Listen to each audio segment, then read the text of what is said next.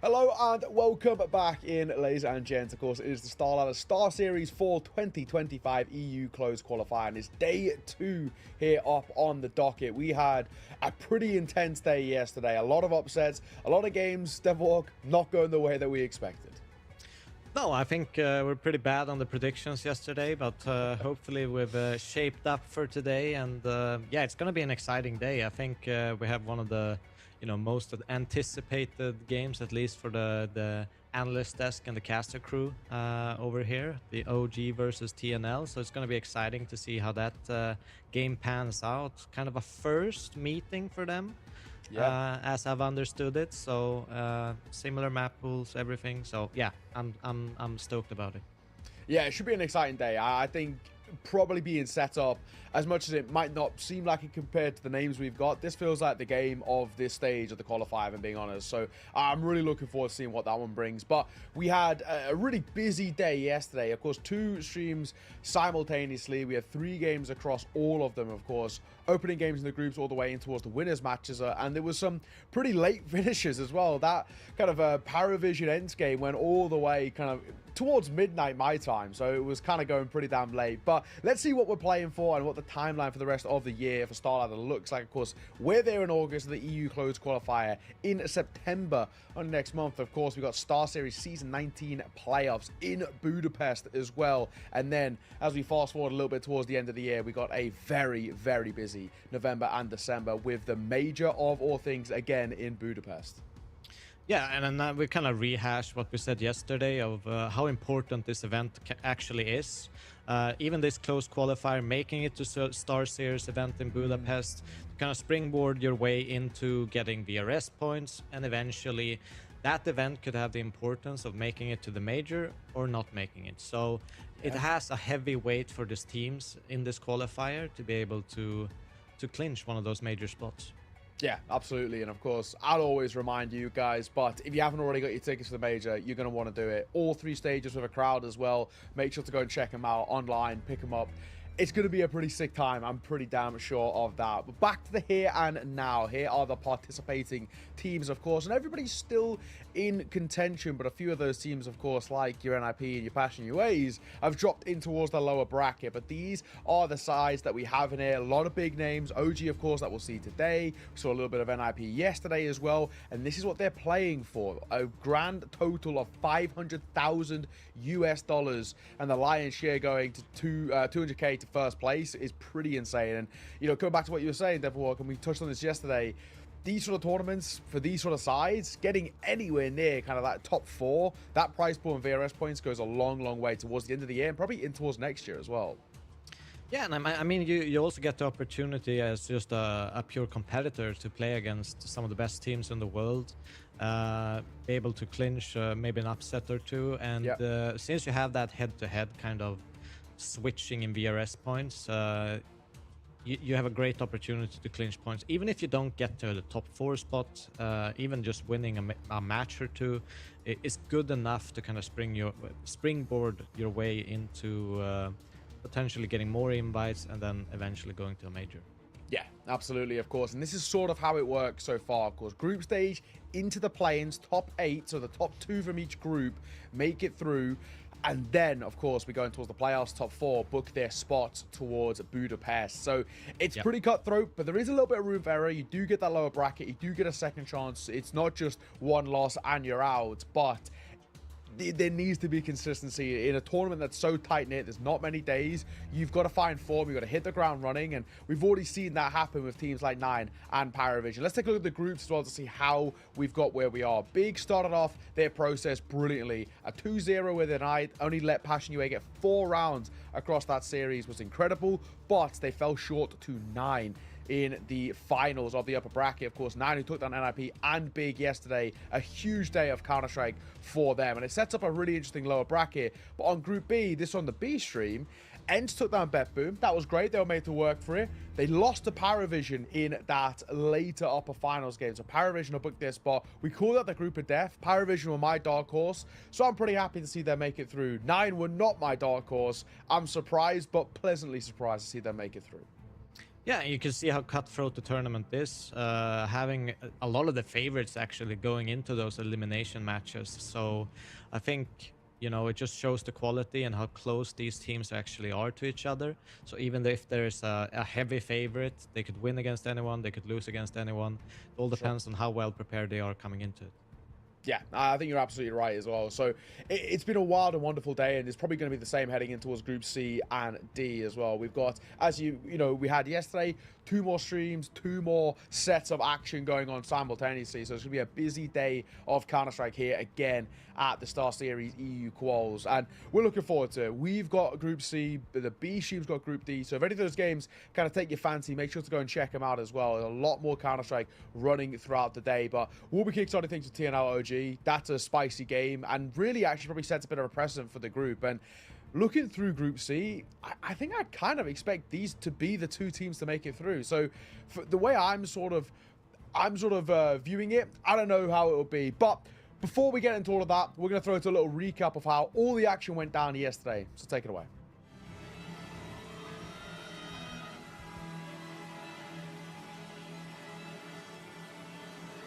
I think it's just Deagles as well. Getting those shots hit on the move are so difficult.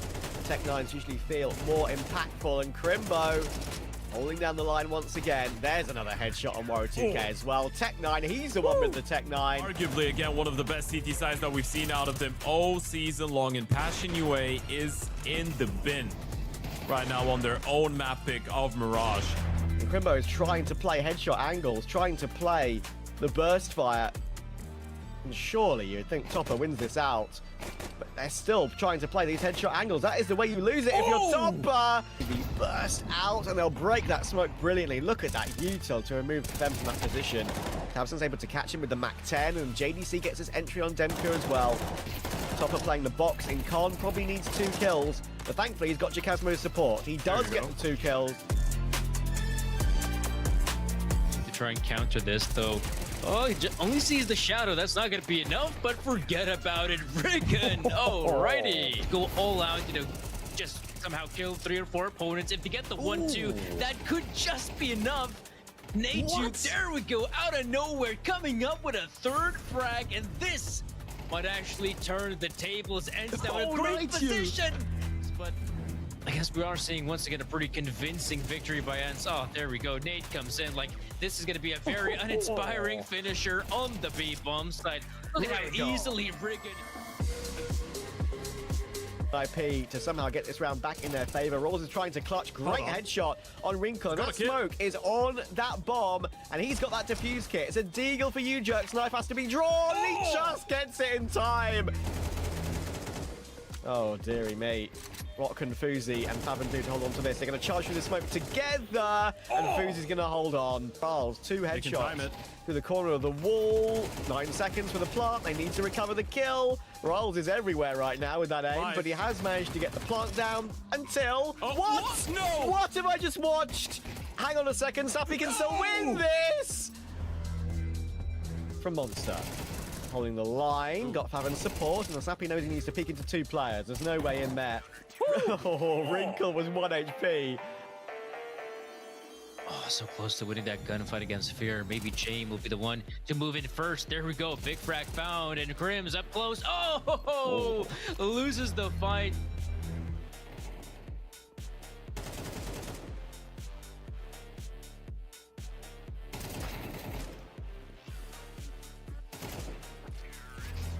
Also rather perplexing.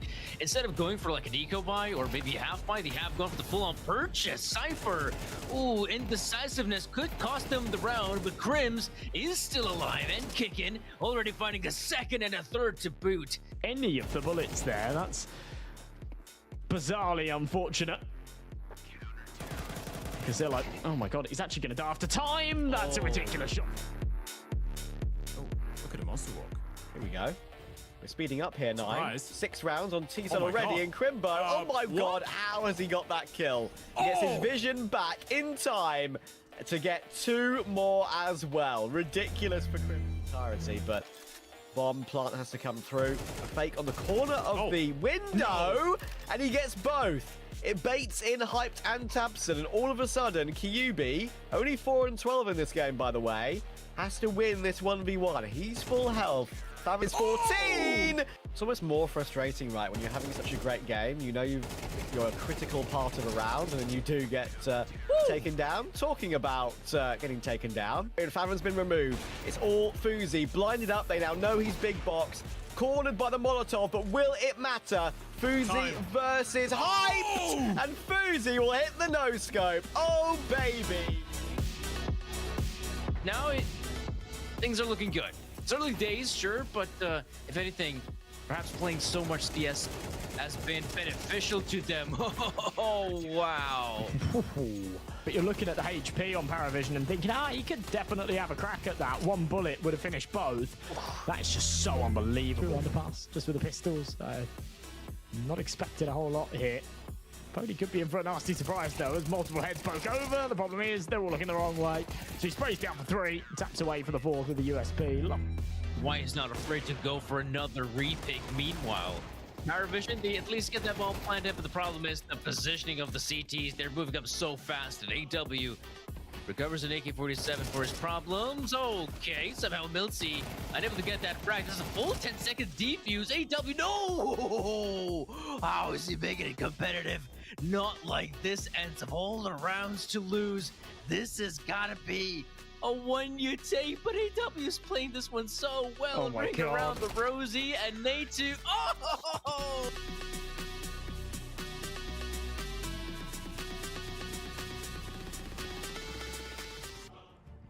Well, as you can tell, there was quite a lot that went down yesterday. We had some barn burners here on the A stream, and the B stream was exactly the same. I caught him in that third map over in the Paravision game, and a bit of a wild one over there. So a big day of Counter-Strike, and the beautiful thing, we've got another big day of Counter-Strike. We've got more to be brought here. We're going to be kickstarting things on the A stream with Group C. TNL taking on OG, a absolute banger to start off. Potentially, I think it might be kind of game of this stage of all the groups.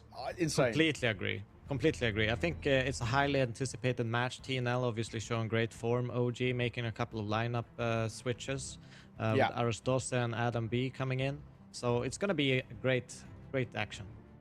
And over towards Group D as well. This is going to be on the B stream, so if any of those games take your fancy, go and check that out. Namiga versus Iberian Soul, but also Foot versus Team Spirit Academy. That old sort of rivalry of the Na'Vi Junior Core taking on Spirit Academy, the best of the academies. I'm kind of excited to see how that one pans out and plays out as well. And here is the schedule for today. Now, we've got some information to talk through. TNL versus OG, of course, kickstarting things. Ecstatic GG how to follow. B stream, Namiga, Iberian Soul. Foot, Team Spirit Academy to follow. You see the TBD there at 6 CST. The reason being, if OG pick up a win, they've got a clash later down the line. So that game will then be moved to another morning. Most likely Friday morning seems to be the case, but we're not 100% sure for now, so you'd have to keep an eye on the socials and, well, on the stream as well. So just keep an eye out. If OG do pick up a win today against TNL, they won't play that winners matchup later. If TNL do, though, we got some more Counter-Strike to bring you. So it all comes down to how that first one is panned out. So we'll have to play it by ear a little bit, but loose and fast. That's how we like our Counter-Strike. Yeah, and I want to, it's huge respect for StarLadder to actually giving them that option. Some other TOs might not have actually given them that. Might have just been a walkover. So I think that's, a lot of respect, because as a coach, it can be really tricky sometimes to schedule all the matches. Yeah, I think you're absolutely right. So it's sick that they get that opportunity, and it makes this kind of qualifier in itself all the more exciting. That game, if OG are to pick up a win, will be played at a later date, and it, sets things up, because we know this is a pretty spicy group as a whole. Ecstatic are a side that have been looking pretty good, and GG How have some hitters, so who knows? And we've already had a rife amount of upsets that I'm not going to count anything out. But let's break down into our first game. We're going to kickstart things with TNL. This is a side that I absolutely love to watch. For a long time, they sort of started climbing up the tier 2 ranks. People weren't fully convinced, but they played great Counter-Strike. They've got a massive support staff behind them as well. Kane being the CEO of the organization, but also steps in for the LAN portion of coaching. They've got analysts and all the rest. it's a super awesome team. Individuals are sick. Khan, for a long time, always was the main guy taking the limelight. This is the guy that I want to highlight, though. Dowie. I think Dowie, mechanically, unbelievably impressive. But it's not even the mechanics. I think he's so smart. He's one of those players, you go and watch his demos. Really, really interesting player. You can tell he's got a great idea for the game, great understanding. At a young age, he's super, super impressed me. So Dowie and Khan, those two are a dynamic duo, but Dowie in particular, really, really impressive. So I did check a couple of demos of them because I haven't watched a lot of games of them. I know they had the Let's Go Lund event, which they won. They beat NIP, beat some notable names. But I was watching. They love Nuke, they love Ancient, but they seem to play a little bit more of a spawn called, pretty fast-paced decision as a team. I think it's a little bit different for OG, but that's going to be kind of the challenge, being ready from the start for OG against TNL, because they are high-paced, high-pressure, and they have a set idea, and they are not scared to execute it no matter what.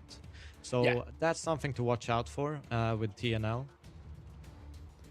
Yeah, I think you're absolutely right. I mean, this is a TNL side that one of the reasons why I've kind of come to love them recently is just because they do play a little bit more, it feels like a more old school style in the sense that it's much less mid-rounding and much less sort of adapting and playing out of the default. It's actually, they commit to a fight and they're quick, they're fast, it keeps things exciting. And I think at the moment we have a few teams within the online space in the tier 2 that can be very, very slow and very difficult to watch at times, and TNL are nothing like that. On the flip side, OG, another side that I have been really impressed with. This is another side that I think play really good Counter-Strike. The guy that I always want to highlight here, as much as I think Nikodos takes a lot of the limelight, for me it's Krizen. I think this guy is so smart, great head for the game, individually so talented as well. I think for OG, this is the pickup for me that makes this side really, really good. I think Nikodos is a fantastic AWPer and has been great. Spook is an addition. You've got the new boys that have come in of Aristosh and Adam B. They're fantastic, but Krizen at the helm, I love what he's doing for this side. And OG recently, I've looked excellent. They're just outside of the top 30 as well.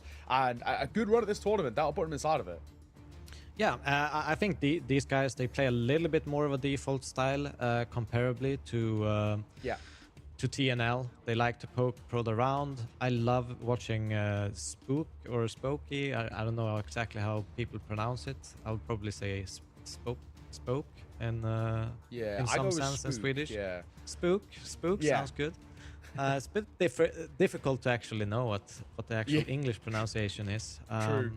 But love Adam Beal kind of pickup. I think he wasn't in his own right in the greatest place in Metasport, so it's a great opportunity for him to kind of join OG. And I think he's been delivering. And it is a lineup that's still in a kind of a rebuilding phase. They've added 2 new additions in Adam B and Aristose. And we mentioned yesterday, it usually takes a little bit more time than a month. I think they've only been together for 24 days in total with the last pickup. So there's probably going to be a couple of hiccups for them, but it's a lineup with a lot of potential. We saw a great run at the major with the old lineup, and they're making a few roster moves to improve their situation. And I really like the lineup. Yeah, I've been a big fan of what OG have been doing recently. I think their run of form is fantastic. I mean, they're coming in towards this matchup on a 5-map winning streak as well. So this is a side that are looking good. And you look at the teams that they've scalped as well. Tricked 2-0, Ents 2-1, Saw 2-0, Paravision 2-0, Ruby 2-1. I mean, especially considering you look at Paravision, who've just already booked their spot into the play and winning the group of death. They've 2-0'd them. That's a good sign. Ents, who were against Paravision in that winners matchup, they 2-1'd them as well. Saw, who the new look Saw, are actually starting to look a little bit more like themselves again. Again, a 2-0 there. This is a side for me that are in a really, really good spot. But let's run through the veto of what we're going to get. Inferno, it is an interesting one because they both kind of have the same map pool. Both love picking Nuke, both love picking Ancient. And we'll see if they actually want both Nuke and Ancient in this Ancient matchup. will be the decider, I reckon. Yeah, probably. And then we'll probably have 3 pretty good maps for all of them. But if we're going to be completely honest, I'd probably favor TNL and the veto a little bit, just because of that Mirage pickup. Absolutely, and it has been a map in which OG have been struggling on. They won 3 out of the last 10, and you look at OG, and that's one of the few maps in the pool that we can actually consider being a bit of a weakness. You know, I will say, granted, while they've lost 3 out of the last 10, they have a couple of wins very, very recently. Paravision ends, which are very good and good stock there. But I'm a little worried. As a whole, I'm going to agree with you, and I'm going to go 2-1. But maybe surprisingly, 2-1 OG. I think they've got the depth in them. But let's see what the casters have to think. Ted and Trav, fellas, take it away. Thank you, Neo. Thank you, Devil Walk. I'm excited for this because it's, as we've been speaking about, the pick of the games, I think, in the opening stages for this qualifier. I'm a big lover of TNL. I'm a big lover of OG. Two of my favorite teams in Tier 2. I've watched a hell of a lot of both of them as well. They could both play very exciting Counter-Strike, occasionally messy Counter-Strike, Ted, but that's entertaining. Yeah, I think there's too much love on this broadcast right now, Travis. So I really want to say that I hate those guys. I don't really do that, though. I like them too, right? And this is a bit of a weird one because we're going into a game, as Devil Walk pointed out, that all of us have been really looking forward to, right? TNO, especially after the map that they were able to get against Navi during Blast Bounty, have shown some great development, and the fact that those guys have been mixing up online Counter-Strike with a couple LAN events and doing really well at LAN as well is adding up to the tally, right? Because we don't really have the questions whether those guys can make it work on LAN as well, whether they were going to crumble under the pressure and outside of the comfort of their own home or boot camp. We know that they're all in all overall good players and a good team that has been grinding, and you could potentially say that they are the Passion UA of 2025, right? What Passion UA were last year. Yeah. A couple lesser known Ukrainian boys that are just coming and playing some good Counter-Strike, shooting quite hard. And then on the other side, you've got an OG lineup that is just coming into this tournament on the back of winning the CCT Series 4, as Neo mentioned, taking down teams like Paravision and Ents along the way, and Saw as well. So I feel like going into this matchup, it's really difficult to say who's going to be the favorite. I think you can make a pretty strong case for both sides. Oh, for sure. I mean, you mentioned that OG have kind of had a bit of few changes. You know, TNL kind of stuck with the same roster for a while. You know, Adam B and Arazdos have only been on the team for just under a month. Arazdos has been, confirmed only this morning, literally like half an hour ago. The HLTV article came out confirming his signing. I do think the base level of Adam B is going to be better than Buzz. I have had a chance to watch some OG since they signed Arazdos. There was a game against Ruby in ESL Challenge League I covered on my own personal stream the other day. He looks a little bit rough around the edges and kind of a little bit lost on occasion on the team. In his anchor role, he's also not hitting some shots I'd expect him to hit. So I need to see a good performance from Arazdos today to kind of round out the team and look and prove to me that they can look better. Maybe that was a one-off because they did win a CCT Cup that's been mentioned, right? Which is pretty decent to keep their VRS level pretty respectable. This is a really interesting conversation to be had, right? And Devilwalk and Neo kind of lingered around it as well. The addition of Arazdos for this lineup, I don't feel like we should be looking at his individual performance. I don't think the main idea of this addition is to bolster up the firepower, right? It kind of feels like we should be looking at the additions of Adam B and Arazdos as a package deal, right? What that does to the entirety of the team. Kristen as an in-game leader is always like being really mobile, really agile around the map, going for aggressive peaks. Now you've got a couple guys like Spook and Adam B that are in their cores aggressive rifles, but both of them can play some anchor roles on some maps occasionally, right? So on the T side, you're seeing a really good mix that adds up to the depth of the game, a little bit of diversity when it comes down to the ideas, and that's why you want to play with a couple more defaults. You want to switch things up a bit, like Devilwalk said, and this is where Chrism feels comfortable. And when you've got so many rifles that are alright with being passive, alright with being aggressive, poking and prodding, and you've got an Oper that's quite versatile with Nikodos that likes the rifle as well, it actually adds up to a plethora of possibilities on the T side for the side of OG. And then Arazdos is kind of this guy that's thrown into the mix, and he's been told, well, you know what, you're going to be the support element of this team. You're going to be anchoring the majority of the bomb sites alongside Adam B, and then on the T side, you're just going to be supporting people. You're going to be going on the other side of the map on your solo venture. So I feel like for Arazdos, he is supposed to be that type of a supportive element on the team that complements everybody else. But yeah, OG have been looking exciting. We're ready to jump right into map number 1. This is Mirage, of course. It is the map pick of TNL for Team Next Level. Whether to find out if they're going to be next level today. I'm sorry. We shall find out. Hanging fruit. It was, but it's acceptable. It's the first game of the day. I'll let you off. We've got some exciting Counter-Strike to come in this BO3. I'm convinced of it. And knowing the style of how TNL like to play, we will get going. They're my favorite Tier 2 project of the year, without a shadow of a doubt. And there's some great talent, especially with the likes of Ken and Dowie. Or Davu, apparently, as Onyx calls him. Maybe that's a pet name. Maybe that's the official pronunciation. Who knows? Nikodos will start off the game, and it's an even trades back and forth to start off the game. Flyrax actually almost catches one of the rotations through Murder Hole back towards CT. And Aristos still being in Palace could be a big factor. Quizen's kind of hearing everything that's going on right now, though. They know they're off towards short. Yeah, bomb plant might come in. Thing is, both those T's are going to take a little bit of time. Onyx will most likely have to hold on. Get at least one. There goes the first headshot onto Quizen. Rotations here, though, and Adam B levels things up. The bomb will go down, but the CTs are quite close. Great shot from Ken. Woo! And another one as well. The P250 will start off the game for Ken. And as you can see, I mean, that's one of the main things that I always mention when you see players on the player cams, right? At a boot camp, you can just tell, like, even if maybe things aren't going too well, getting the mood back is so much easier than if you're all just playing at your homes. And TNL on the boot camp, I just think it adds an extra like 5 to 10% of their level, which has already been an incredible level. Yeah, obviously it's an interesting conversation to be had. Up until a couple years ago, all of us would go out and say it's much better to be on a boot camp. Then Don comes in and he's like, well, I preferred when we boot camp from home. Right? So there's always those different ways that teams and players could approach things. It all comes down to who's more comfortable with what. Unfortunately for OG, probably not going to be finding too much comfort in a round like this one, considering they've just got the default pistols, the USBs. Nikodo's the only one going for a little bit of a cheeky upgrade. So while it's for Leak, I'll just quickly talk about like my little summary of like how I feel about TNL at the moment. Sure. I just think like it's not just the players, Ted. I think it's what they've done with like the entire organization. Like you've got Kane, ex-Navi, ex-Gambit, as a CEO, and as Neo touched on, the LAN coach. Like, he tends to be their coach on LAN. You've got JR from Vegas Squadron days, who helps out with, I think, online coaching more often than not. A bit of the analyst work as well. Really helping these young stars to prominence. I mean, I casted quite a lot of them in the ESL Pro League qualifiers, in which they had a brilliant run to make the main event.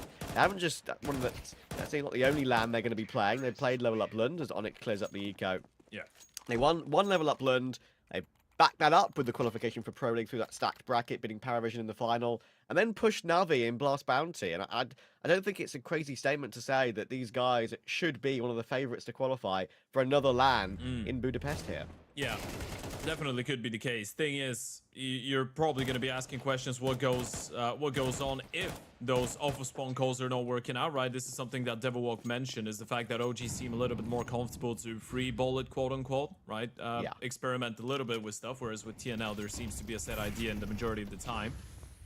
Time to see what will happen in the first buy round, though. Karn is already putting a lot of pressure onto that B-bomb side, but this is just the ruse. The bomb is making its way up Palace. And he's actually able to find an entry, Ken. Really frustrating for Spook to go down, but the A play was what the original plan that was coming in, and it got deleted. Bleerax in mid will be able to trade out Quizen, actually taking Nikodos as well. That's a bit of extra damage that OG didn't need to take. Gotta be careful. You don't want to let this one become too expensive right now. Aristos and Adam B has been a great round for OG, but you need the clean closer. Only 21 HP left. You think everything will be fine here for OG. But Flyrax knows that in this situation, any extra damage is really helpful. And he does get one bullet off on Aristos. So that was a headshot. That would have been a nightmare for OG. Bodies will be littering Palace. 2 Molotovs there to pick up for both the 2 new additions to OG. Just under a month for Aristos, just over a month for Adam B. It looks like Flyrax is going to commit to a save here. Keep the AK into the next round. He can actually drop one as well. I don't think that's entirely necessary, but keeping the caches and the AK is fine in this scenario. Knife can definitely benefit off of drop right now.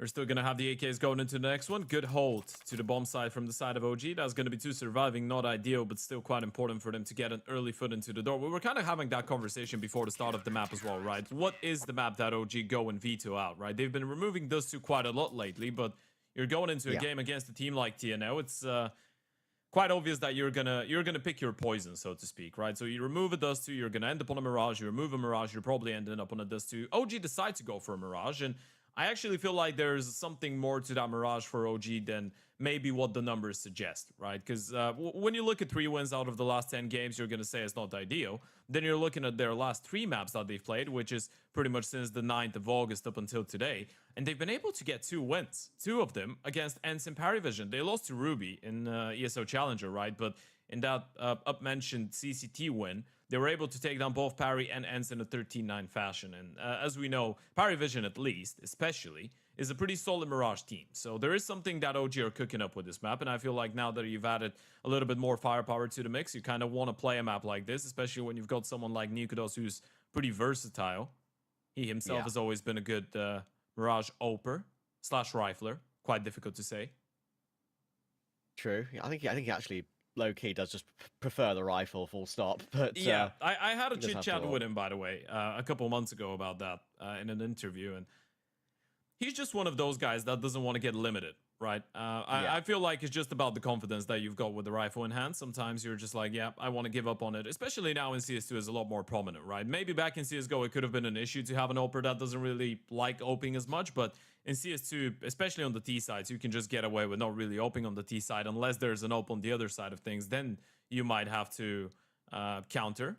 We are going through a bit of a technical maintenance, but that gives us an opportunity to talk about what's going to happen today. For those of you that are just joining in, folks, this is our first game of the day, obviously. We're following Group C here at the A stream. Group D taking place over the D stream. We've got OG and TNL opening things up, and then an ecstatic GG How follow-up.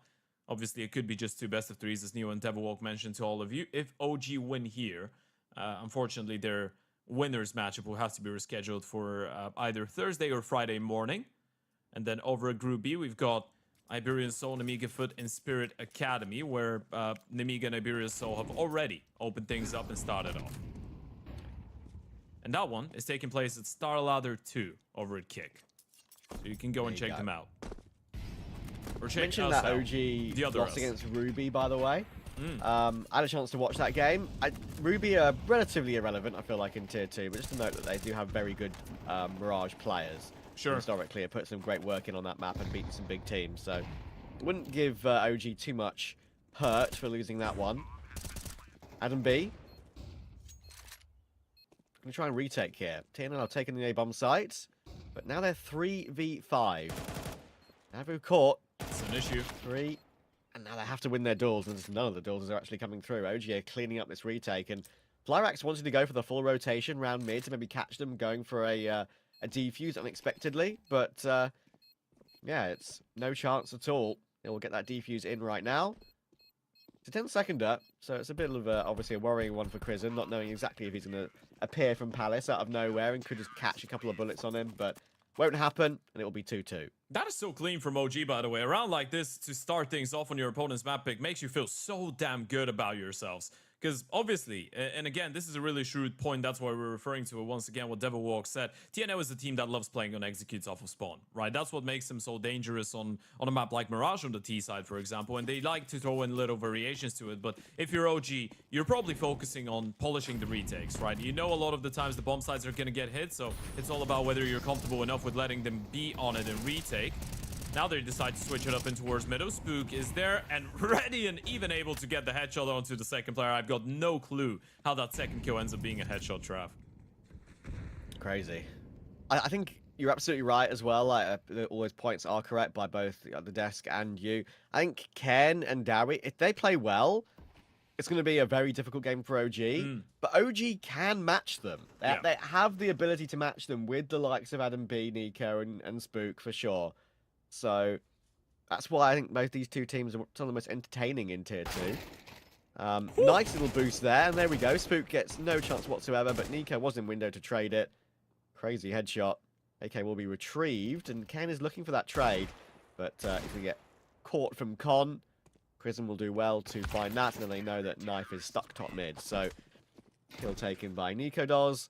That's OG into the lead. Yeah, it's pretty clean. 5 alive in the previous one, 4 alive here. Money's going to be looking really damn solid for OG early on here on the CT side. And now the T's will have to gather up. First tactical timeout coming in from JR. As we pointed out, Kane has joined the project as well, so you've got a lot of guidance on that team next level lineup. And this is one of the most important things as well, right? Even if the players are a little bit ahead of meta in comparison to some of the coaches, and obviously we don't really know about JR, but having that father figure on the team to navigate you to the way of professionalism at times, make you understand and learn how you should be approaching the game, how you should be approaching practices, how you should be approaching preparations for officials. Those are the things, and how you should be behaving inside of a game when things are not going your way. Those are the things that people like JR and Kane can definitely help quite a lot with. Been around for a while. And JR himself has played 4 majors with Vegas Quadron, which is a massive achievement. Very true. The good old days. Yeah, remember when Vega were the team that really put, like, aggressive Counter-Strike rushing with Mach 10s on the map, right? It was really they who almost trailblazed it, in a way. Big up Chopper.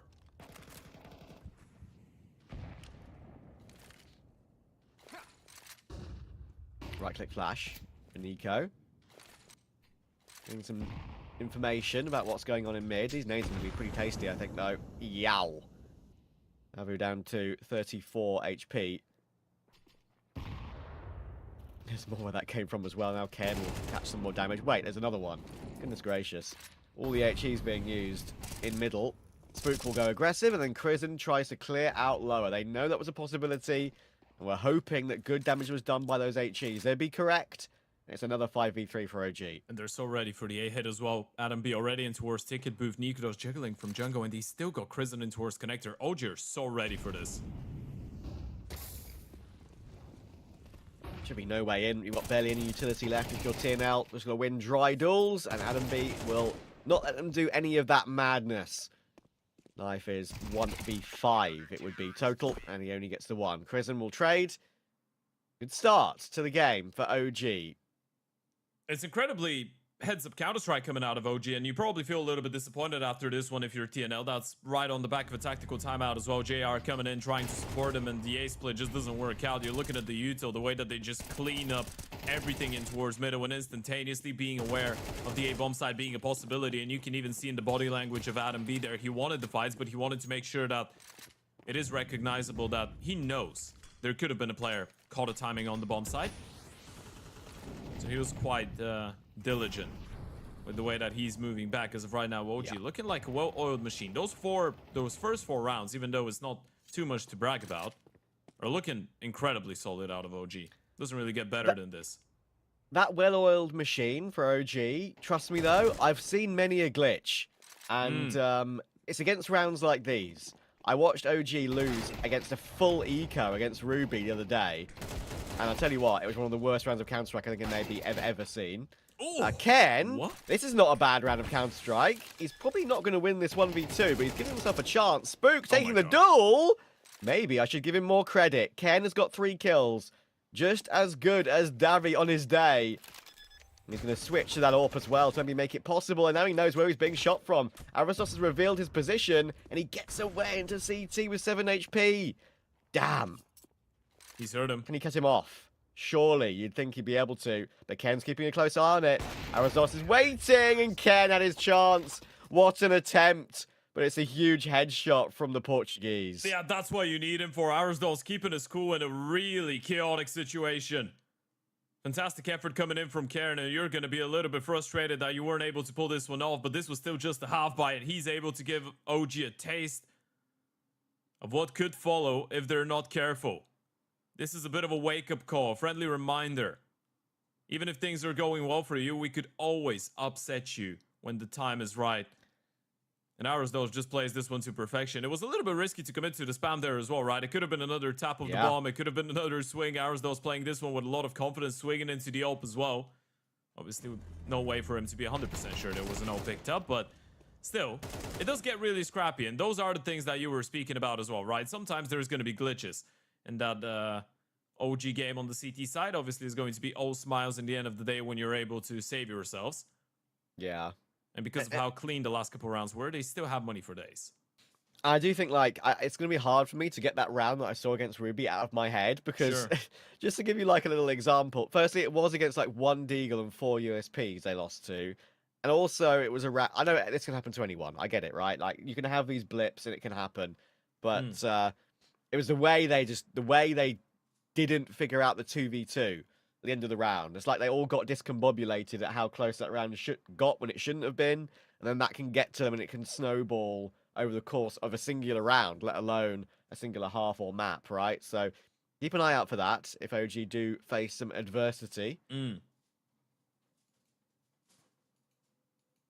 Yeah, definitely susceptible to making those mistakes, but in the end of the day, OG have been playing some good Counter-Strike, and the good thing is, the more you win, the more confident you get even in those situations as well, right? And as we pointed out, OG have been winning quite a lot of games lately. We already spoke about that CCT Series 4. They won that game against Ruby that you were talking about. Still scrappy, but they get it over the line. And yeah, this is one of the signs of a good team, a project that has some depth to it, right? Even when things are not perfect and it might not be the best day in the office and you're playing some scrappy Counter-Strike, you're still able to win the games that you should be, right? Those are the things that you need to focus on. This is how you establish consistency, or this is how you show consistency.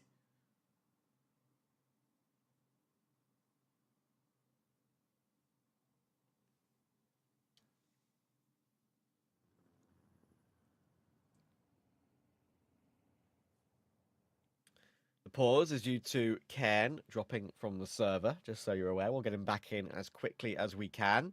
Yeah. So I think it was Onik who had a quick break while this is going down, probably just grabbing a drink or something, or a quick bathroom break while he's got the opportunity. A refreshing beverage. Yeah, I saw all the fruit behind them in the boot camp, all the big bunch of bananas, some oranges. We love that. Yeah. Hopefully he's not one of the people that just puts them in the basket in the middle of the room so he looks healthy, right? And it looks zen, it looks nice, but he never touches True. them. Yeah. That's not me. I love fruit. Yeah. I'll have not my 5 a day, I will have my 10 a day. Right? Okay. So we did get a quick update on the situation. Apparently there's some lagaroo going on for the side of TNL. Hopefully it all gets resolved. Yeah. Like what I did there. That's a new one from you. Yeah, I'm just toying around, you know. Look at Grizzin. He's having a good time. He heard me. He liked the joke. Clearly. I like how we can see the map poster, not just like on the wall, but in his mirror behind him as well. Sure. Shout out Wheezy T. There's some abstract art in the background of Spook. Yeah, I always find it interesting, like, being able to see, like, the rooms of the players. I understand, like, some players might be like, look, this is an invasion of my privacy, mate, but we need competitive integrity, guys. You gotta let us stalk you a little bit. Yeah. Just a bit.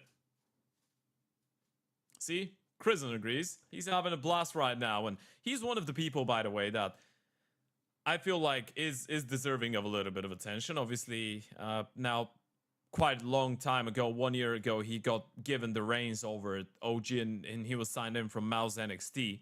He was part of that same iteration of Mouse NXT, like guys like Naitu, like PR, and I think nowadays it really is it is impressive to see the group of young in-game leaders that are coming in from the next generation. But Crizen is still, in my eyes, one of the most impressive ones, because it feels like he's one of the few people that have been entrusted with building up a project in such a reputable and respected organization as well. And he's still only 18 years old, by the way, when he arrived here. I mean, he's a teenager. It's not like he's 19, 20. He's played on bigger teams before. No, he's always been the in-game leader. He's done a lot in his career, obviously. Been a really versatile player. He's oped, he's been an entry, he's been a support, he's been a lurk, he's done it all. And it feels like for his age, he's got a really mature way of managing people. One of the guys to definitely keep an eye on. Might be the IGO of your favorite tier 1 team in a couple years' time. Or no, I think he you're takes absolutely OG right. there.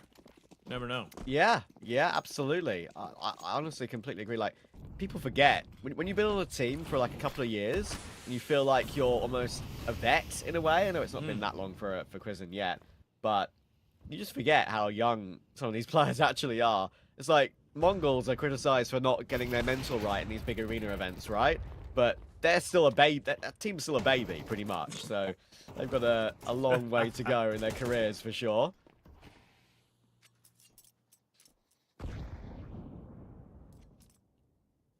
All of mental maturity that can come through when you reach like your prime of perhaps like 22, 23.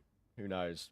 Different players reach their prime at different ages. Yeah, unfortunately, Nikodos didn't quite reach his prime in this round. We're back to the swing of things. Under peak doesn't quite work out for him. And so far, a lot of those rounds have been quite similar for the side of TNL, by the way.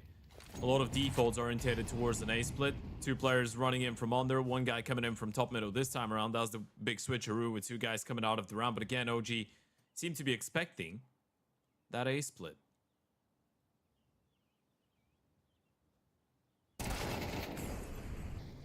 Oh, that's a great catch.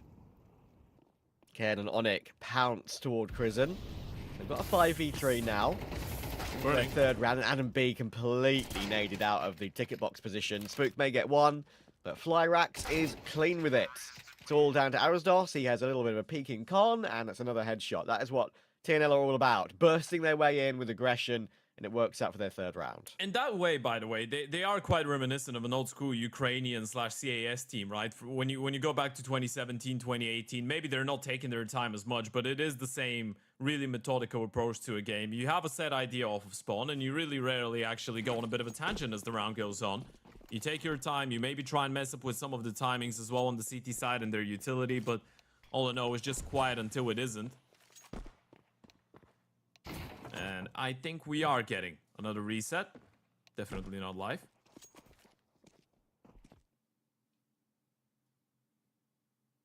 Yeah, TNL perhaps still having a little bit of those connection issues. Of course, when you play from like a boot camp, sometimes that can it's obviously dealing with that different surroundings, different environment, and getting everything as you want it when it comes to like the connection at the boot camp and everything, right? Can be a bit difficult compared to knowing how your own home connection actually works.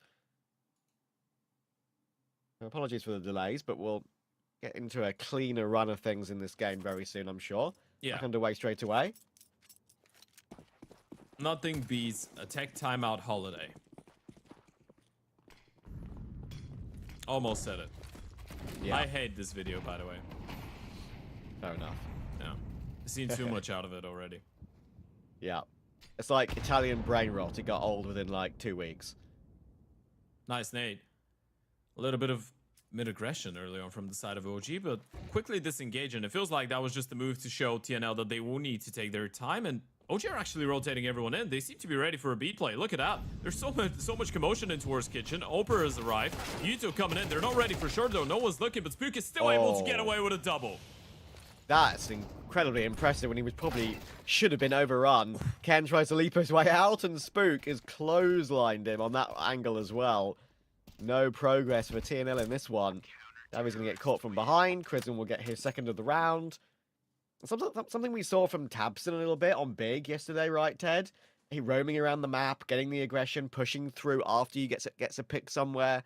I feel like Crizzen's very good at doing that as well, just being everywhere and in the right place more often than not. The key thing here to focus on is the fact that, and this is why we're saying that it is really interesting to see the thought process of some of the in-game leaders. The moment that this A-split works out for TNL, they just switch things up completely with a B-split the other round, but trying to make it look similar. OG were one step ahead. That shows a good level of preparation. It does. Nico will get the opening pick of this one with that AWP. Maybe not his truly preferred weapon, but you have to play it when you are in a situation like this. You got the money for it. Onic has got the AWP picked up from Flyrax now. Unfortunately, the opening AWP duel between those two will go the OG way if you're a TNL fan. Bomb still dropped in towards T-spawn, by the way. They'll need someone to go back and pick it up. Of course, they still have a little bit of time, but it feels like they're a lot more engaged into trying to find a response as of right now. Spooking toward ladder in a great position. Gunbarrel No one's spotted. looking. He realizes he's got a gap, and he will take advantage of that gap. Chris may have gone down, and actually Nico will get caught as well. Spook needs to win this duel on that headshot angle on bench, and Davy will get away with it. That's big. Now Adam B stuck in sandwich. Not known about, I don't think, just yet, but Arasdos will get found as he goes looking in toward Murder Hole. It's called that for a reason. Ken will get that frag, and now Adam B is forced to budge. Bomb can be retrieved. It's still got 35 seconds to maneuver to a bomb site. So I think Ken's in the right position to deal with all of this, and there we go. Ken looking great early doors here. Yeah, really looking sharp right now. And TNL are showing a great level of confidence, right? Throughout this entire time. I mean, they lose one fight and the bomb being in towards Stevie becomes a massive problem, but they're just winning all of them. Looking incredibly locked in. And a lot of those. Spook going down, Adam B not been given a chance towards the end there in the 1 versus 3. TNL winning a really key round here on the T side. This is their map pick, so we're expecting a better performance. And at a certain point, they were in a streak of 10 consecutive wins on Mirage, 9 of them, without their opponents even reaching double digits. So they know how to dominate in here. Very true. And there were some pretty serious names in the mix. Yeah, they've really truly made a name for themselves, haven't they? And a great way to enter this time. The pathing towards short on the B split is a lot better for TNL. They pounce at a slightly faster timing and jump at the apartments at a timing that works for them before any teammates had been felled already. 4v2, and then B and Nikodars will be saving. It's all about looking at how clean and well-drilled those executions are, by the way. Try and remember all the fights that OG players were going through. Spook, Arrowsdos, and Chris, and the 3 people that were fighting on that B-bomb side. How many of them did have a 1v1 and not a 1v2 or a 1v3 against players that were on verticals, horizontals, really difficult to get into a multi-kill? TNL have really taught things off, and this is just a sign of, again, a lot of reps when it comes down to those set rounds. This is why you still keep going for it. This is why you're so damn good at it. That was a tongue twister. But in that sense, those are the things that you could say for, I don't know, a team like Aurora, for example, right? Where at a certain point, especially when it came down to Anubis, a lot of people knew how they were playing the game. It's just about the fact that your executions are so clean and everything is so picture perfect that if they hit the shots, there's not too much that you can do about it.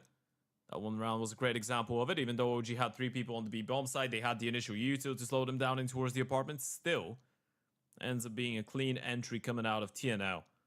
This is good counter-strike there. 3 out of the last 4 rounds now going in favor of the Ukrainian side. And it's time for Big Boy Lambert to join in, the coach of OG. One of the people that we can give the figurative blame for the good work that OG have been doing lately with forming that lineup alongside Chrisen. Yeah, Lambert, formerly in-game leader from the LDLC days. He's an old school type of player. Never got the massive amount of success as a player, but as a coach, it feels like he's adding quite a lot. And he still was quite a respected name, and still is quite a respected name in the French scene. Need to break the smoke. Arrowsdos and Spook will see nothing. No chance for TNL to eat the sweet rice up. Nice. I'm not even going to explain this one. If you understood it, you understood it. Yeah. Exactly. Yeah. Exactly. I think at this point everyone knows. They should know. The majority. If you Do don't you know about the sweet rice, guys? If you don't, you're a bad fan of OG. I'm kidding. Wow. 6-5 for this team, and now we'll have to see how they can hold on and maybe get a lead on the half. Flash off the corner of the wall, but it's a bit of a ruse coming in right now as we're walking through the smoke. If we go through a smoke, we have to deal with Arrowsdos, and he gets 2, by the way. Yeah, he got the one behind. The first one being an accident, I would say, but still able to find that double kill, and it keeps OG in this one. Duel being won by Ken, though, again. Ken is just so damn good. That duo with Dowie. If it's not Dowie, it's often Ken, and sometimes it's both of them. Ken will go down eventually, though, to Spook. 48 and 34 HP on Spook and Nikodars for this 2v2 retake. They're still looking. Look at that reposition coming out of Knife. They're still looking for him coming in somewhere from the back lines, and this could overcomplicate stuff, but Nikodars with a nice shot to start it off. Knife now in a 1v2 clutch, but there's no kit for the CTs. Yeah, nothing dropped on the site either. And Knife will be able to hear them pushing toward that site. Smoke will be down. He manages to avoid Nico. That means he has a chance to kill Spook. And there we go. That's round done and half done. He's going to get the kill on Nico to boot as well. Great round to finish it off. And they can tell they're loving that. 6-6. Yeah, what a recovery. You're 3-6 down. It felt like OG could have gotten a pretty comfortable lead after this one, but then you just go up a notch. And we were talking about Karen, by the way. He's 3-0 at the end of that half when it comes down to opening duels. So many multi-kills coming out of him as well, but that clutch was all Knife there. Nikodars had his one opportunity. Had to hit the shot. Round would have been in the back. Couldn't really find that connection, though. And OG will have to find a way to keep it going here on the T side. And after the switch, we're expecting TNL to become even more dangerous, right? Even if the T side could be a little bit predictable at times, CT side-wise, when they're just hitting the shots, there's nothing that you can do about it. And you're looking at the scoreboard right now. I was going to say it's pretty equal, all in all. Well, it is between Knife, Flyrax, Onyx, and Dowie. And then you've got Karen, who's on 14 and 10.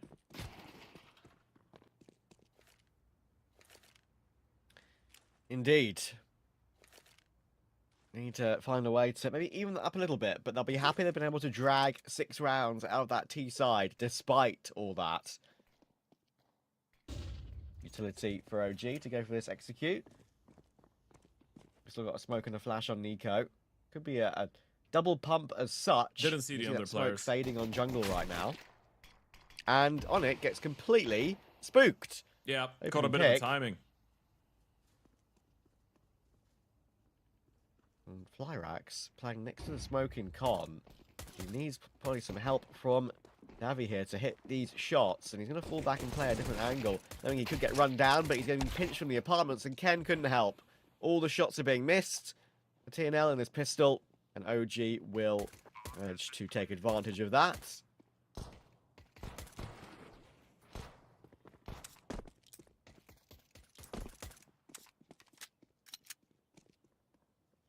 Unfortunately, can't even hold on to the kit. That one's been dropped in towards window, but they had it. And Knife and Flyrax will try and collect a couple of kills on the way out. Tapping away. Knife wants to make sure he doesn't go down. Even if you were intending to go for a force buy in the second half, going down would mean that it's not really a possibility anymore, but you get a couple bonus kills. That's extra cash injection for the CT side. That would make it a little bit stronger. There goes one. Refrag is instantaneous coming out of Nikodos, and that will be the pistol round confirmed now for OG. Back into the lead, a 7-6 in their favor. We don't really know if a force buy will come through from the CT side as of right now. A pretty cool pistol, though. I mean, the fake works out perfectly, and we say a fake. It's not a bomb side fake. It's just a fake to create a timing in towards under, right? You just need the connector player to turn around and towards the A-bomb side for a split second so the under guys can cross in towards below window. And you can see the reaction right now. They know what happened right there, and it was such a close one as well. Such a tight angle.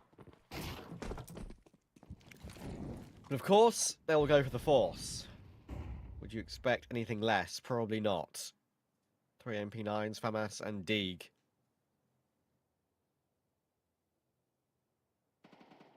OG, if they win this, should be 9-6. As they'll have a full eco to deal with, unless they manage just to outcall TNL and then force to go against the upper similar buy again. And B will throw his opening util over toward the apartments. Balcony will be cleared out. I feel like that's the main thing that's a big positive for OG, is that they have good players in terms of their individual ability, and they're also smart. I feel like all of them are pretty smart individuals and know the right move to make at any given moment. And, well, Onyx, there's nothing smart about that from Arasdos. It was just pure, unadulterated headshot. And That's so weird from OG's perspective, by the way. Obviously, we know where the CTs are, but imagine you're OG. You go for an execute onto the A-bomb side. You see one person, you kill them, and then A is free, and then in the meantime, you've got Adam B on the other side of the map just jumping down apartments, and he can't see anyone on B either. So suddenly you've got both bomb sides to work with. Like, where the hell have those CTs gotten off to? Oh, the answer is in your own spawn. And they're all coming for the exit kills. Might not get them, though. Yeah, it's important for OG to not go for those kills. They can group up together like this and go as a quad to get away from the bomb and maybe look for some players around market. But yeah, you've got to, you've got to group up and make sure you can survive with all 5 players alive early in the half. Hunting at that point is not advisable. They're going to go up against a similar buy once again, like I suggested. They've outcalled TNL there off of just 1 kill from the official new signing of Arasdos. And now we go again. Yeah, technically, the first official for Arasdos as an OG player, even though he's done it before, but now as an announced one. And so far it's been going quite well. Half buy coming through for the side of TNL. Yeah. Onyx brought down, by the way, Ted. Yeah. I'm sure I'm a Oh, massive yeah. fan of that. I mean, I guess it's all right. He's the B player, right? And they're working with pretty decent loss bonus going into the next one. He can still play an MP9. Maybe they have something aggressive in mind, right? And he's got Yeah. the util to slow them down in towards B and then rotate in. Yeah, I guess he's fine. He's gonna be all right. He's the IGO, and we never doubt the IGO. Knife could have a play here. This is pretty much the perfect timing because they were watching this for a while. Now they're not. 3 players in apartments. What can Knife do with this? Surely you'd think one of the OG players might turn around at some point, but he commits to the spray straight up. Fair play. He gets 1.5. And Onyx been able to remove Adam B as well. Maybe this is the round that TNL will be able to find. The OG shouldn't let go. Arazos tagged down to 19. Prison dancing around the site, trying to make something happen. He's going to peek with Spook. And it's working out, actually. Back into a 3v3, but Davi goes aggressive and finds 2 headshots with that SMG. That's big.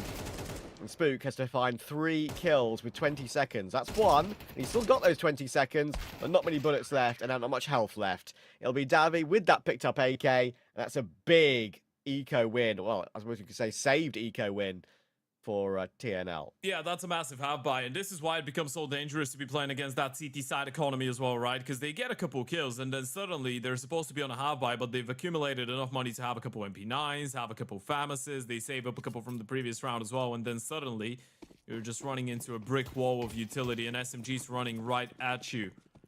OG dodged the bullet in the first half with one of those rounds. Now, not quite able to do so, but looking to pounce back with a fairly rapid split in towards that A-bomb side. Look at Adam B already looking to make his way out of the round.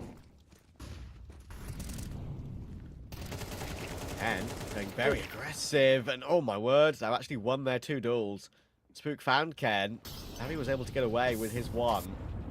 But Flyraxy probably gets pinned in the corner in jungle. And yeah, there's no way out of that for now. Spook knows there's 2 rotations coming from short. Nico has gone down to Onyx, but he's able to find that quick kill in response.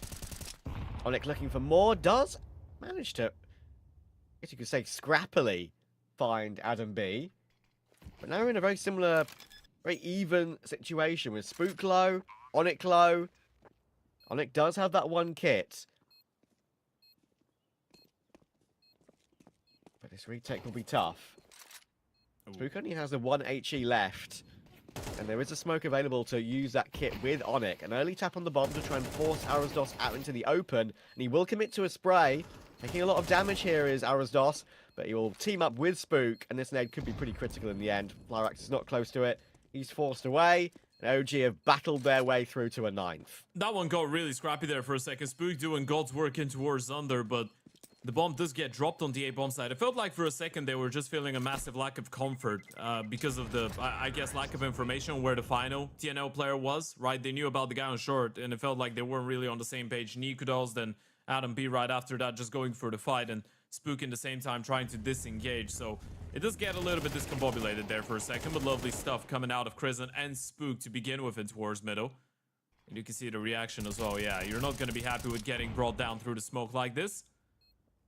Thankfully, Spook had one of those rounds, one of the special ones.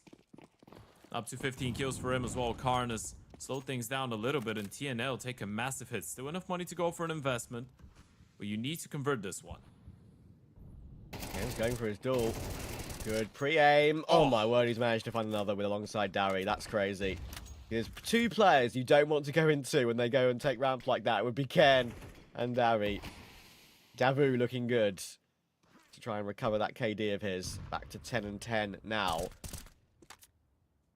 They can't go away. I mean, thankfully for OG, TNL don't know this, and they don't have anyone aggressing around the map, but OG right now are just contained.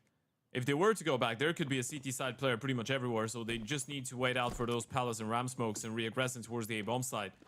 Do TNL read into this?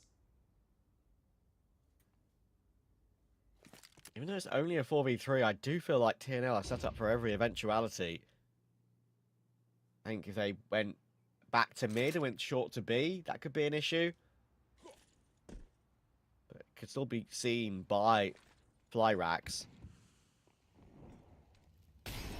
Onyx default with the 5-7. Ken might get moved out from under.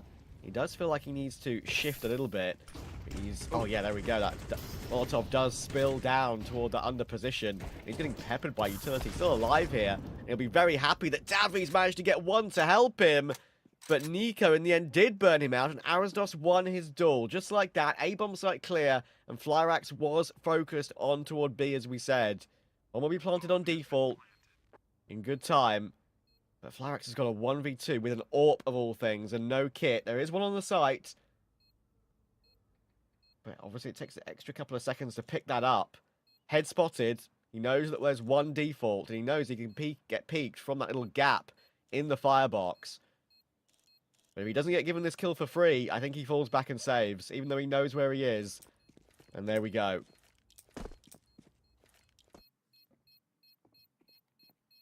Have to take care of the big green. That's going to be double digits. 10 rounds on the board for OG, and man, Arasdos has been incredibly reliable, by the way. I know that was one of the more interesting conversations going into this game and leading into everything. He hasn't really played too many maps, as we said, 24 days since he's joined the team. Well, technically, less than 24 hours now. More like 24 minutes since the announcement. But Arasdos has been stepping up for OG in really important manners, and this is why you need him, by the way. Those are the situations in which Arasdos can show his impact on OG.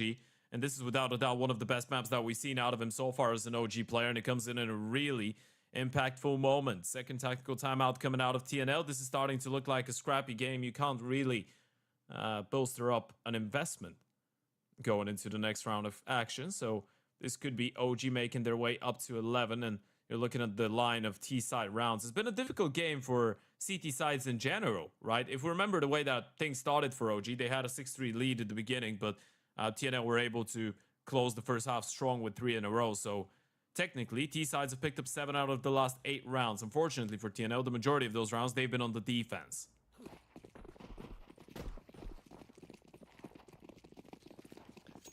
And for TNL to get back into this game, you do feel like they need to win a round like this. With the AWP, with the pistols around it.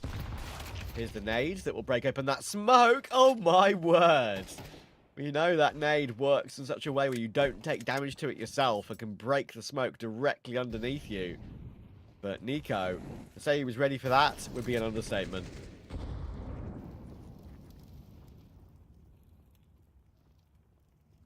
Hope out. Round should be a little bit easier. Karna will pick it up, but a nice find coming out of Nikodos onto that bench player. So Onyx now left all alone until Karne actually arrives at the scene. But OG are back in. Oh, knife, good for 1 on the 5-7. Kristen's in a good spot for the refrag. And there's no reason to rush right now. Adam Beep seems like he's going to get cleared out. Pisto tapping away. This is starting to look a little bit hairy. Got to go away. Good news is Arasdos is already into our CT spawn. Yeah, pretty nice. Space taking. And yeah, it was Nuke, which is actually map 2, we'll see. So it's a good test to see if it was just a kind of a one-off for Arasdos. When I saw him playing against Ruby, he was very rough around the edges. Really looked like he didn't understand his roles and just really missing his shots and how to play ramp on Nuke. Not falling down when perhaps he should. Not keeping himself alive as long as he should. So, I'll give him a lot of credit. He's bounced back this morning, looking great on Mirage. It will not be saving the AWP, will TNL.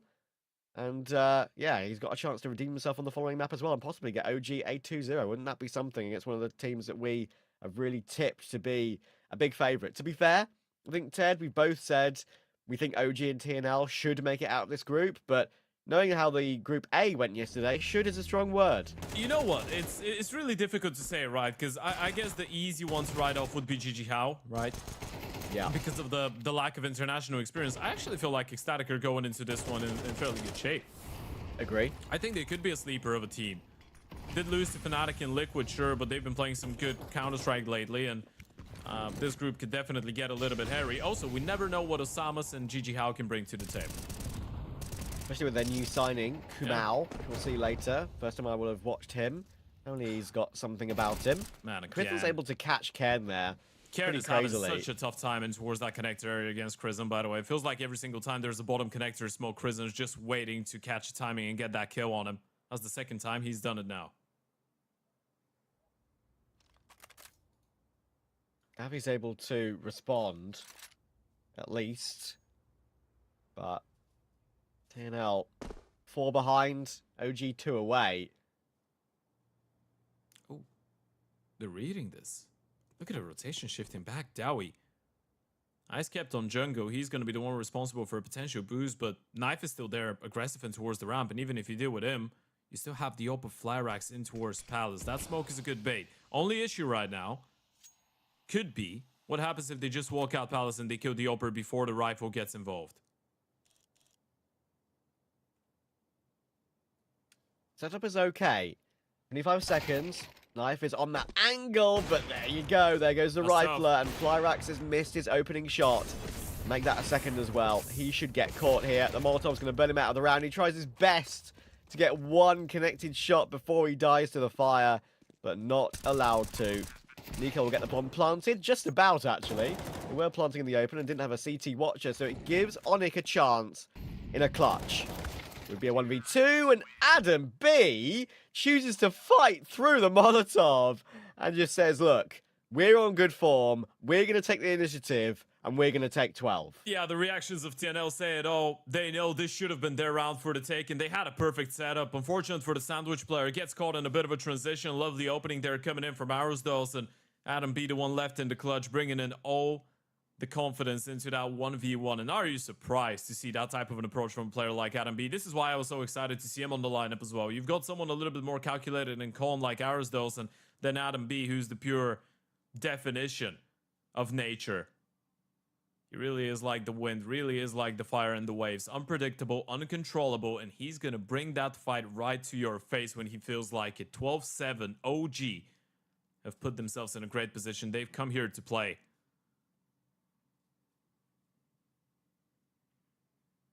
Look at the buy they've actually pulled out in this round as well, OG. MP7 on Spook, Max on Adam B. Are we going for a fast play to try and end this game here and now? I feel like we might be.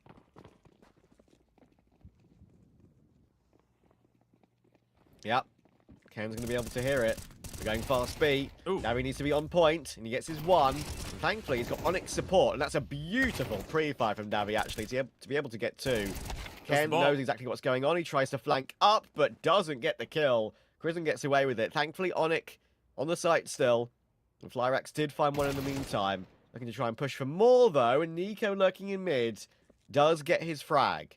So Crizzen can herd the bomb all the way back to T-spawn and choose to go elsewhere. Look at how quickly Knife has moved back in towards the A-bomb side, though. Is Crizzen ready for this? I think Knife should be able to find him, but hang on. He's not aware of ramp so soon. What a clean shot for Crizzen.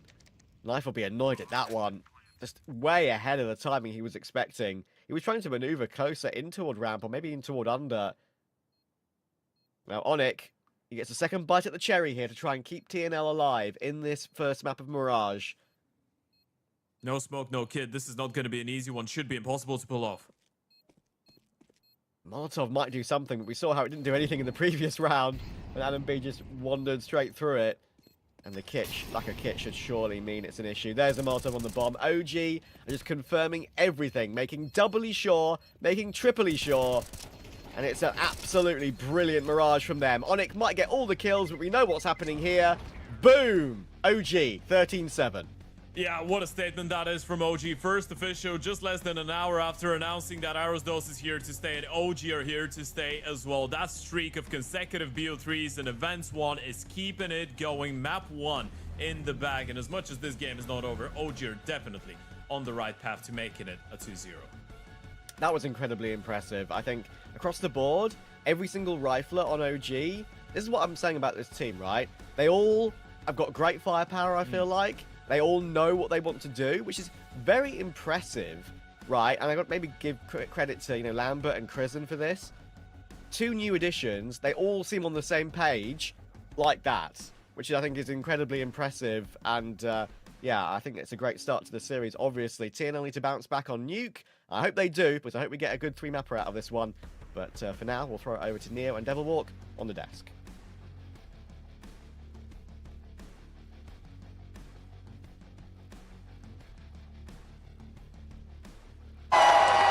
Fueled by the same passion as esports athletes, Zowie continuously develops tailored products, empowering gamers to bring their best out.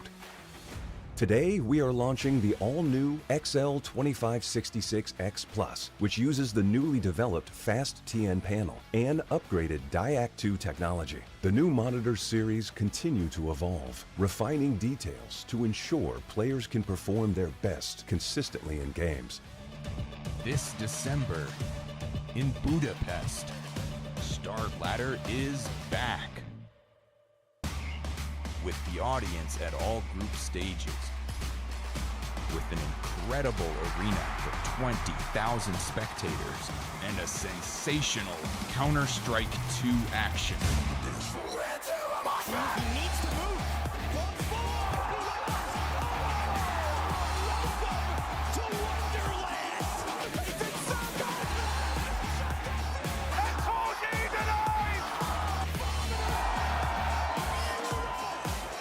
Join us at the Budapest Star Ladder Major.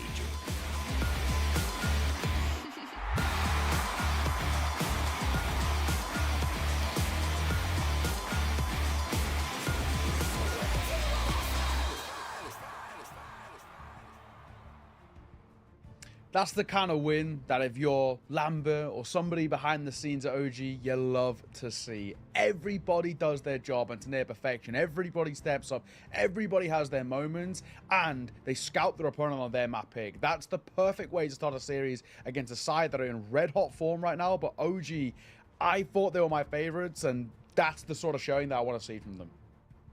Yeah, and I think one of the issues, you know, for TNL going up against an OG like this, there are a couple of ways to kind of counteract the way TNL approach their T side. And one of them is you change your rotation patterns and system. Sure. So essentially, you know, when you're playing a very spawn calling based team, I call it Nike Boots rotation system. It's basically you drop everything and you rotate towards the site they're executing. Sure. While if you're playing a more like Mongols style team who likes to have double lurks, you kind of have to sit back and slowly progress your rotations because of that threat of being out lurked in a lot of situations. So I think OG kind of put that in. They were very speedy in the rotation, so whenever action happens, they got on the front foot, dropped their, you know, individual kind of responsibilities and made sure they could help their teammates as fast as possible. And I think on the T side, OG were also a bit more adaptable in the way they approached it. We saw multiple rounds on their T side where they started and execute towards the site, either paused when things didn't go their way and kind of re-engaged, or changed the approach and changed to another bomb site, which kind of caught TNL in a little bit of a, you know, bad position. They could kind of lurk their way out and let the rounds develop in a different way. So I think that's essentially what brought OG victory at the end. Yeah, and I think, you know, we're looking at a few individuals on the side of TNL who had moments to like. I mean, Khan in particular, I think right in that first half, individually so skilled, but he did actually quiet down towards the end, and that was a bit of an issue where it felt like they lost control of the game, and also the firepower wasn't there either. And you got to look towards the way in which Crizzen calls the troops around. So good at setting themselves up for success. Really impressive to see. And OG have now given themselves a massive leg up in this series. So run through some of these highlights. You can see it was these bits of back and forth here and there, and there was these raw moments at the start where TNL was showing, all right, we've got prowess here, we're showing what we can do, but the second OG got money sorted and things figured out, that's when everything started to click. And unfortunately for TNL, they lost a little bit of control. The first half was still quite close. The second half, unfortunately, on their CT side, not to be the same. Yeah, and I mean, you can even see in some of these clips, most of the times there's 3 CTs actually posted on the bomb site very quickly, and ending up, you know, trading down, and they were just better in those 2v2 scenarios. OG kind of clinching at home, but yeah, really impressive from OG. Mirage, you know, obviously TNL's map pick, and now we're going into Nuke for OG, so they have a great opportunity to actually 2-0 this. But TNL, they like Nuke as well, and I think in general it's a map that is probably a little bit better suited for TNL and their style. Yeah, I think you're right, and I think we'll probably see this a lot more on the T side, where I just feel like they're a side who can get a bit of control. These poppy executes, that is something that TNL really like to go for. They're quite committed to saying, right, this is what we're going to do, 3, 2, 1, bang, we're in towards the site. That's where on a map, especially top site nuke as well, is where it has a lot of effectiveness, and it's actually where TNL have looked quite scary on it. But the same vein, also same for OG, right? This has been a map that's been a very strong part of their pool recently, and we had this kind of argument again, and this is something that we were talking about a lot yesterday, right? We were talking about, especially when we were in that big game initially, saying, you know, in Big versus Passion, where you've got that quality versus quantity type mindset here, where TNL are playing so much Counter-Strike at the moment, they get so many reps, but there's a lot of tape on them as well, where OG, they're more picking and choosing the events they play, the games they play, and they're doing very well in them, right? A lot of wins under their belt, but in a much smaller pool. So there is that sort of debate there, what's better, quality or quantity in this sense? And I think for OG, you're giving people like Crizzen and Lambert a lot of tape to go off here, heading into towards nuke. I mean, TNL played it 25 times in the last 3 months. I feel like OG are going to be very well prepared for this. Yeah, it looked like they were well prepared for Mirage, so I have no doubt they will be very well prepared for their own pick. That's probably usually the one you prepare the most for. Make sure you win that map you want, because it's always a little bit of a unknown ingredient going into an opponent's map pick. Yeah. But overall, you know, also super impressed with how on such a short basis OG is actually incorporated Arosdose and Adam B. They looked very comfortable, especially Arosdose, who I thought had a great map. So I thought he would be kind of maybe a little bit on the lower point of, you know, he has some tough roles, especially on that CT side, holding B. It doesn't give you as many opportunities to kind of get high on the scoreboard, but he did a great job, and you know, he was like monumental for them in this map. Yeah, I gotta agree. I think, you know, for Aristosh, what really put this guy on the map when he was under Saw was actually the way in which how strong he was in late rounds, and actually his ability on retakes, right? And this is actually where we were seeing a lot of this in towards Mirage, just how solid he can be as a player, something that you can basically always rely on. You know, he's a solid anchor as a whole, but the fact that in rotations and retakes he can put up some serious numbers, he's got such a calm head. I mean, we're looking towards him in the same way that for a while we looked towards Crimbo, right? Late rounds, solid moments where you need somebody to step up for a couple of kills. That's what Aristosh does best, and I think as long as OG can keep him comfortable and keep him integrated, this is where he's really going to shine once again, especially with the players around him. And on a map like Nuke as well, can also find a lot of form. You're looking at the run of form for OG. They've only picked up 2 losses out from 9, and those losses 13-11 to Ents, right? So right down to the wire there, and a 13-10 to Falcons. Fair enough, right? It is Falcons, so what can you do? And then good wins alongside that. We're talking a 13-9 over Mouse as well in Blast Bounty not even that long ago. That was really impressive. This is an OG side who have got this map under a really good ideal right now, and I worry for TNL that if they start slow in towards this map, if they can't get going on the CT side, I feel like they're going to get into a bit of a rut again.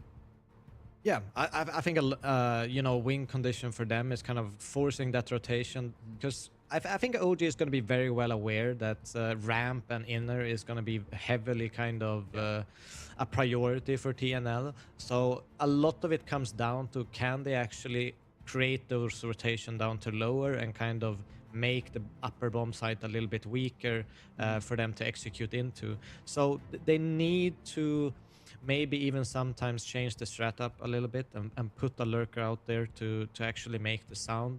To force those rotations, because you're still, you know, popping one out for one, and on T versus CT, that's an excellent exchange. Yeah, exactly that. Well, we're getting ready to get this one underway in just a second. I think the safe way of putting it is TNL. This is where, you know, you're on boot camp. You use this sort of 10 to 15 minutes with, in particular, JR, right? Of course, the coach of this side, who's a guy with plenty of experience of himself. He's got to just try and calm them down, especially because comparatively to OG and actually to a lot of teams in this tournament, this TNL side, they're incredibly young, average age of 20.5 as well. So these guys are incredibly young and they don't have a lot of experience. I mean, this is the this 12 months is the first proper 12 months of basically all of these players playing high-level Counter-Strike, and they find themselves ranked 30th in the world rankings currently, right? So they've done so well in such a short amount of time. But when you're under pressure like this is where you're looking to experience people. And we're looking to JR, and if Kane's also there at the boot camp as well, also towards him to really be able to come down and say, fine, it's all right, shrug it off, we go again. Yeah, I mean, they really need to start fighting back, but OG is a different kind of beast right now. I think they are looking, you know, even with this short amount of time, even better than when they had the old lineup, who impressed me a lot during the major. So it's a scary side they're up against, and on their kind of home map. So you see here, I mean, OG with that 78% win rate on Nuke against TNL's, I think it was 48 or around 50%. Yeah, 48. And as well for TNL, even more damning, they're also on a 5-map losing streak on Nuke, which is pretty rough to see. Teams like, of course, Big Saw, Navi, fair enough, Sashi, and Team Lithuania. Of course, they represented Ukraine at the European Championships, but they lost to Lithuania in that grand final on that map. So 5-map losing streak. Not really too good to see. There are a couple of wins before that as well were against kind of weaker national sides, Team Latvia, Team Slovakia as well. So I don't take too much stock in that. So I've got to say, generally speaking, pretty concerned at the moment. And then even before that, NIP battered them 13-2. So this map is for a good like month and a bit has been a real sore point for this TNL side, and I think that's the reason why OG have picked it in here. They're saying, right, this map recently last month really weak for these guys, really strong for us, and we've got lots of tape on how they like to play it. Yeah, and it goes back to a little bit about the spawn calling kind of identity. Yeah. You can look at other teams that are very similar in terms of spawn calling. I think Aurora is one of those teams in the top scene, and the problem you have when you're going for that approach is that you kind of have to reinvent your whole strat book a lot of different times during the year. So you cannot save all your strats. You cannot. You kind of have to just completely redo them. Yeah. And it takes a lot of work to kind of refresh a whole map, whole playbook for a map pool. So I don't think they've had the time. It's usually something you don't have time to do during the middle of a season, but you're kind of forced to if you're going for this approach. Yeah, I think you're right. And of course, we can see the players are getting ready, getting in the server now as well. I can see all of them are in this. This one is just on the brink of getting ready to play. Of course, that map number 3 is Ancient, and that's a map in which then again sort of leans back in favor of TNL. A lot more reps and a pretty good win rate, but the mountain that they have to climb now to get there is quite stark, and there is a real worry about do they have it in the locker, right? And I think, like I said, it comes back to whether these guys can get out the gate and start strong. I feel like if they don't, OG are going to continue putting so much pressure on, and we already saw just how strong they can be. My assumption here is that TNL would start on that CT side being an OG's pick. Not a guarantee in a sense. You know, you even spoke about it a little bit. You always want to start T side at the moment. Yeah. So they might even join you on that fray because TNL, their T sides have been really impressive. Yeah, and they have to keep it up. I think they have to have a strong T side because I think OG, they are... I think what impressed me the most when watching them in the past is their T side for OG. Yeah. I think Kristen has been an excellent leader. He can sometimes pop off and have high fragging, high impact rounds. And they are tricky to deal with on that T side. They are, adaptable. You saw that even on Mirage. They're changing bomb sign, changing the plan in the mid round. So it can be tricky even if you have the prep for them to kind of figure them out during the game. Yeah, I think you're right as well. Last few talks as well being had here, but it looks like vibes are pretty good over towards TNL at the very least. They're chilling. Yeah. The boys, Onic and slapping someone. Yeah, it looked like a figurine of like a football player, I think. I thought it was like a PSG kit. Obviously, bad memories for you individually as a Spurs fan. I hate to say it, but it was a good game. It was a good game. I'll give you that. Either way, we're ready to get this show on the road. So we'll leave you to kind of weep in your sorrows of the loss yesterday as OG are looking good. Trav and Ted, take it away, guys. Oh, yeah. Well, at least, like, spirits are high in the TNL camp. They're Yep. having a bit of fun with that bobblehead. That was a Barcelona one. Was it like a I think it Yamin was Lamau Yamal. one? Yeah, I think it was Yamal. Yeah. Yeah, that's Why would you pretty slap him? goofy. Why would you? That is true. I mean, he's only a kid. Anyway, Onyx on ramp, and he's delivering with those dualies. Yeah, pistol round. Already starting, as we said. T-side starts on Nuke have been looking a little bit better lately, and Ogier bringing in a pretty interesting one. Going up ladder in towards heaven and potentially the A-bomb side, but they still have a lot of time to work with. Look at Arrowsdale's making his way through for Mini. Oh my word. Okay, well, Adam B's been put on notice, that's for sure. Dink down to 4 HP with those dualies, and I think that's one of the things that TNL are quite good at, right? There might be a young team. I do think they're also a team that doesn't get in their own head too much, and they can bounce back. I'm not saying they're going to win this map off the pistol, of course I'm not. But I do think they're good at rebounding with their own personal moods, especially as I kind of mentioned it right at the beginning of map 1. I said, look, they're on boot camp. It makes them feel good. Even if things go wrong, they bounce back. They do it. They deal with it together, and they like each other. And I think that's one of the things that makes a team better, not just in terms of results, but also with this rebound factor. Yeah. Also, we're working with double elimination bracket here in case you've missed day 1 for whatever reason. We're not going to be too mad at you. If you have missed day 1 and you do miss day 2, then we start becoming enemies slowly but surely. But this is double elimination bracket. We've got the GSL, so even if you end up losing here, you're still going to get a second chance to potentially grab a spot for that Star Ladder event in Budapest next month. It's been a long time coming reunion between Counter-Strike and Star Ladder. 6 We literally years. almost cried yesterday thinking about it. Did you? So many memories. Well, back when Star Ladder was still making events, Cirque was still on a good team and he was playing well, so yeah. And Yeah, fair enough. the good old times, man. The good old times. Full eco for OG. I'm going to get the AKs out in the third. And yeah, I think we're speaking about it. I think it goes without saying, but just a great opportunity for a lot of these teams to get some LAN experience. We know that TNL are going to get that, of course, at Pro League. We've already had a little bit of it in smaller LANs, but Pro League in particular was a great one for them to qualify to. It's going to be a big one to test themselves in stage 1 of that event. You've seen other teams that are involved in this qualifier that have recently qualified for a LAN. You've got the likes of Butt, of course, Foot, who have qualified for CAC just the other day. Yeah. A chance to make Budapest as well. That young team is also an incredibly exciting one to add to the list of rosters in Tier 2 that we love to watch. Yeah, unfortunately, we're not getting that opportunity today, but, you know, we're going to be looking at some of the deciding matchups. We're going to be looking at the play-ins as well, so might as well get the opportunity to cast some of those teams that are playing over the B stream. I say the B stream. It's actually the second stream. You can go and check it out as well. Star Ladder 2 on Kick. This is where Sir Danny and M&J are bringing all the action. But as we stated yesterday, they don't have their own Neokai and Devilwalk, so we're winning. Exactly. We stay winning. That smoke bounces off the floor there. It's re-picked up by Knife to give some more utility on the site. And with this gun round that TNL have got, they've still got 5 rifles. Like it's any MP9s in play. Might give OG a bit more of a test. They're going to try and make their way down towards Secret, and they are. Yeah. Blocked off by Knife, though. OG have not really been trying to be that quiet, making their way down Secret, so supposedly want to provoke that reaction. And Nikodos has actually picked up a kill through the outside smoke onto Flyrax. Not sure if that one got broken down or Nikodos just decided to try his luck on the spam, but either way, opening kill going in favor of OG. And now they can slow it down. Look at how quickly Kristen has made his way towards heaven, and they might be ready for it, but I think he's a little bit ahead of the timing.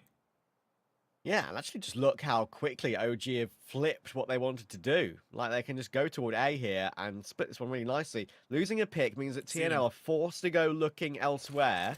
And that, usually, on Nuke, is lobby control. It's your one place you can go back into, try and at least gain some intel. Arosdos does have an inkling about what's going on here. Knowing that there's at least one, maybe pushed in toward that lobby position, and Adam B does take Ken. Davy was in there as well. Arosdos has actually managed to creep down. I think he knows that Davi's directly below him. He's got support from Nico Dollars, but he doesn't even need it. This is a very well thought out round from OG. It's great Start off their communication. gun rounds. It's really good communication. Everyone's on the same page, and Spook is even going to make sure that Onyx doesn't hold on to his rifle. There's one more player into War Secret as of right now. It's going to be Knife. The one man left on the FAMAS. Spotted out. Going to try his absolute damnness to hold on to that rifle, but Adam B's already in here. I think he's realized he doesn't want to give away an AK-47. Might as well hightail it and go back. And Crizzen will confirm the kill. So it's a nice clean mop-off for OG to start it off. But as you pointed out, it was so clear how Crizzen wanted to make a little bit of noise, wait to see where the A players have gotten off to. Didn't want to just offer his life away for free. The moment that Arrows though spots one of them pushing in towards lobby, as you pointed out, they recognize the fact. So Crizzen starts throwing in a little bit of util, some caution into the wind. They make it out the A bomb site, and the moment that they get the first kill, this is where Arrows though goes down the ladder. So it doesn't feel like OG are taking any chances with the timings right now. Not really trying to force the issue, rather playing it safe.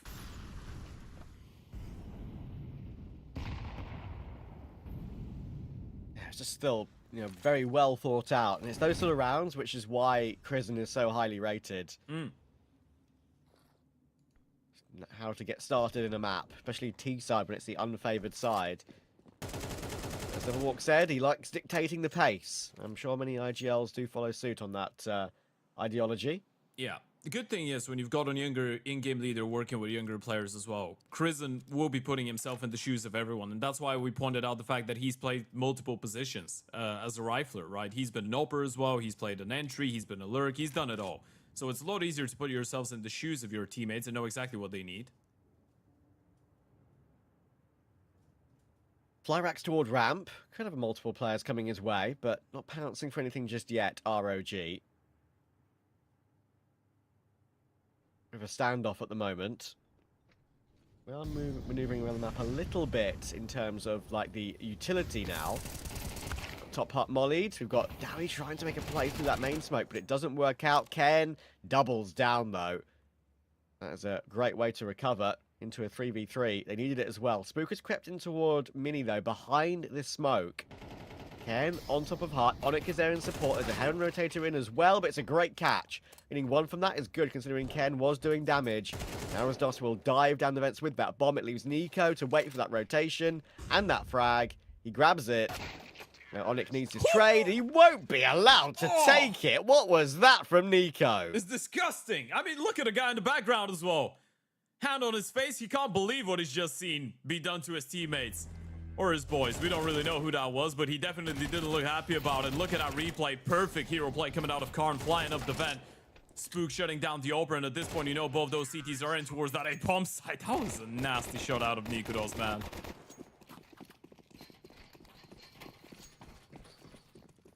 The jiggle tap. Jeez. No chance for MP9 to run him down. Moving a very difficult 1v1 to win, as you said, but still. Now an eco is their reward. This is what, like, it's actually incredible, just the quality OG can have. There's a reason why this core did make a major. Good check. Aggression outside can often go with a couple of kills, but every single frag coming in nicely. And OG are building up their money very quickly early doors here.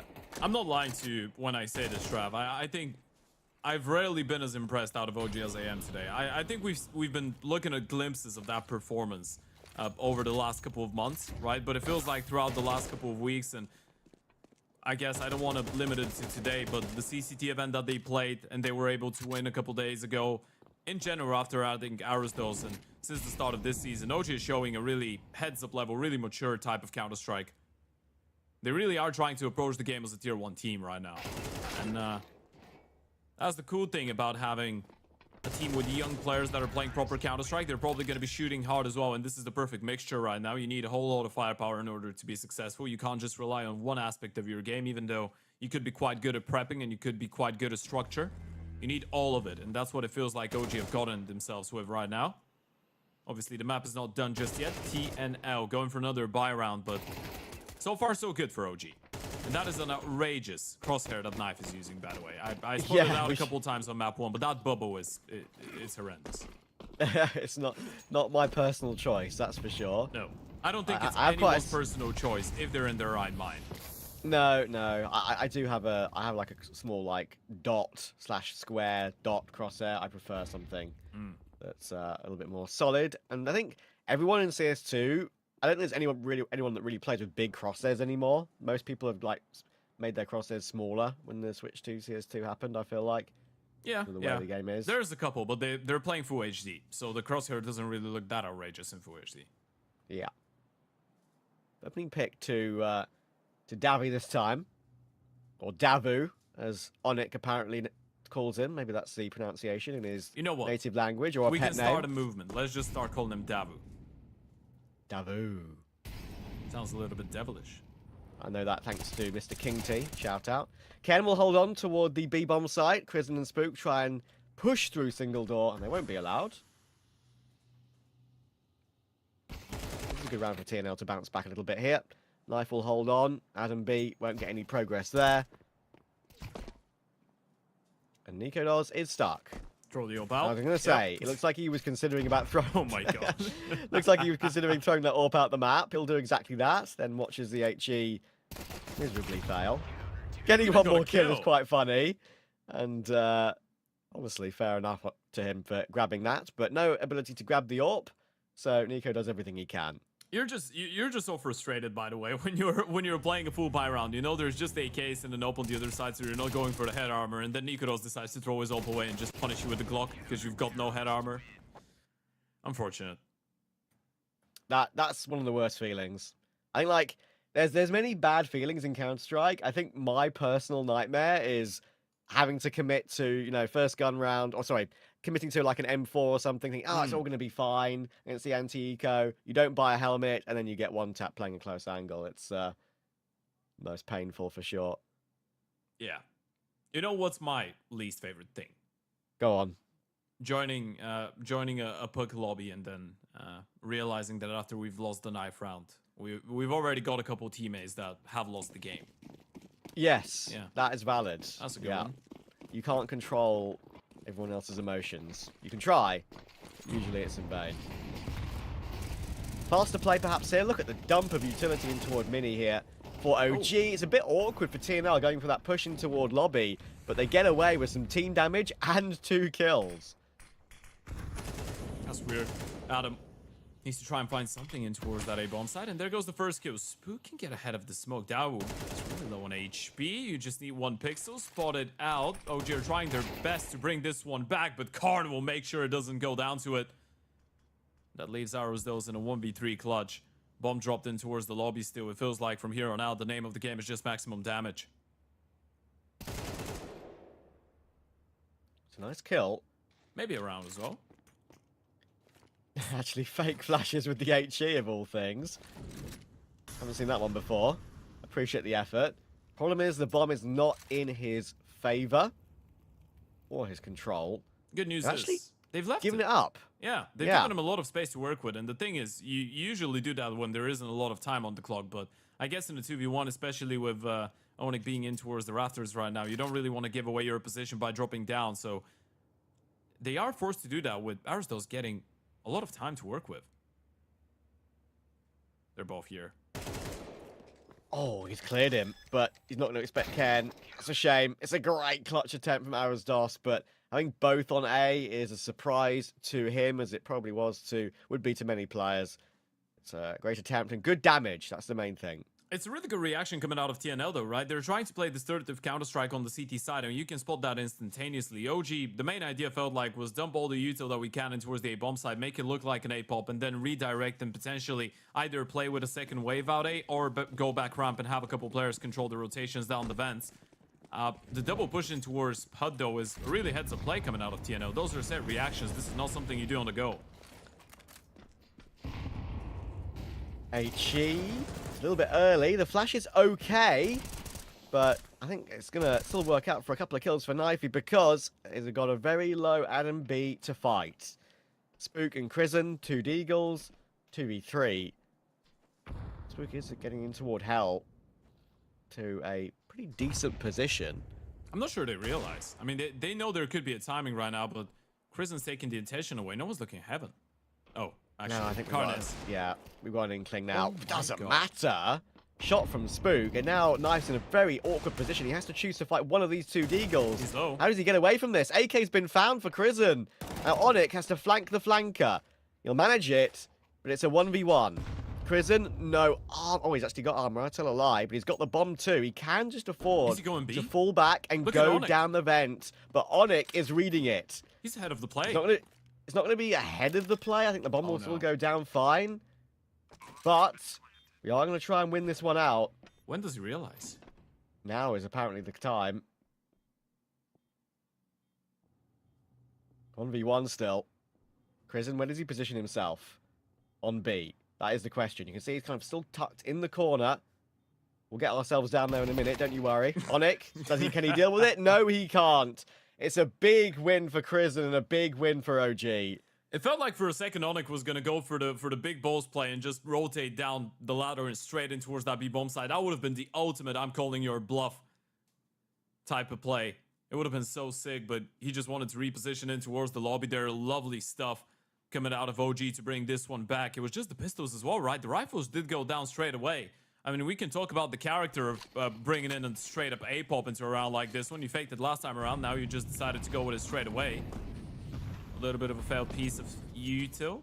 I believe that's the smoke that was supposed to be the either an outside smoke or the lurk smoke out a door. I'm guessing maybe actually a main waterfall. Yeah, the wall of smokes is coming in now. Behind that smoke is Ken, and he's going to get both from that. Quite often you only get one for one. But that's a great hold. Spook has got that AK. And the Mac 10 of Arizos again, I mean, they're just finding these picks across the map, OG, that is making it very annoying for TNL. And look at the way he disengages instantaneously, by the way. Arizos getting the kill. He's not risking getting refrags straight up the ladder, just controlling the pushes from the CT side. And the only issue with this is that he doesn't really know that he's getting chased down, but he's escaped for now.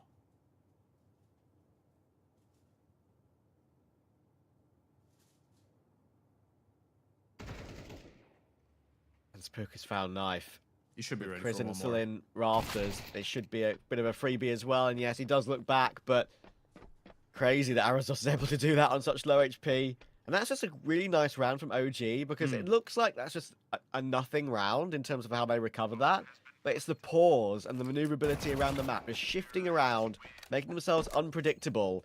And it wasn't easy, but you know, it was all calculated. You know what it feels like? It feels like OG at any given moment have the perfect minimap in their heads, right? And they know exactly what's going on. Even though you lose 2 players in towards outside in a really unfavorable way, you still get that refrag, you're able to find your way back. That was a 3 versus 5 round for OG, and they're able to make it look easy. And a lot of credit has to be given over to Arizos for his work in towards the lobby. He had a phenomenal map 1, keeping it going here on Nuke. OG with 5 rounds on the T side already, supposedly 6 after this one, considering the purchase of TNL.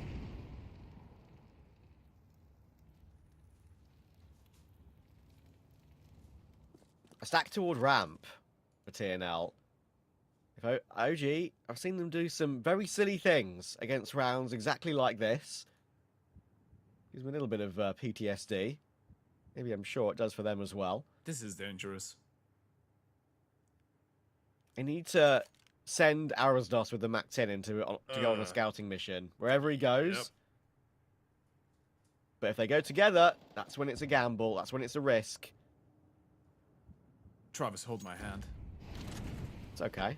I'll be happy to. All right. All the way from London to Bulgaria. Whew. Those are some long hands. Thanks, mate. Thankfully, Arizos has done the right thing. He's gone out A, he's seen it's clear. There's no reason for anyone to go toward ramp now and actually push it as a group. And Nico and the end will just hold them at bay. It's all full health as well, by the way. We'll be looking for an anti-eco ace here, Nico does. Not sure Davy or Onyx want to give him that, though. They're going to stick around on that boost with fly racks in the top right. Arizos will now get all the information for Nico. Low on ammunition, and it does catch him out, but the AK might just get caught here. Reload is going to be heard, and Adam B is trying to put pressure on. And he's dead! Another great round from OG. That was a lot more calm and calculated. 6-4, guaranteed at least a tie and a half. Yeah. Maturity is probably the way to describe all of it, and I know we've said it a couple times, but those rounds are starting to look quite clean conversion-wise. OG already on 6 on the T side. This is a number that you can be quite happy with, even if you end up losing all of the rounds until the end, but it's not quite a case for TNO and JR anymore, and I feel like that tactical timeout shows it. TNO definitely not over the moon with being stuck on 4 rounds, especially in a half where you won the pistol round.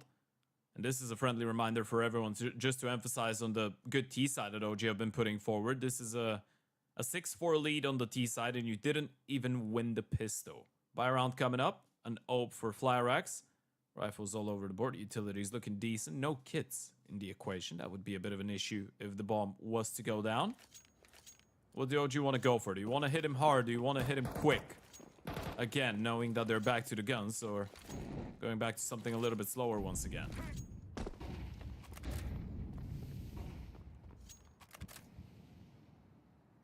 There is that waterfall smoke in front of Mini that you were talking about. Actually, it's the only one they're going to use to get down towards Secret, which is kind of interesting. It's If being Knife heard, dies, of course. This round is over. But it is down to him. He hears everything that's going on, and Vent is not being checked. Spook might not look the right way, but he looks both ways, to be fair. Very smart usage there of the angle and Knife. He is, I was going to say, very surprising. He's still alive. He'll go down. Crizin in the end gets both those 2 kills. And with Flyrax missing his shot, TNL are having to fall away. Won't even be allowed to fall away. The round is over at the click of a finger.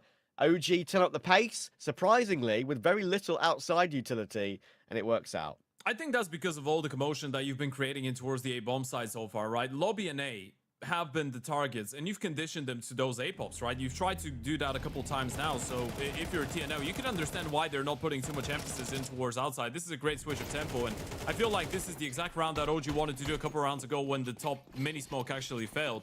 They had a little bit more util in towards A back then, though, and I mean, look at him switch it up again. Now they're going out A. This time, again, a little bit quicker. Onic looking for the response. He needs it. He doesn't know that Crizin is still behind the angle. Ken's going to try now come and support, but the thing is, like, the bomb has crossed already. OG are just doing their, I guess you could say, smart move of just pausing, and Spook is going to catch Onic looking for the pick. Oh, dear.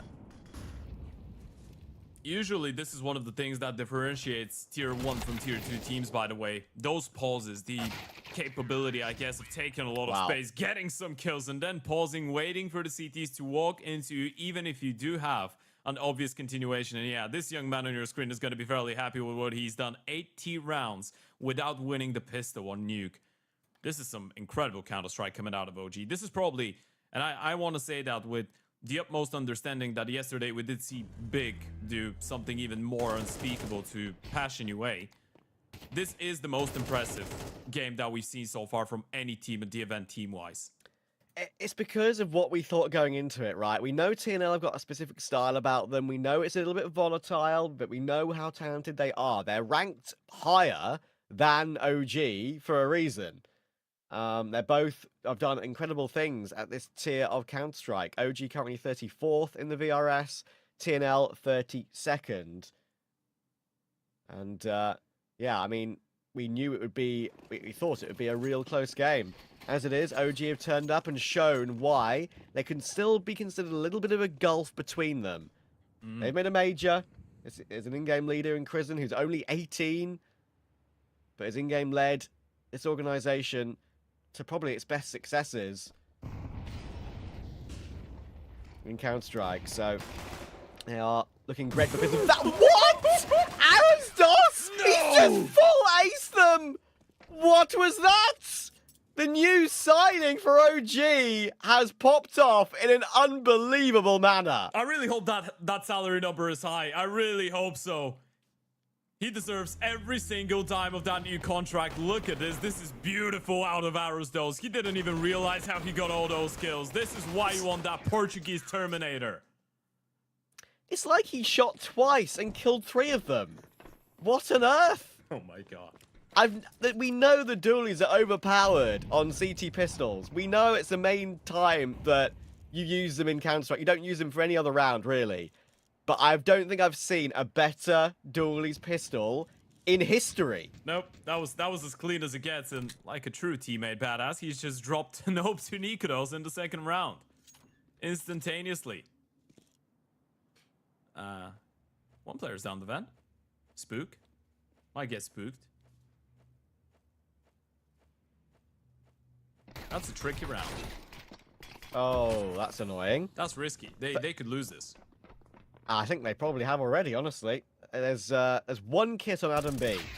That's the one thing I'm hopeful for. And actually, Massive. Knife going for more, that could be the turning point.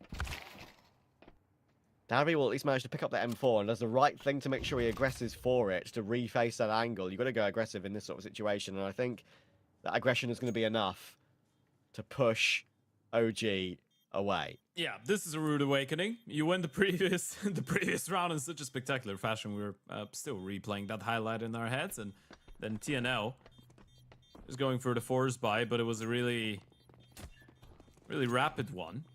It all comes down to the fact that Spook had no clue there could be a player down the vent. He just followed through the smoke. Still, a little bit of damage control. Good stuff coming out of Adam B. A double kill on the MP9. That's going to farm up a little bit of cash, especially with the bonus money you get for every single one of those kills. So the CTs should be able to have a decent investment going into the next one. They still have the big green, and this is something that I'm not sure TNL were aware of. I'm not sure if Nikodos actually pulled the trigger on a single shot there. Don't think so. And as much as they could be aware, because of the ace in the first round, they haven't really spotted the ult, so this could be tricky. I've had a bit of a cold recently, Ted, and I'm only just getting over it. I'm able to hear it in my voice. But Right. that made me squeak a bit when that Arasdos clutch happened, that Arasdos ace happened. I've got to say, I'm looking forward to hearing that back because that's going to be comedy. You know, this is what makes highlights great. When the voice breaks, this is when you know it's coming from the heart. It's something special. Yeah, exactly.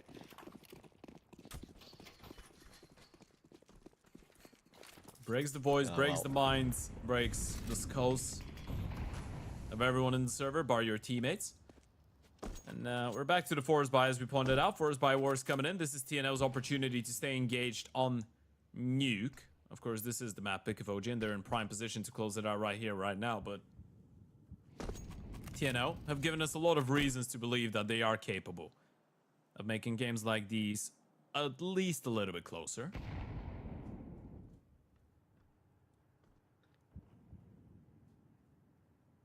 This is their opportunity to get back into the game.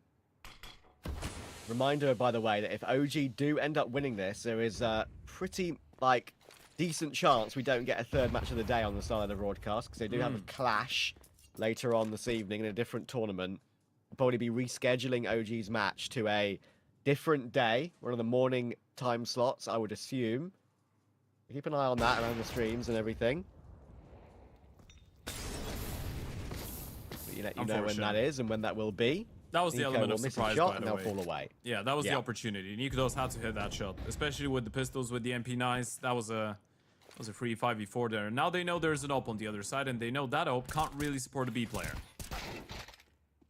Krizen's in the open, trying to tap away, trying to get at least one, but Ken is sharper, and Onyx is waiting in the right position. Oh, I say the right position. Actually gets shocked by Arasdos being to his left. Still should be a save. OG shouldn't really put too much into this one. 3 MP9s. And the AWP especially, was a surprise, like you said, and that needs to be kept over. I'm not gonna lie to you, this is not looking too bad right now for TNL. Usually, Nuke is not ideal for them.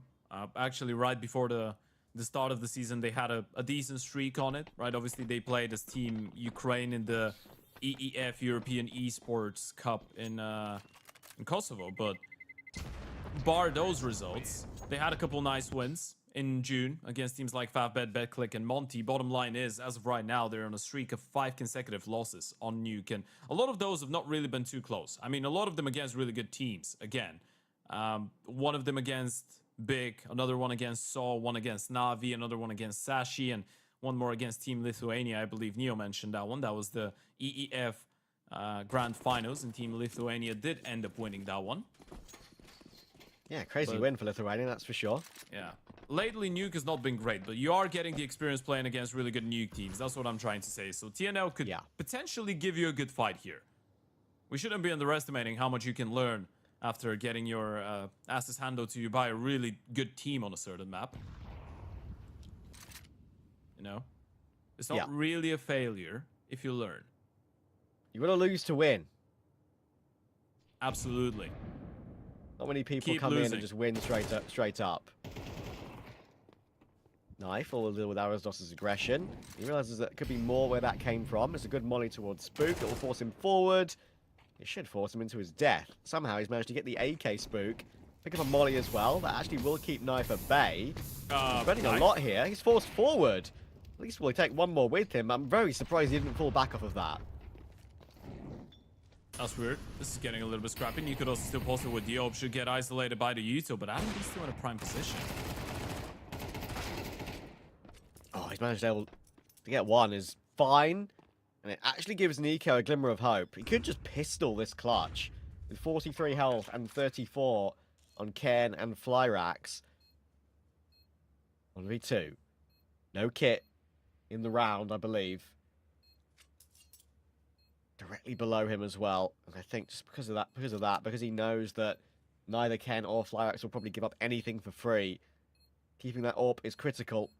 And he'll do just that. Now we've got a game in our hands. TNL winning a 7th round here on the T side. Money for the side of OG is probably going to be a lot better. Well, definitely going to be a lot better in the next round. That was just how by at the end of the day. But sometimes you're in a position where beggars can't be choosers, right? And it's all about winning the round. It doesn't really matter how you win it. It's all about putting it on the board. And TNL losing one more is not going to be too big of an issue, I believe. Money should be of plenty. That's a creative way of Nikudos to be using his second monitor to dry stuff out. Yeah, I think that's those are his like arm sleeves, right? I've never been an arm sleeve guy. I guess it's because I've never really had my forearm, like most of my forearm, on the mouse pad. Sure. I've always been like a, you know, using the armrest of your chair kind of guy and having your wrist and a hand on the mouse pad. Sweaty forearms can happen when we're playing in some hot weather. Arasdos will do the right thing toward ramp today. It was yesterday, or actually 2 days ago against Ruby, the game that I covered just on my personal stream, where he's really struggling on ramp to make the right move. That time he gets his one, falls back away straight away. He's having a great series overall. This is a tough one if you're a TNL, by the way, because you've invested quite a lot into that ramp presence, right? You had a lot of Yuto, one player going down, Dowie being tagged down, and now you're left without a lot of real estate to work with, really. I mean, sure, you've pushed Arasdos away from the ramp, but it doesn't really feel like OG are uncomfortable because of it. No real presence in towards outside. This should be the next avenue of the T's, but the bomb is still making its way in towards that lobby position. What's the call here? They are going B. Yeah, recovering 4v5s is always just very awkward. They're really contained, like Nuke, aren't they? I mean, there's 2 OG players down B. Nikudos is just holding. He just needs to make sure he doesn't give hell away. That's a good reaction. Refrag comes in, though, and now the avenue in towards the A-bomb side has opened up. To be fair, getting that one is pretty crazy. And then Spook goes searching, goes looking toward Hell, actually kind of ignores outside in its entirety, and that will be his demise off the back of that. Adam B is holding, though. He's got 2 very clean headshots. Just like that, the A site being somewhat open is denied by OG. Crizzen in the right position. And as you can see, head in hands there, the reaction of that round. Frustrating when they thought they had the right move. They did not. Yeah, I'm not sure the flash coming in from main was perfect, actually. Maybe difficult to flash off that exact angle, but yeah, they probably thought if there was a player on the bomb side, he would have been blinded. Adam B still able to find a safe avenue and get away with a double kill. Lovely stuff coming out of Arasdos in towards the ramp as well. Nikudos, honestly lucky he's able to get away with a kill out of this position, and Spook gets baited in to go for the fight, thankfully. They had the sweep towards the back of the bomb side. Incredibly clean on those kills, Adam B, and playing his life proficiently as well. This round might be the money breaker here for the T's, and they're picking up the pace right here, right now. Dawu getting a double, make it a triple, and he's gone absolutely nuclear when they need him the most. Beautifully done. Arasdos trying to respond now. Hasn't seen CT then, and that will mean he will drop. If he gets that kill, that 2v2 was on, but That's the first big moment of the game we've seen for Davu. Our good Dava. mate.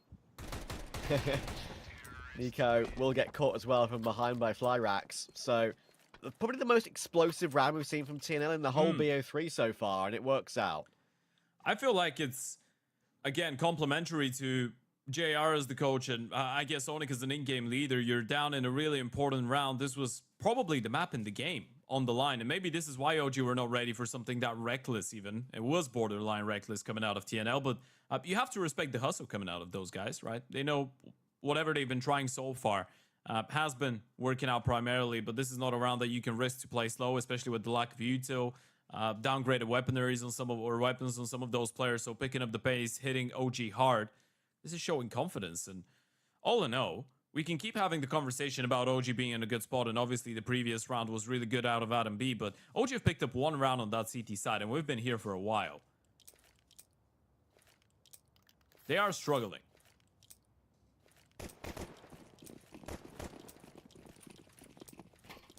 Yeah, by no means a done deal this series. OG, we know how good that T side was.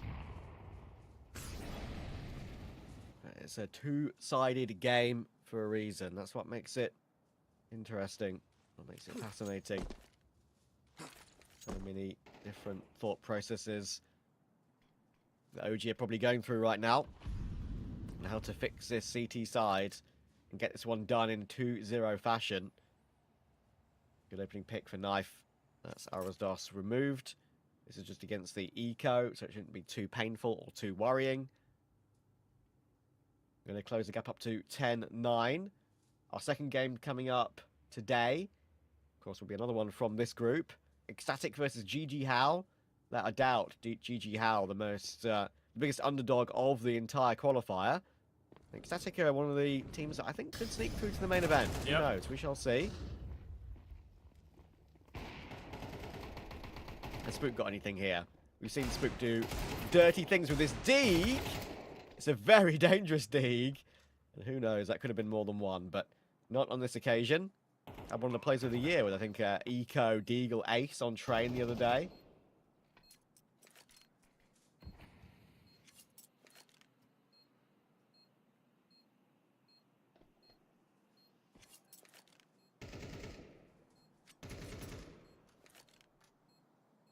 And also, don't forget, we do have a B stream. Starladder 2. Yeah. Plenty of matches going down over there. That's over a kick as well. Nice find coming out of Nikodos. He's not ready for Dawu, so probably going down in 3, 2. Quicker than that. But yeah, as you pointed out, we've got another stream coming, or, well, not coming up, but going in over on Starladder 2 on kick.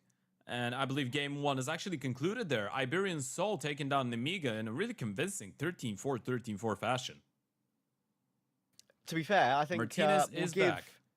We'll give M&J and Sir Denny that one after the incredibly long day they had yesterday. About time they deserved a quick BO3. But yeah, that kind of tells the tale right now of where Nemiga are at and where Iberian Soul are at. They're improving and Nemiga are regressing. Of course, you can argue, you know, losing Zwei was a big hit, and you know, Sawalio isn't the same kind of player, but yeah, Nemiga aren't really all that at the moment. You know what? I'm gonna be a glass half full type of person today. I'll say it's all because of Martinez joining Iberian Soul. I'm gonna be Spanish today. Let's see. Spook, not Spanish, not English, but Swedish and incredibly dangerous and armed. Spook with a lovely double down secret. The door is shut. OG holding on to their lead barely, but with a really impressive one. Unless Flyrax and Onyx could bring back a 2v5, but how do you really bring back around like this one? You probably don't.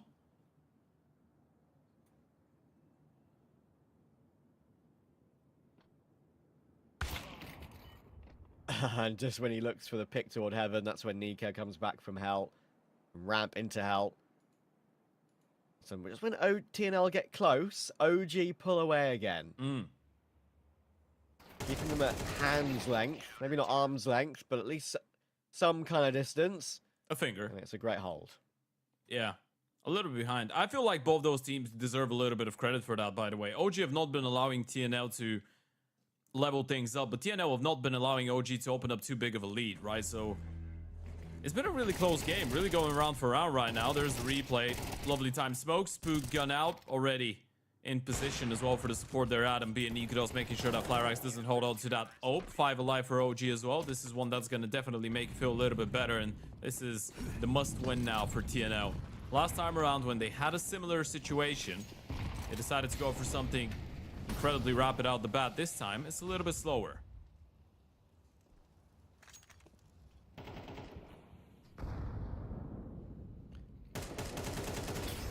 Oh, Molly CT vent, we're diving down with Knife. Not quiet about it, making a lot of noise, stomping around. OG will be very aware a player has dropped down. Arosdos could get caught on toward ramp. It's a good flash, but he's got support here. He's going to choose to go through the Molotov, and he's full blind for that second spray down. He manages to find Onyx as well. Nico just able to get back away. He's going to retain the man advantage, make sure he doesn't give up his life. It's dangerous for a second.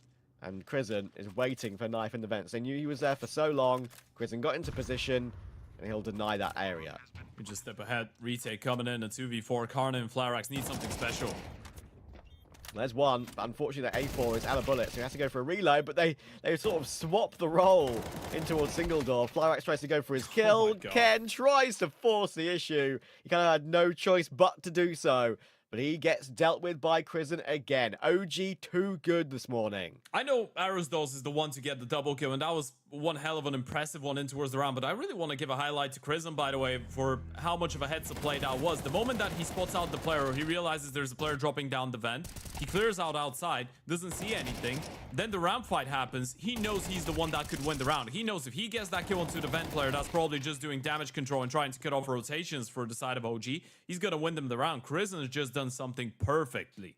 And it's all about how quickly he makes the decision as well, right? He was so much ahead of the timing.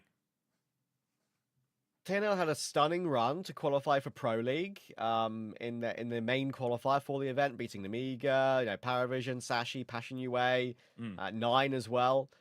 That's one of their first big international lands they qualified for. Then they took about a couple of weeks break. Since that return, playing Na'Vi, took them up with Na'Vi, brilliant. Now we're starting to see a little bit more inconsistency from them. They lost to Saw 2-0 in CCT, they lost to Big in the CAC qualifier for a trip to China. So yeah, I do think there's still a little bit to work on in terms of like having to find answers for every opponent, but I can forgive them when it's such a young team. OG today have come in incredibly prepared and look very, very good. Yeah. They themselves are making sure that we're going to be watching only 2 best of 3s today, obviously. As we pointed out, the winner's match was going to be rescheduled. TNL trying to close out the distance. Spook opens things up. There goes Nikodos. And this feels like it's going to be all she wrote, Trav.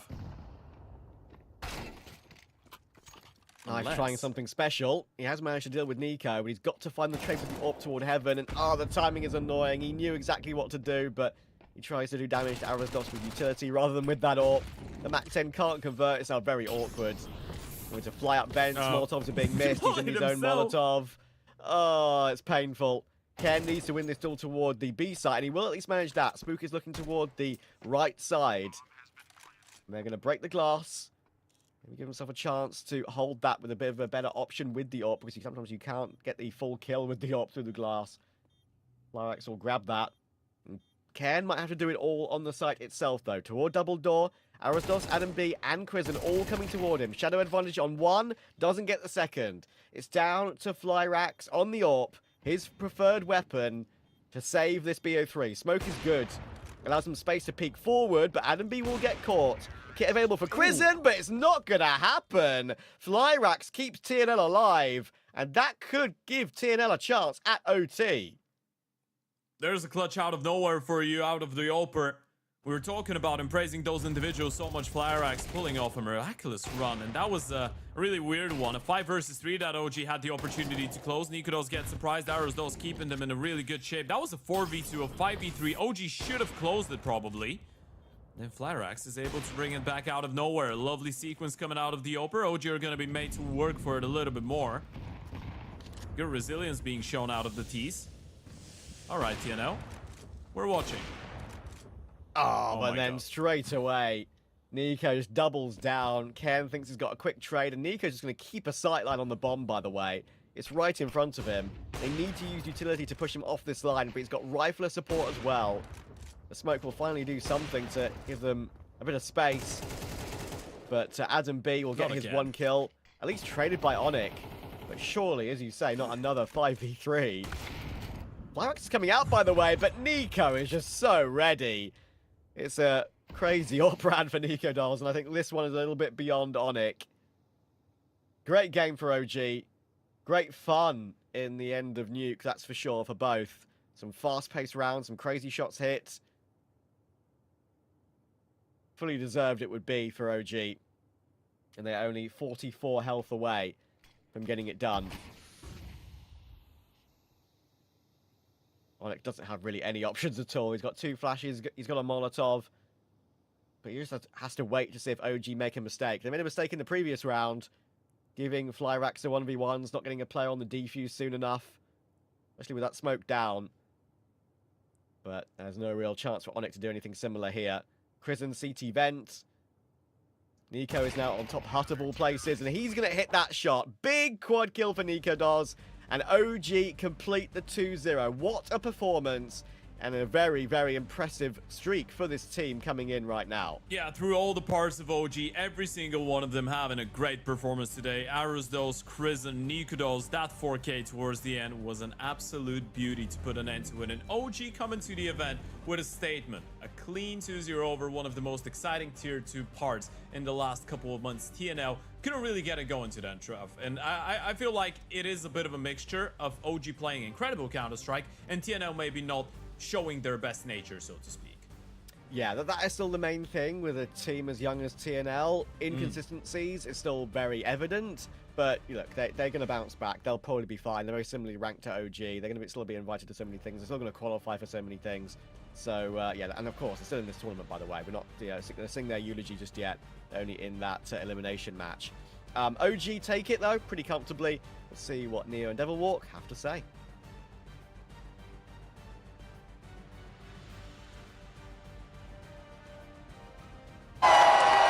Fueled by the same passion as esports athletes, Zowie continuously develops tailored products, empowering gamers to bring their best out. Today, we are launching the all-new XL2566X Plus, which uses the newly developed Fast TN panel and upgraded Diac 2 technology. The new monitor series continue to evolve, refining details to ensure players can perform their best consistently in games.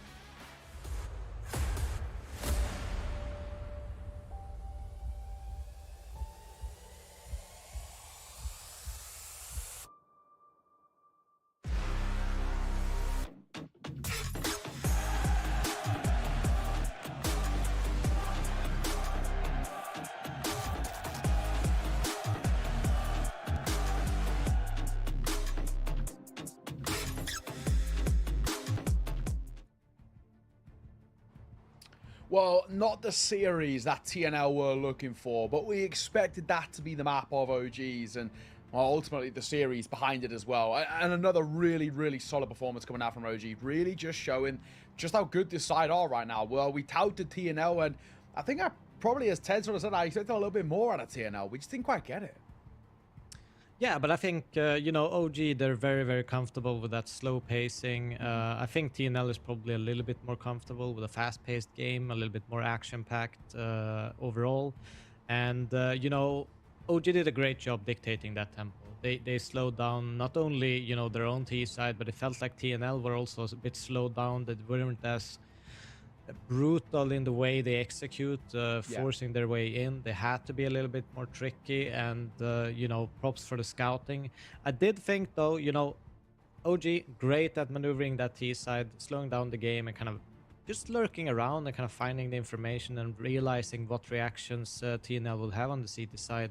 But on the other side as well, a little bit of criticism for kind of inviting TNL back into that nuke. I thought they had full control. They had that pistol. They were positioned for that anti-eco.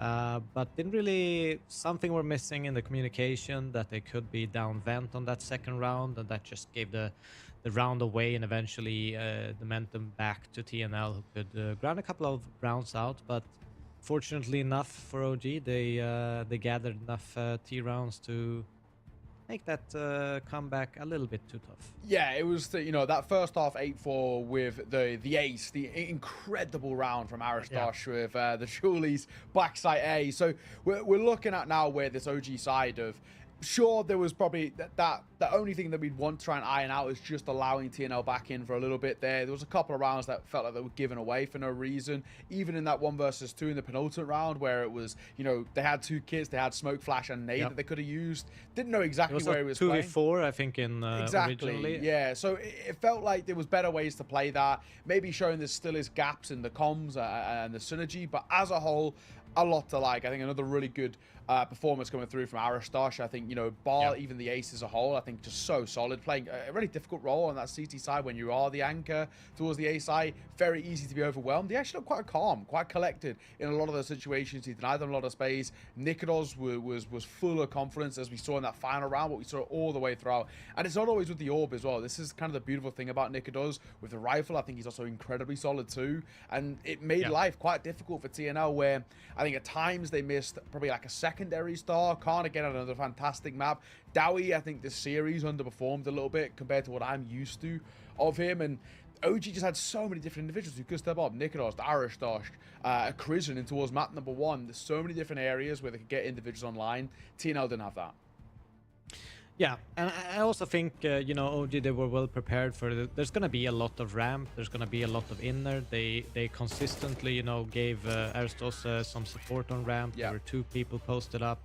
Inner, most of the times there were 3 at least ready, and I think even the outside player, he was ready to kind of move into that position. So it felt like a really tough job for TNL to kind of break down that defense. But yeah, good job for OG. Some highlights coming in here. But yeah, overall, a great performance from all the players from OG. Krisen, great on the lurking, great on the pulsing. I really like the way they approach this T-side OG. They consistently take space, and they're waiting for the reaction. They're making it super awkward for the CT side. Yeah, exactly that. I remember these highlights, you could just see just the level that OG were playing at. They were doing enough to bridge a gap and keep a gap as well. And I think a lot of credit has to be given towards kind of the calling and system of Chris and Lambert. I think they did very, very well. In the few times that we saw things kind of take a pause and take a breather, I think OG, the response at the back of it was fantastic. Chris, and this round was pretty funny individually, but I think he called excellently. He had the number on it, and I think that's the big thing that has made TNL so prevalent this year. You know, we spoke about it quite a lot already in this series, talking about the Poppy calling out of spawn style of play, but as a whole, Krisen, he knew what sort of tempo they're going to be playing with, the pace they're going to try and throw at them, and the gimmicks, the change-ups they're going to try and throw into the fray as well. And I just think, unfortunately, Onyx wasn't able to adapt in the same way that Krisen was, and that's a real credit to how good this youngster is. 18 years of age, man, and he's calling like a vet. Yeah, no, really, really, really good. But, you know, still, there's positives for TNL. They're not out of it. They're in an elimination match, but they played a great game either way. I think it was just OG. They were just a little bit level above them. And any other day, a couple of swing rounds go their way, and they could have for sure won against OG as well. Yeah, I think you're right as well. And of course, it's not the end of the road for TNL. They will jump in towards that lower bracket, but we can discuss all of that a little bit later. We've got Krisen ready to join us off the back of a beautiful win there. So, Krisen, brother, thank you very much for joining us. First and foremost, congratulations. A 2-0 moving forward and against a pretty scary side. TNL started to look quite dangerous this year. So talk me through the series. Yeah, I mean, first of all, thank you very much. I mean, yeah, they're a really strong opponent. They play very fast and direct CS, which can be very hard to counter sometimes. So I think we were very ready for it today. But as you could see, of course, on that CT nuke, even though you're ready sometimes, when they come swinging, it's really hard. So I'm really happy we got it over the line. They're definitely not, what to call, like a bad team, and I think they play solid. So yeah, just really happy that we got it over the line.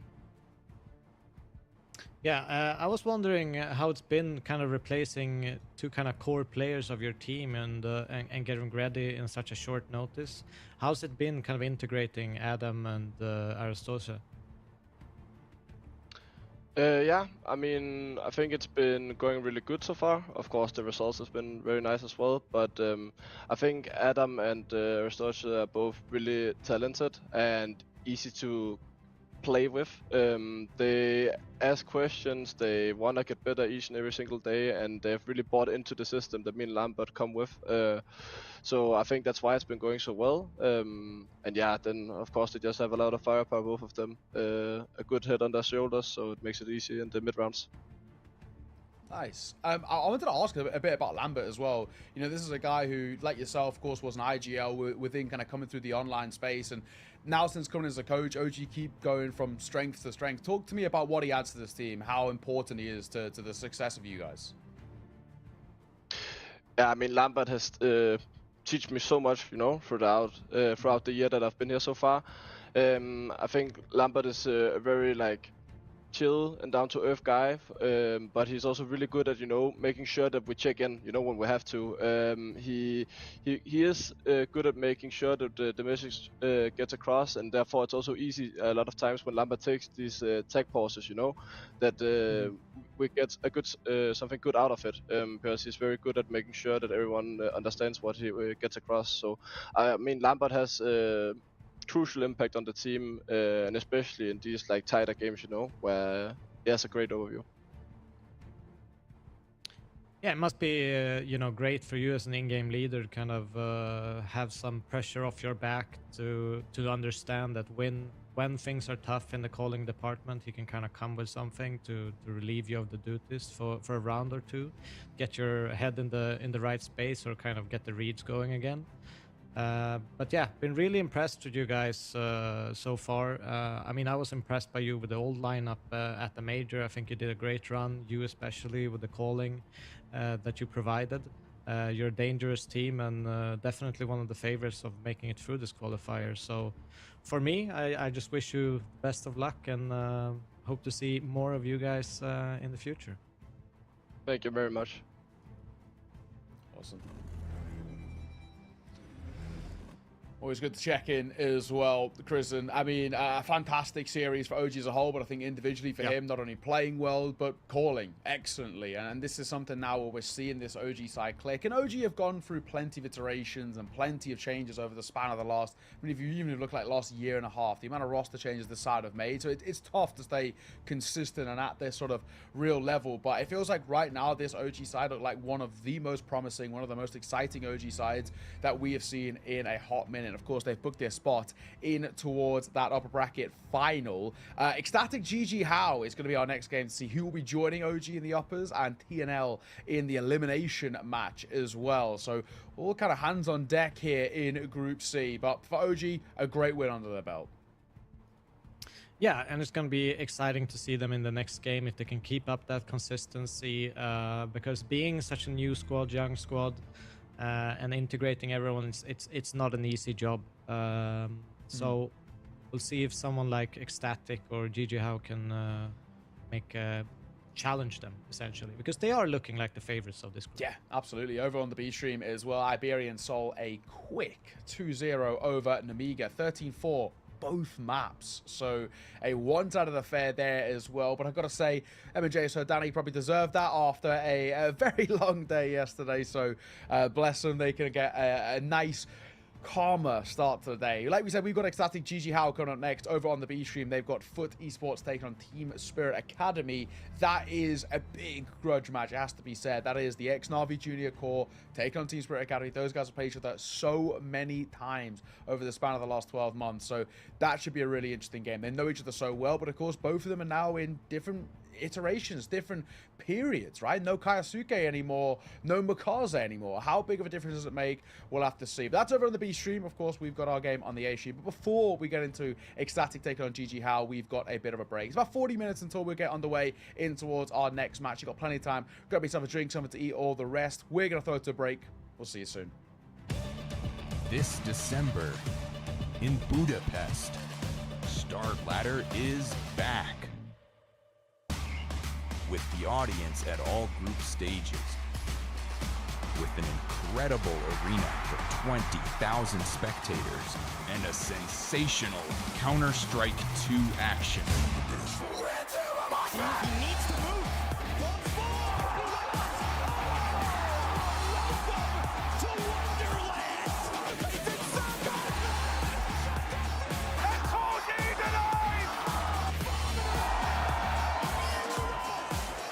Join us at the Budapest Star Ladder Major.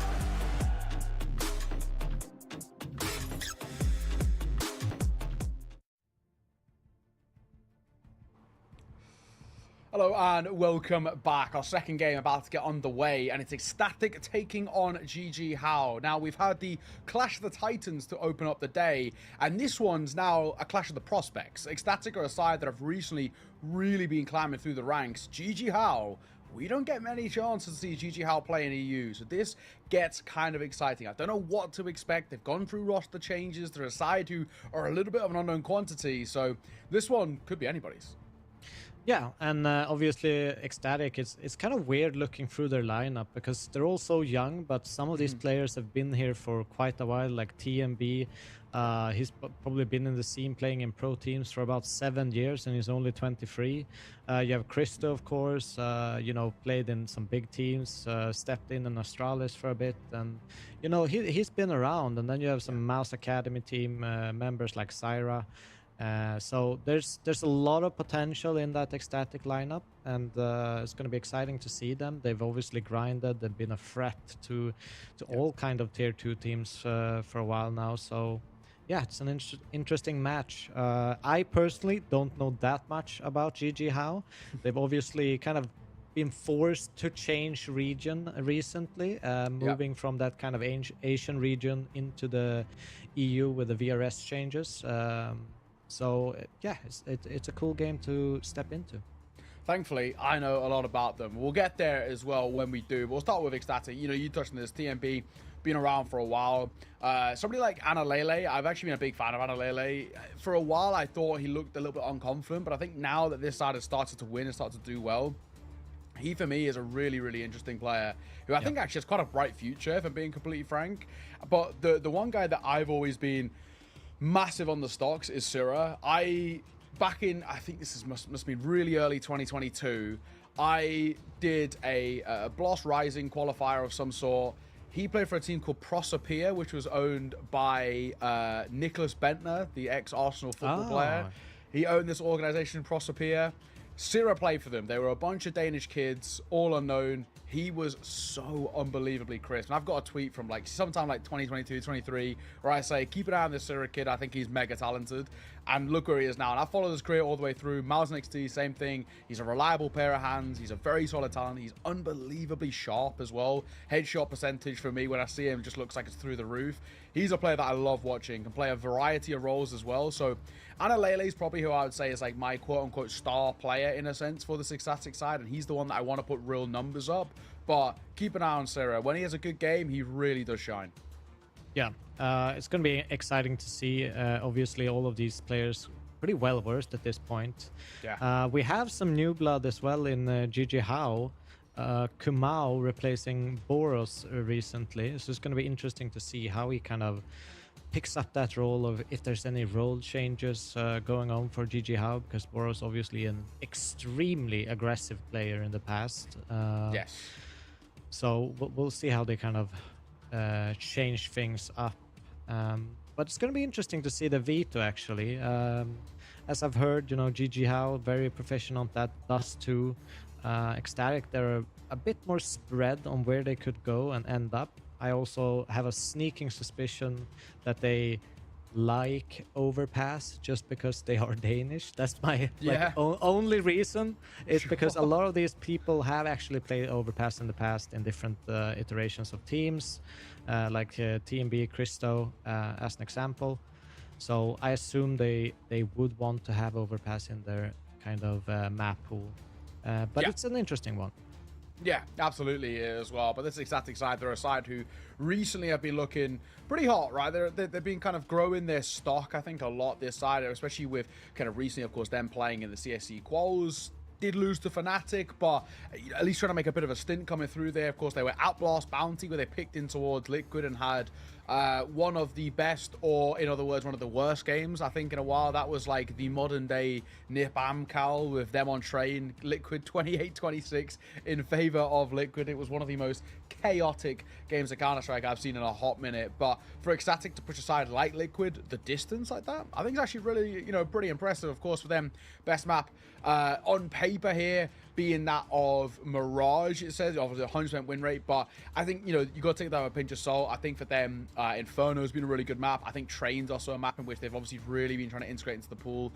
Ancient's always a classic in which I think is expected to be picked in a sense. And then, you know, you're talking about kind of like the overpass, right? There's also the other thing. I always think, you know, Danish teams are nuke, right? You know, I guess a lot of that's ingrained from the Astralis days, but you see it quite a lot with a lot of these Danish teams that they just feel like they always have, even if it's not the most proficient map for Ecstatic, it's just one that they do get a fair decent amount of reps under their belt. But GG Hao, without a doubt, Dust 2, their best map. When I was with them in China on LAN and in Mongolia as well, same thing. Dust 2 was always the map that they went to. The other one worth throwing out there as well that they're very good on is Ancient. Ancient's also not a bad map for them at all. They look very crisp on that. A couple of the best of ones out there too.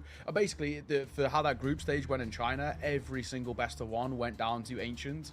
So that's a map in which I'm really looking towards GG Hao to make a bit of a difference here to some degree. But as a whole, I'm excited for this Ecstatic side. I think they've got to come in as the favorites here in terms of structure, in terms of proficiency recently, but it's just a wild card that is GG Hao. We just don't know what to expect. Yeah, and I think the veto is what's going to be interesting to see if Ecstatic kind of throw in maybe like a Dust 2 veto, because that's such an obvious pick for GG Hao, and kind of force them into a little bit more of an uncomfortable situation going into the map pool and the best of 3. But here we have the stats from GG Hao in the last 3 months, and you can see there's Mini and Kumao, the new addition, who actually is topping in the rating there. Yeah, so worth keeping an eye out when you look towards this side. I feel like, at least recently, I sort of know a lot how they kind of run. Mini, of course, the primary AWPer, but I would actually say he doesn't always look that confident on it. He actually has some maps where he just feels better on the rifle, and he's also incredibly proficient on the rifle, so worth keeping an eye on that. There might be sometimes if he's not hitting the shots or not feeling it, he might just dip back in towards a rifle and join the core. But he is their AWPer. It's a secondary AWPs every now and again as well, depending on the map. I think Dust 2 is a map in which they do bring out that secondary AWP quite a bit. Mini will play through the B site. Issa will play through A. Another thing worth mentioning, as much as the stats don't look fantastic here, Asamas is one of the stars of this side. It looks bad in terms of his rating, but you know, he's given a lot of freedom, a lot of opportunities to express himself.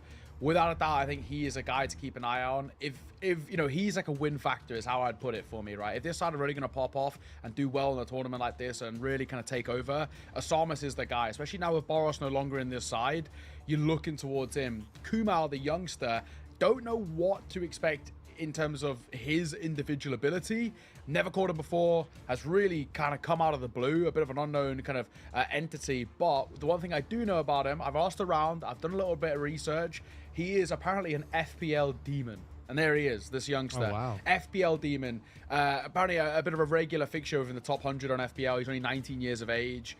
We'll face it in terms of elo. Apparently he's always up there, and he's mega crisp and he grinds, plays a lot of games. So that's one thing worth mentioning for him. They're out boot camping, of course, currently at, as you can see, the foot headquarters right now as well, which is pretty sick to see. And this team is led by Lord, the Polish legend. Yeah, from the old Golden 5. Yeah. Actually competed against him in the early days of CSGO when they were still, you know, transitioning from that 1.6 era. But yeah, a really smart coach who's been around for a while. And yeah, it's going to be interesting. But as you said about Osamas, I assume he's going to kind of take over that kind of entering role and be on the front foot for this GG House squad. Yeah, it's interesting because he was basically previously playing second or third in on T sides, and obviously Boros flying in. But then Kumao, if he's just FPL demon that everyone's touting him to be, then potentially Kumao might just be the one who just takes up those reins, right, and just becomes that relentless entry, and Osama stays as sort of a second or a third in. We are getting the veto through here. Dust 2 is no surprise. The nuke is a little bit of a surprise, but I guess Danish teams and nuke, it's been popular for them, but it's also not great for GG Hao. So this is a map that feels like a punish. That Ancient, while on paper looks quite one-sided, I will say you got to air caution there. This is a map that GG Hao do like, despite not having a lot of reps. They just don't have a lot of officials right now. This is a side that don't play as much Counter-Strike as Ecstatic or basically any of the teams in this competition do. So definitely worth keeping an eye on. Ancient's not a map that GG Hao mind at all. Yeah, and I think you have to be a little bit fair that they probably don't have as many reps now that they have to change region. They kind of have to relocate to some degree because playing with that high ping, as you mentioned, it's not an easy task to just run around with 100 ping against people running around with 30 and expect good results or be comfortable in the game.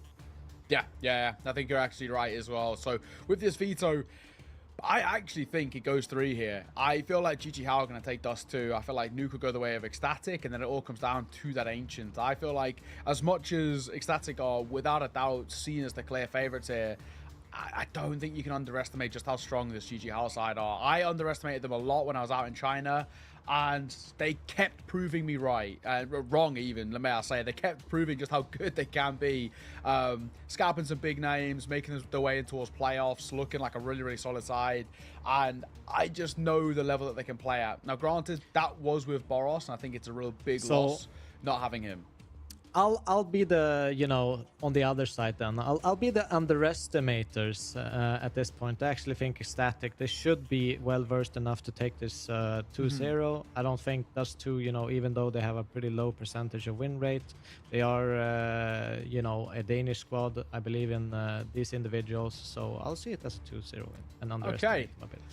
Well, we'll have to ask what our casters think. Fellas, Ted and Trav, fellas, what are your predictions? Who do you think's taking it? Oh, he's done it again.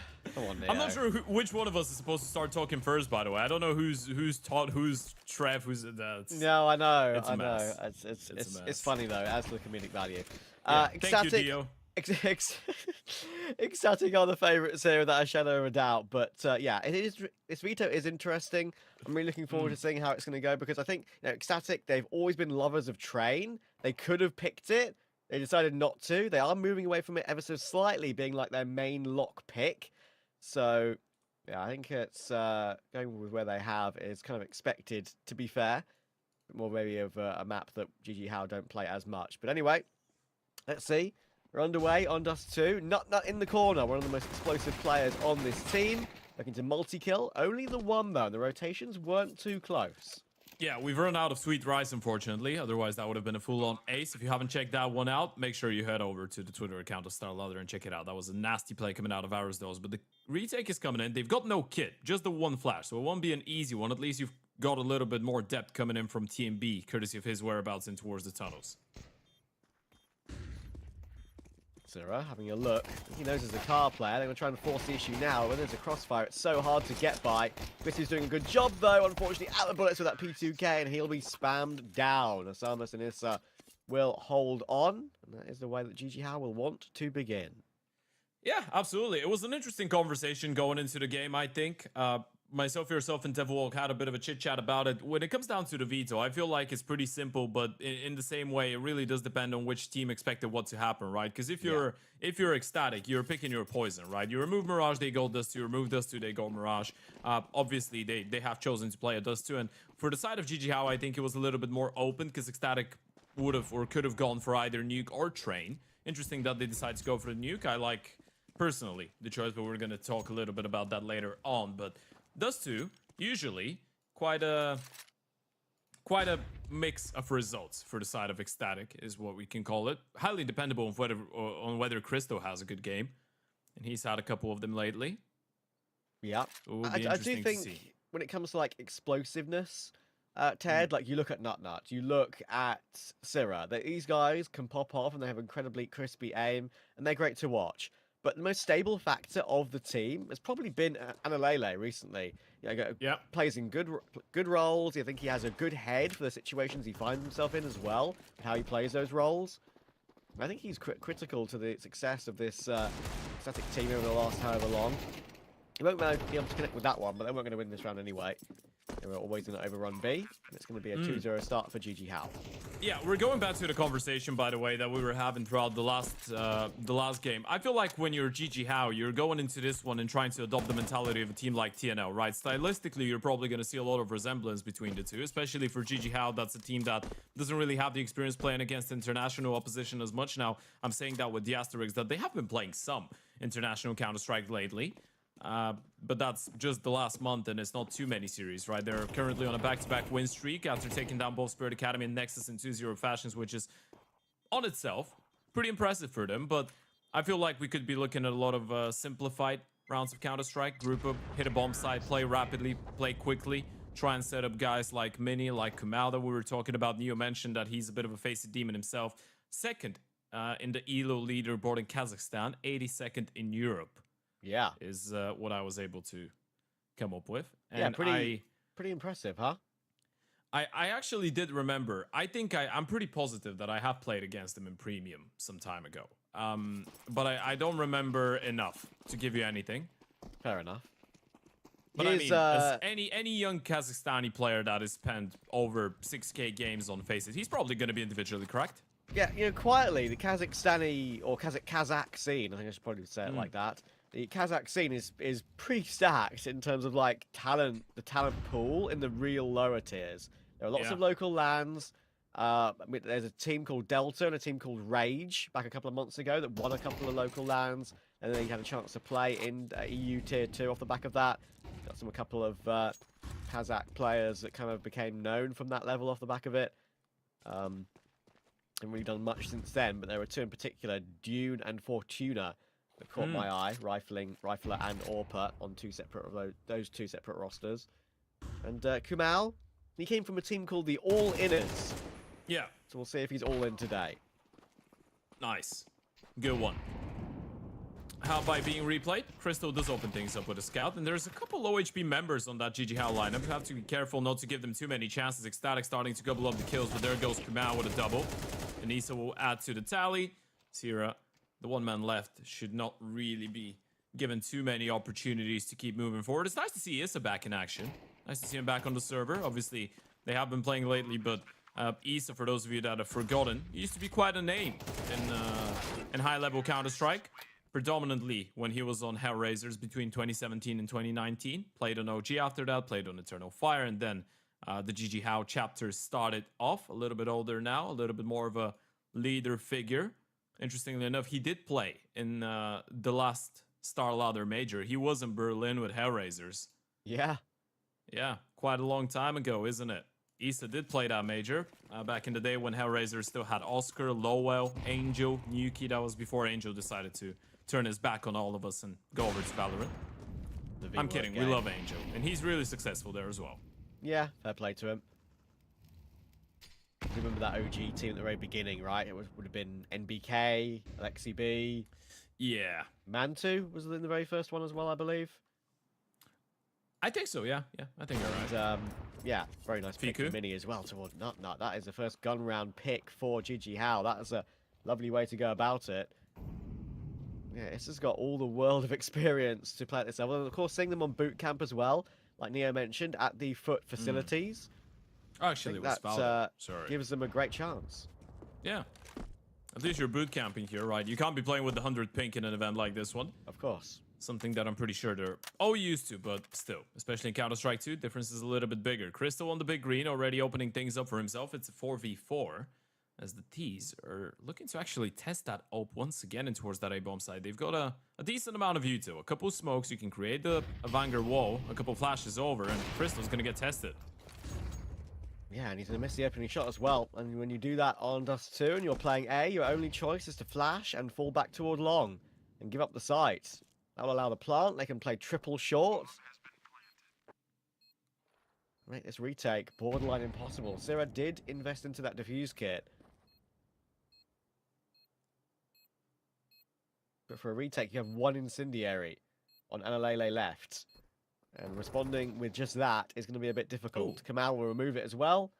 And that will force Sierra to fall back away. They now know the save is an absolute necessity. Kumal should go down to TMB, but no. That is that face it ability we all know and love. Also, I think that's the fact that Devilwalk did say it's going to be a 2-0 for Ecstatic. True. The predictions haven't gone too well for us, have they? No, there's something about it. Like, with us, we sometimes get them right, we sometimes get them wrong. When Devilwalk says something, it's like a curse. Even if it makes the utmost sense, and there's so much logic to it, right? He's really good with giving a reason behind his statements, but it's like he's cursing the teams. Feels like my logic whenever I do my pick'ems. It's like, yes, Sure. this makes total sense, and they've lost their first BO1. Yeah, absolutely. Vitality will beat Legacy any day of the week. Apart from that day, So sure. that single day out of the 365 of the year. Of course, we're kidding. Shout out Devowalk. We're blessed to have him around. Yeah, predictions don't actually matter. If you don't, You know put your what, neck out, if you don't put your neck out there, Ted, then what are you doing? Right. Yeah. Gotta be brave in life. Approach it with character. Christo trying to be the hero in this one. A couple saved guns. TMB's already biting the dust. And this is not going to be an easy one for Ecstatic, but they seem to have the right idea. Moving, shifting the majority of their numbers in towards that A bomb side as of right now. Bomb making its way out long door. So Ecstatic will be in prime position to try and make something happen here. Zero will try and make something happen. He will push the issue. Press them on short. Remove Osamas from the round. And I believe that with them on long, they should be very aware that they can stack more than 2 on the A-bomb site. We have got 2 around that position to go back and check for it, but that's going to be moving back in towards CT, and that's going to catch them off. Zero has to move into position. They'll try and do just that. It's a good position to be in. They've lost Analele. It's a 2v4. Kamal and Issa working their way up, and Issa will hit the shot straight up. We know GG How to be great on D2. Well, right now, that is the one prediction that has been going right. They have not let up so far. They look really sharp, right? And I feel like this is what you should be looking for if you're GG How, right? Simplicity is your way of winning this game. Nice shot coming in from Mini, but everyone's just hitting their shots right now. And when you're playing against a team like Ecstatic, in the end of the day, not only because they're Danish, but in general, they've been doing a pretty good job at actually preparing for games, having a little bit of in-game depth. And I feel like a lot of it has to do with obviously TMB and Analele being on the team as the two big voices, TMB being the in-game leader. Ecstatic, for a team without a coach, this is something not to forget, have actually looked like a really well-prepared team in the majority of the games they've been playing lately. But the thing is, when you're playing heads-up Counter-Strike, incredibly simple, when you're just hitting the shots, they might know what you're doing. They're not always going to win. And you can see under those circumstances, slowing things down a little bit, not rushing into things for GG How, it actually makes Ecstatic question themselves a little bit. Start dragging those players back in towards that B-bomb side, put them out of position, and a lot of them got caught in the middle of nowhere. So this is a great opportunity here for GG How. A 5-0 start on the T side. You win this one, you're looking at 6, potentially 7. This could be a great dust too.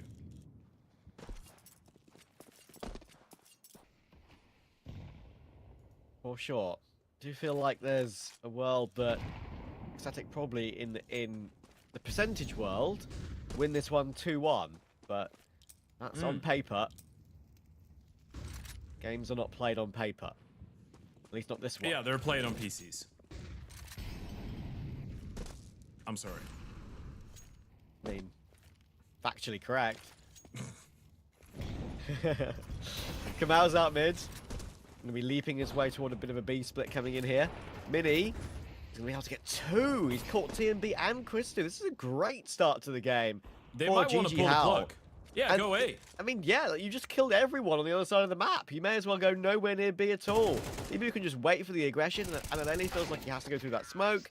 Not only gets one, it eventually removes Mini, who had an insane round, but it doesn't really mean anything at all. GG How's clean sheet is intact. Yeah, and suddenly it feels like from being a sleeper of a team, Ecstatic has turned into just being asleep on this map. It doesn't feel like they've just entered Dust 2 yet, right? And quite surprised they haven't gone for a tactical timeout yet. Well, that was a perfect timing. GG How have been running circles around them, and this is a really precarious one as well, right? They wanted to go for a B split, but then suddenly you just get all the kills into the players trying to rush their way in to rotate and help the B players, and those guys trying to defend the bomb site that was initially targeted are the last 2 people left standing. A little bit frustrating for Ecstatic. Of course, it is just early doors, and those Danes, they have been known to get involved in a couple really close games over the last couple of months. It's not easy to break them. Yeah, They're not I mean, a team that gets frustrated easily. they've beaten Fnatic a couple of times. Of course, they've lost to them too in that CAC qualifier game. That was an unfortunate one for them. They were had a chance to win that 1 BO3 and make it to a Chinese LAN for CAC. They were ahead on train against Fnatic, I think 12-10, but lost it 16-13, lost D2 13-10 as well. Another big pick from Mini. We'll start to the game. Been going for that right-hand side boost a couple of times now. Ecstatic definitely will start expecting it at a certain point. And of course, this is just the pistols, the Hero M4 for an Alele, so we're not having massive expectations out of a round like this, Trav, but it's all about how clean can GG How make those work or look. Good protocols from Kumau to molly out long Cubby. We've been talking about GG How as such a significant underdog, right? And it's true, they are, but you have to take into account they're not like not winning anything in Tier 2. Since they were on their boot camp, they managed to beat Nexus and Spirit Academy. It's not like it's a decent Nexus team as well, with Laurenex back in the fold and Blitz and Sound playing for that team alongside Zello. They have moved on from the BTN era for a little bit, have Nexus. This is a stand-in, I believe. I haven't heard official confirmation of that just yet. But still. Be able to beat them 2-0 and Spirit Academy's new team. All the same core, but new 2 players. 2-0 as well is a good sign. And they're showing some great work here on Dust 2. Samus will deal with TMB. Issa entry Christo as well. They need a response and Ecstatic will get it. And the Lelia are still here. They've stacked over toward A, and that is a surprise to GG How. But Bibu does not want to let up. It has to be Ananelli to win a clutch, but there's another one coming from short. Short upon short for GG How, and it's not expected for Ecstatic. Yeah, they were just waiting for the layers of that A execution, right? They were constantly looking in towards long, maybe in towards CT spawn towards the end. They were so sure it's impossible for GG How to play around like this one with all 5 players coming in from the same spot. Exactly what they did, though. There's the replay. It gets a little bit hairy there for a second. Good entry work coming in from Samus, but an Alele and Nutnut combining for a couple. Making life a little bit harder, but Kumau's there with the clutch. First, buy round after yet another reset here for Ecstatic. This is the one that they need to pick up. Kumau going for his big entry toward long, but does get put on notice this time around. Get legged by Christo. And I think that is, as you rightly say, one of the main factors of Ecstatic. You could argue, if you were to be really harsh, that maybe Christo is a slight negative to the team. He can be a little bit underperforming sometimes, but I think he fits in the system very, very well, and that's what really matters for Ecstatic. What I emphasize, the way I describe it is, rather, there's particular maps on which he's needed to win. I wouldn't say that he's being a liability to the team. I'd say, for example, on Dust 2, Ecstatic is highly dependable on him overperforming a little bit. And that's been a trend over the last couple of months. Obviously, it's a little bit more difficult for guys like, I don't know, Nutnut to step it up being the B player. And Alele will try and be the difference maker, though unfortunately, there's just too many targets on the screen. Come on, Christo. Time to prove me wrong and prove why you're needed on Dust 2. Prove Ted right. Nade to cross, actually not having a smoke available for it, and Christo knows he's got an opportunity there. It was the right time to go for that pick, but now he's pincered.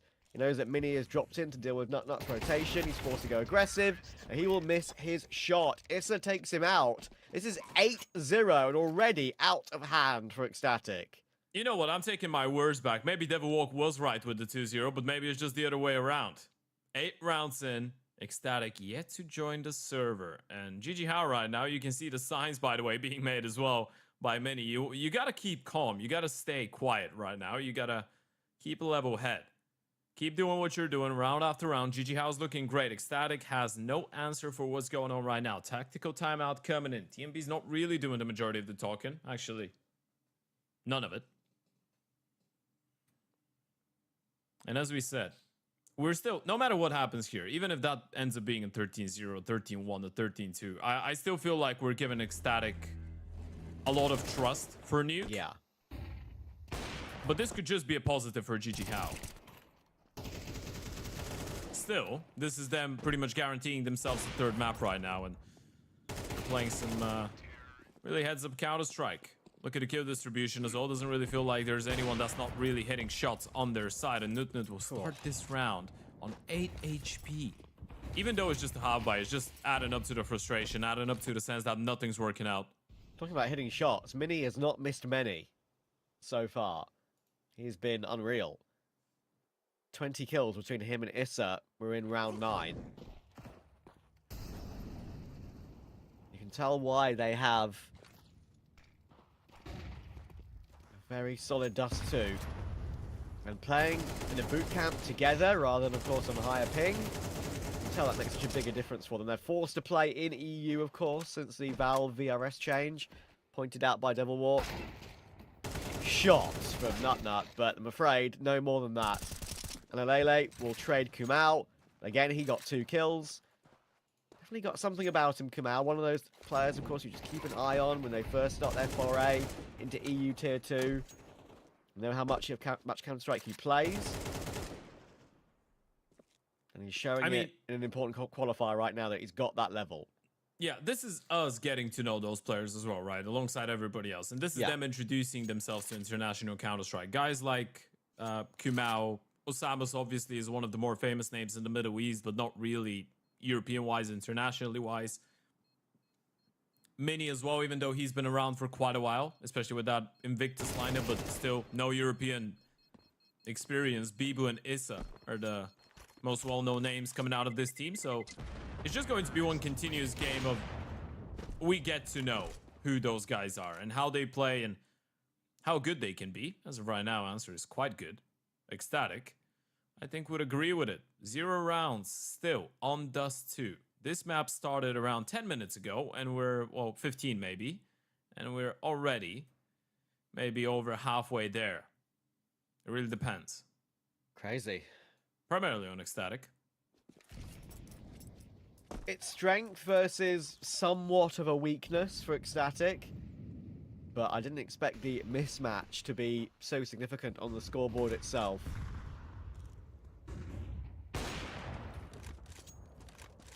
Bring out the double AWP now, and Alele with the secondary. Just trying to change up something. You've got to at this stage. The final 3 rounds of the half are non-negotiable. They've got to take them.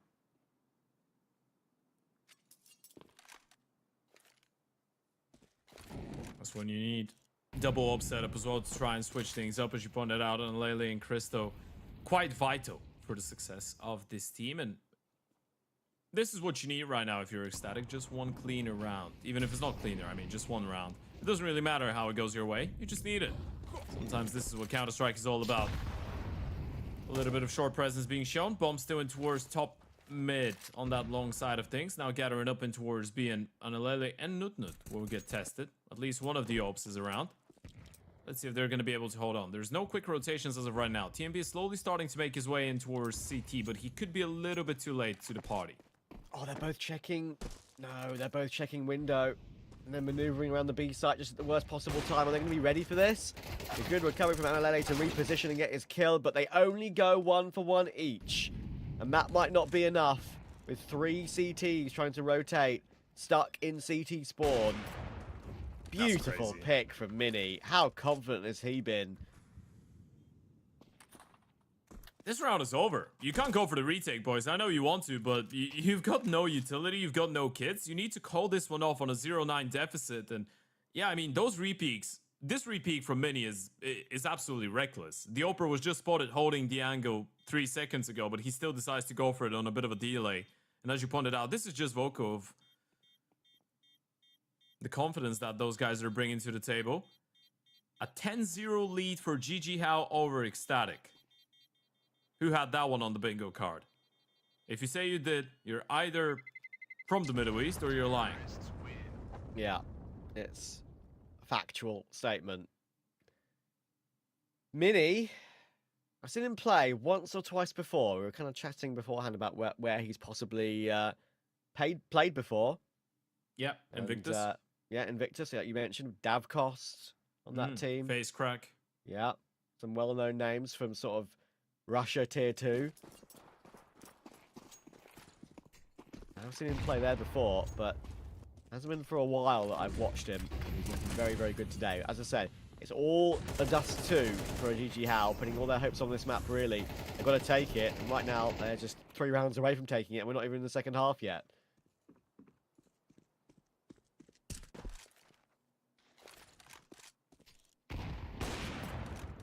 Oh my word. Every single move he's making is going right for him. Everything he touches turns to gold.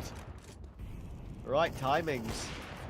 right, look up to the sides. Brother. Not the first 3K he's got on this map so far. And in one that's an important round as well. Actual gun round. Not trying to hold on. Asamus will go down, but he's getting rounded on by the CT push. You can see maybe using New Box to flank Nut. Not a position you'll be expecting at all. There we go. Kamal's creeping up. And there's the catch. What a brilliant pick. And Mini will even phase the CT smoke to deal with TMB. Unbelievable half of Counter-Strike from Mini and GG How. You know what this is? They're just approaching this one as if it's a face-it game at this point. You can just go for all the peaks, go for all the fights that you want to. You're just winning all of them, and it feels like Ecstatic are a little bit soulless, right? You can see them trying to force the issue, trying to be the heroes, but it's just not working out. It's just a mixture of GG How being on a different level and Ecstatic not really joining the server as of right now. TMB's yet to register his first frag. It's a little bit worse for wear for him. And it doesn't feel like a single round of action has started without GG How getting a man advantage in the first 20-30 seconds. And Ted, what's funny, right? Just seeing Mini in this position here, this is how he started the entire gun round streak for GG How. Got this pick on this angle right here. It won them that first round on the guns, and it's going to win them the final round of the half as well. BB will entry with 2, and Ecstatic have found absolutely nothing from their CT side. It's a big whiff from Kamal, but we can forgive him because Asamus is there to help out. He'll tap down Christo as well. 12-0 for GG How. You thought you could only play pre-fire maps offline. Well, apparently you can do that in officials as well. That's what this last round was for people. That's what this entire half was for those guys. And I don't think in their dreams even they thought this would be how it goes. It's just been perfect. I know contest, I guess, is the best way to describe it. A straight-up knockout. A 12-0. It feels like we haven't even started yet, and this map is already over. One pistol round away from a 13-0. Thinking about this from Ecstatic's POV, like, they're going to have to... I mean, they're good at this sort of thing. They've been there, done that. They can... If they lose this 13-0... Forget about it entirely. Dust 2 wasn't their pick. It's not a map they tend to pick into themselves ever. It's not a strength of theirs. Focus on the 2 maps that you actually do play well, 2 and 3, Nuke and Ancient. But still, 13-0 is certainly very, very notable. Yeah, it is a little bit scandalous. Even if you end up winning the series towards the end. Let's see. Will the 13-0 dream stay alive? Mini says yes, opening things up. It really is happening, Travis. Ecstatic are about not to win a single round of action on Dust 2 against GG How, and there's nothing they can do about it. Oh my goodness. Just stare at the banner of their own misery. I'm not casting many 13-0s in my life. But you know what? We could have one here. And a Lele tag down to 5. I think I only remember 1 in CS2. Maybe done a couple in CSGO when there were 16-0s, of course. But this one is going to be an absolute sweep. Unless Syrah has something to say about it, he won't be allowed to do anything. It's happened. 13-0 for GG How on Dust 2, and they're rightly loving it. Yeah, welcome to the close qualifier of Style Ladder here, Ecstatic. Well, I can't really say welcome. We are waiting for map number 2 to start because they haven't registered a single round. That was a statement, man. GG How are once again proving us wrong with the majority of the predictions, and once again showing us that we should never be riding a team up. We did that yesterday. It ended up not really working out the way that we imagined with 9, and now GG How have just come to play. They didn't give Ecstatic a single round. I don't really know if there's anything to say about it. Thankfully, it's not us that have to dissect this map, Travis, because I would have been in misery. Yeah, like, genuinely, if Neo and Neville Walk have got something extensive to say about that, then I'd be very impressed. What have you boys got for us?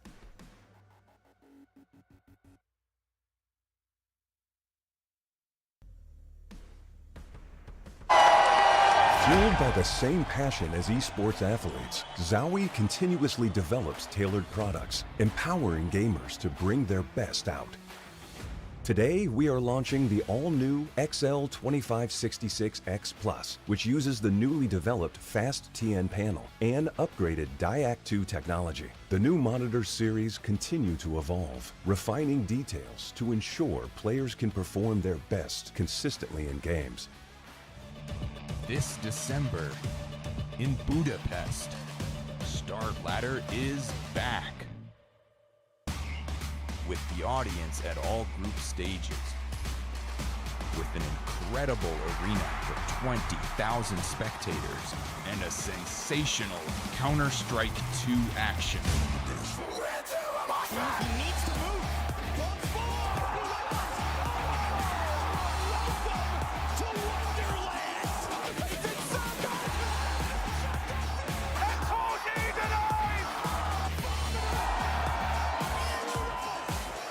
Join us at the Budapest Star Ladder Major.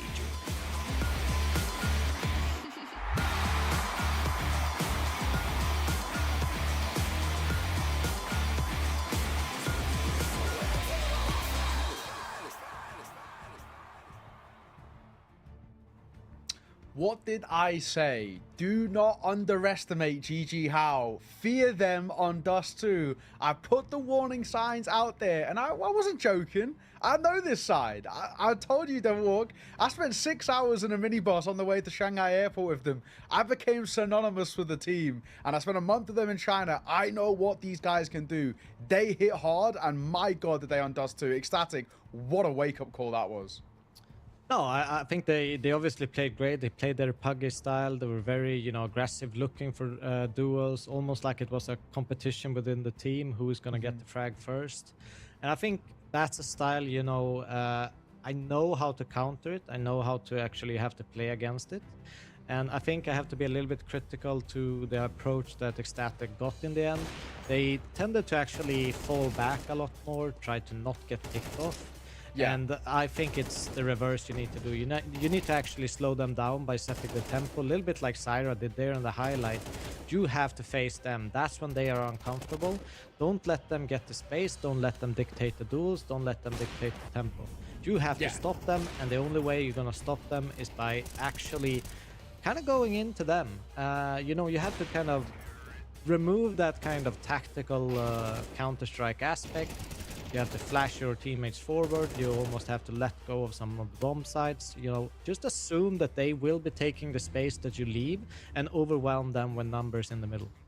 Yeah, absolutely. We'll take a run through the kills at the back of that. No surprises across the board. It is the 5 over towards GG How. Mini had a fantastic map number 1 as well. 17 and 6. 126.9 ADR he got as well. Asamus, I told you to keep an eye on this guy, and honestly, while it wasn't super lights out, he did his job, some sharp shots, but honestly, everybody did. Even that Bibu, when he cracked open the B site individually, 2 1-taps, super sick to see. On the flip side, towards Ecstatic, there's not really a lot to love. Nobody even hitting double digits, but in particular, TMB 0 and 11 did not even get a kill the entirety of that map. That is pretty damning. Yeah, but even looking at the GG How numbers, because they only played 13 rounds, so having 11 frags in 13 rounds or 17 frags in 13 rounds is still pretty good. You know, it's nearing, you know, towards that kind of old 30 bomb as we used to speak, but now in the weird, uneven 24 bomb. Yeah, exactly that. Entry kills as well. Mini doing a lot with the AWP as well, especially we kind of saw that on that T side. He was actually gaining a lot of space for them, or even just information more than anything at times too. And like I said, for Mini, he's one of those players that with the AWP, when he's confident, he's really good. Now, I still do worry at times when the side do get tested a little bit, because I've seen it in person. When they were going up against kind of some of the titans of the Asian scene, they were struggling a little bit to put up kind of consistent form and really be kind of difficult to deal with as a whole. I'm talking about teams like your Lim Visions or your Fly Quests, for example. They were making life a little bit uncomfortable at times, but as a whole, I like what I saw there, and I'm hoping they can kind of transfer that in towards the second map. KDR of 5 for Issa is nuts as well. He just wasn't dying. No, but we have to mention Nuke is a very different map to Dust 2. Yes. Dust 2 is known, at least to the, you know, very old school Counter-Strike. It's kind of like the old Mirage in a sense, where everyone knows what to do. Dust 2 used to be that map, and it is very puggy, and it's efficient to be puggy. You don't have to be that tactical at all, but I think on Nuke, it's a different beast to kind of run around and force your way into things. I think they're gonna have a lot more problems with it, and it's probably a map where, you know, Ecstatic, okay, they got their map, let's just pick ours up and have a fight on Ancient. So it's obviously hurting to go for 13-0, but at the same time, I think they can kind of rattle their way. We didn't wake up, we didn't show up on the server. Let's make sure we, you know, get a breather, take a walk, jump around a little bit to get the blood flowing, and then we jump into the server and do our thing on Nuke, a map they're comfortable on. I'll say, yeah, knowing what I know about GG How and about Ecstatic, I've covered a lot of Ecstatic over the last few months with kind of the tier 2 and especially their rise. And obviously GG How I know so well, having been in China and Mongolia with them. I don't love the way they play Nuke. I don't think it's a fantastic map for GG How. And I think this is actually one where they do get exposed a little bit. More than anything, I think that when I've seen weaknesses out for GG How, it actually comes from primarily overextensions. It's worth keeping an eye on, especially on the CT side. And that's obviously where GG How will start. They do get caught a lot overextending. They like going for lobby crunches and these kind of plays and these pushes, but unfortunately the spacing can be a little bit of an issue for them. And the big hope is that actually Lord, being the coach, a man with a lot of experience and also that kind of EU-centric mind, he knows how to break them down and how to make life feel a bit more comfortable and also probably rein them in a little bit. I mean, Devil, you'll know exactly what it's like, right? You've been the coach of one of the puggiest teams that we've seen in many a year, right? At times you do need to rein them back in, and I think Lord needs to find a way to do that on Nuke. That's the only way I feel like GG How have a chance here against Static. They need to set up really good foundations by not overplaying their cards, not trying to overfight.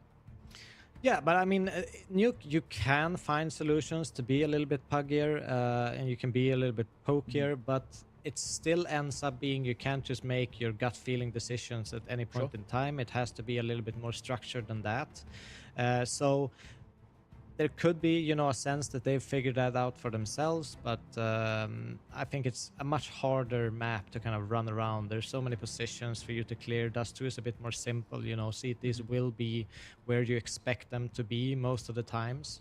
While on Nuke, you know, even going to the outside, there's so many, you almost have to run around 360ing all the time with your crosshair to kind of clear everything. So there's a lot of positions where, obviously, being a Danish squad, they're known for being a more, you know, structured, position-based kind of country in the style-wise. So that will cause problems for GG How. So I wouldn't, even though it's a 13-0, I would definitely not count Ecstatic out. I still see them as the ones picking up the series, even though the Dust 2 looked atrocious for them.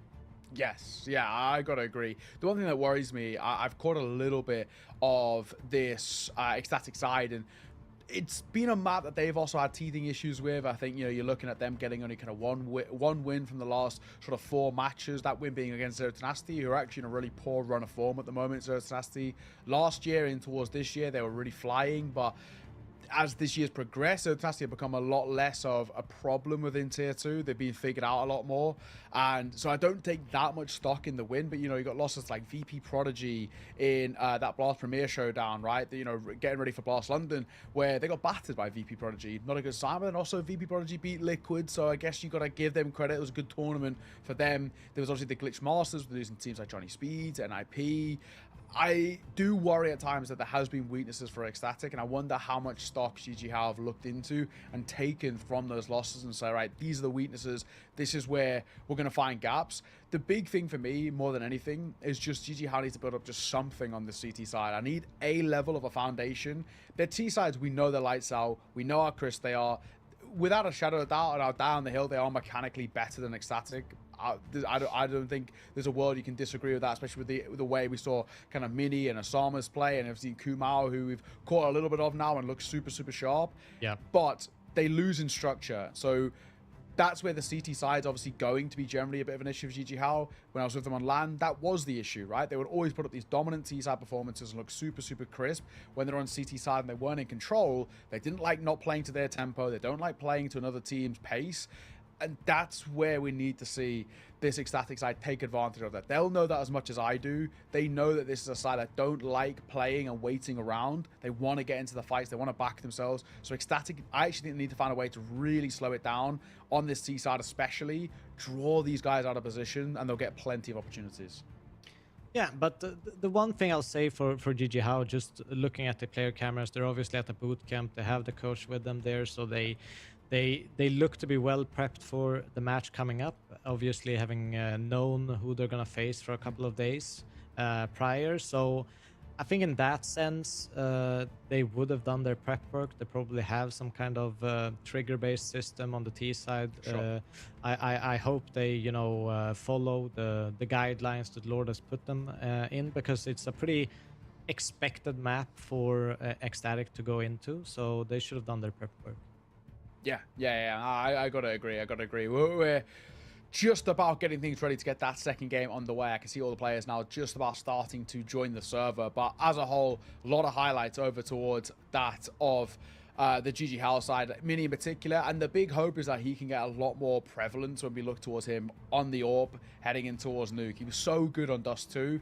Granted, it was basically all on that T side. We didn't really see anything of that CT side, in all fairness. But I do want to see him be a little bit more, if we can, a bit more of a turret, a shutdown AWPer, a guy who can get a couple of kills before falling, buy time for rotation. It's not always his individual style of play. He does like to be a bit of a shotgun AWPer in a way. He's very aggressive. He's very proactive in terms of how he likes to set himself up.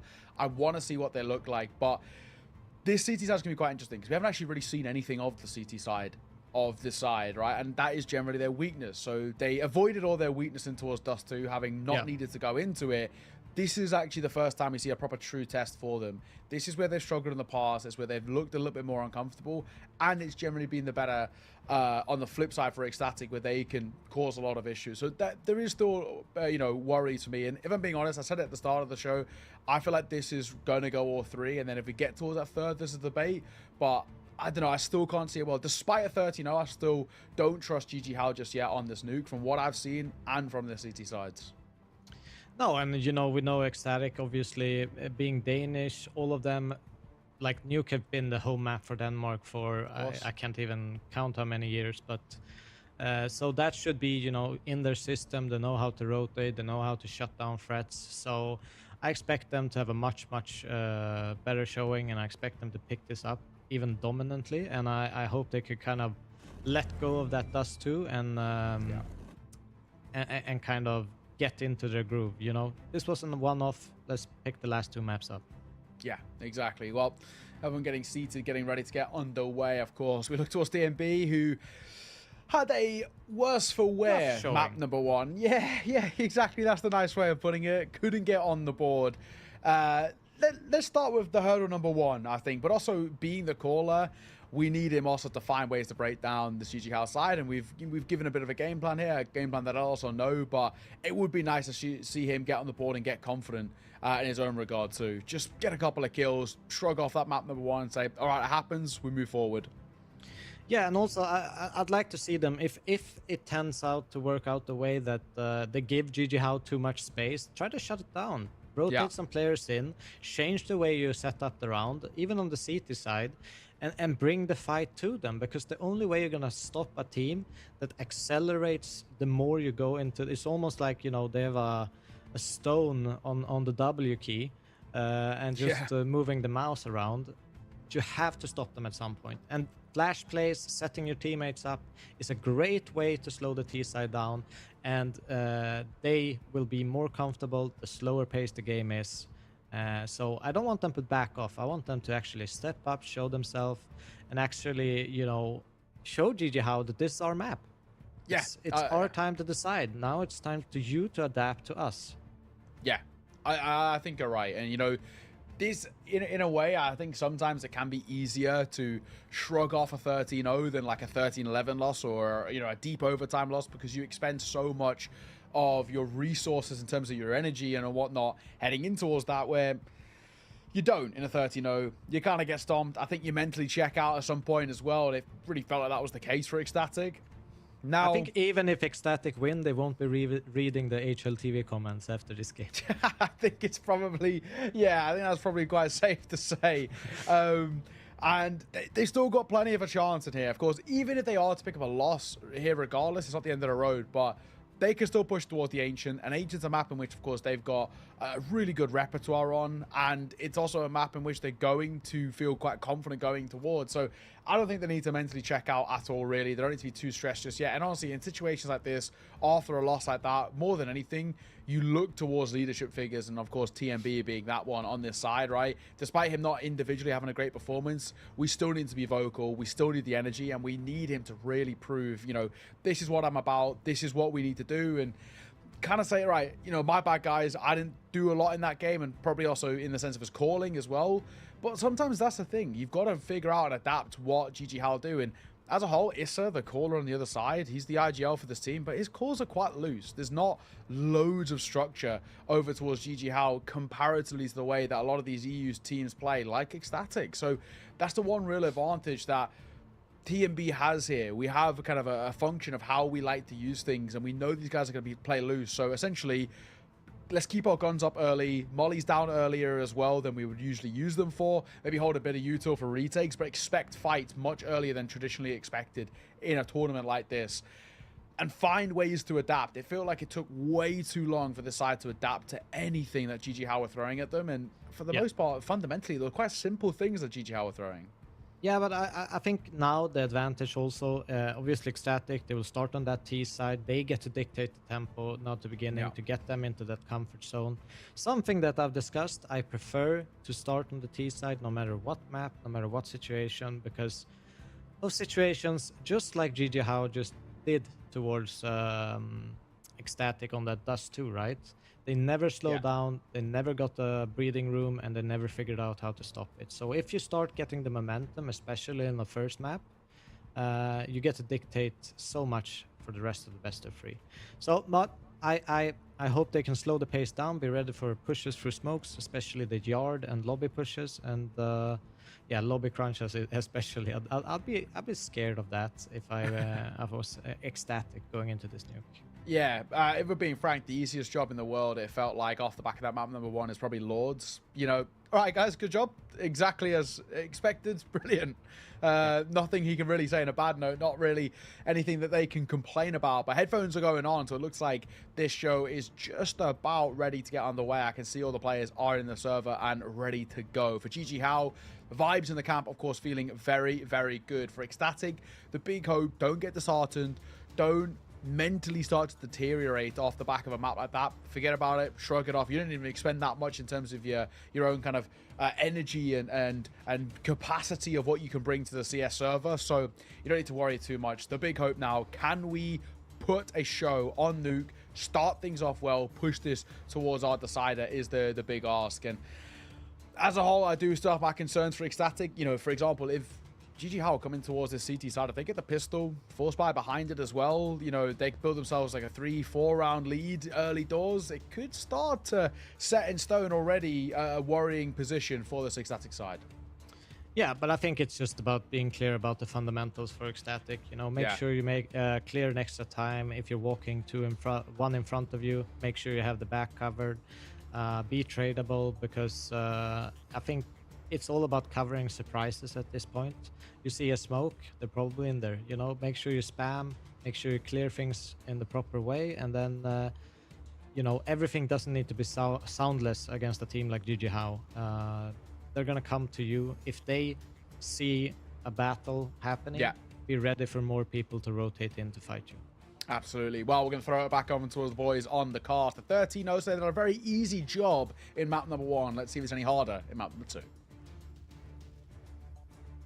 Well, it literally can't get worse for Ecstatic. That's something, but they got nothing on map 1. Let's see what they can do on Nuke. I'm expecting a lot of a different map here. All right. I think it could get worse. Imagine they get a 12-0 lead and then it goes into overtime and they can't close it and lose an OT. That would be worse, but Yeah, in all seriousness, Ecstatic really need their first round of the game right here, right now, and apparently they won't get it. Oh my Nut God. just shut down TMB, and it's a clean one. Crystal's reaction says it all. At least I'm getting a bomb plan out of this. Yeah, this round is over. We could already be looking at some of the GG Howl players. And yeah, they have killed Crystal, and they're already on the defuse, Trav. We are keeping it up with exactly where we left off on Dust 2. At least they're gonna plant. That's some money, but I mean, I'm really The score looking is officially 13-0. No, 14-0. Sorry. Yes, let's see if we can get to, if it's 16-0 and we get a you know, a conversion here against the Force and then against the full eco. We're rolling it back CS:GO style all of a sudden. Poor TMB as well.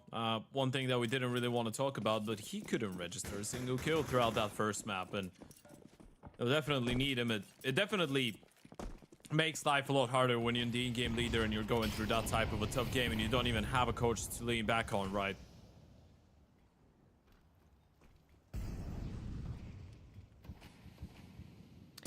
For Ecstatic, it's time to take a deep breath. You know you're better on Nuke than GG Howl. This doesn't matter if you lost the pistol. Doesn't matter if you lose this Force buy. Get the guns out at 0-3. Play the rounds you know that are successful. And have been successful against a lot better opposition. Supposedly better opposition than GG Howl. It's all supposedly and hypothetically at this point. GG Howl having a great day. Mini in particular has been looked very good. Only gets 1 on this occasion though, holding against that secret push. Kamau rotated in. And Lele waiting for a rotation.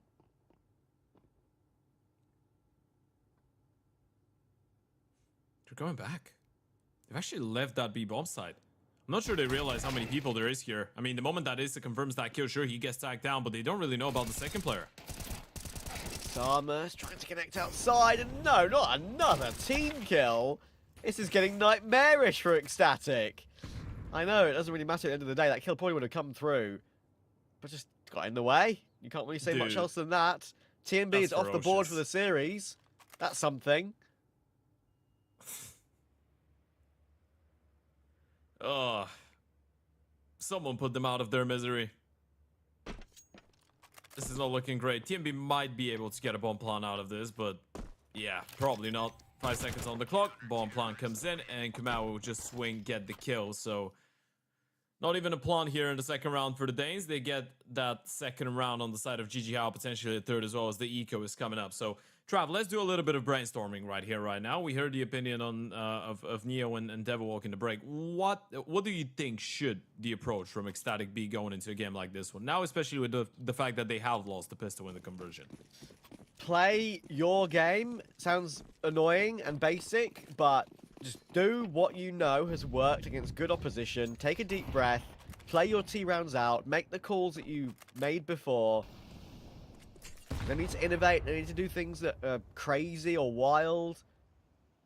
This is your map, the one you've picked. You know, GG Howl have kind of barely played it on HLTV.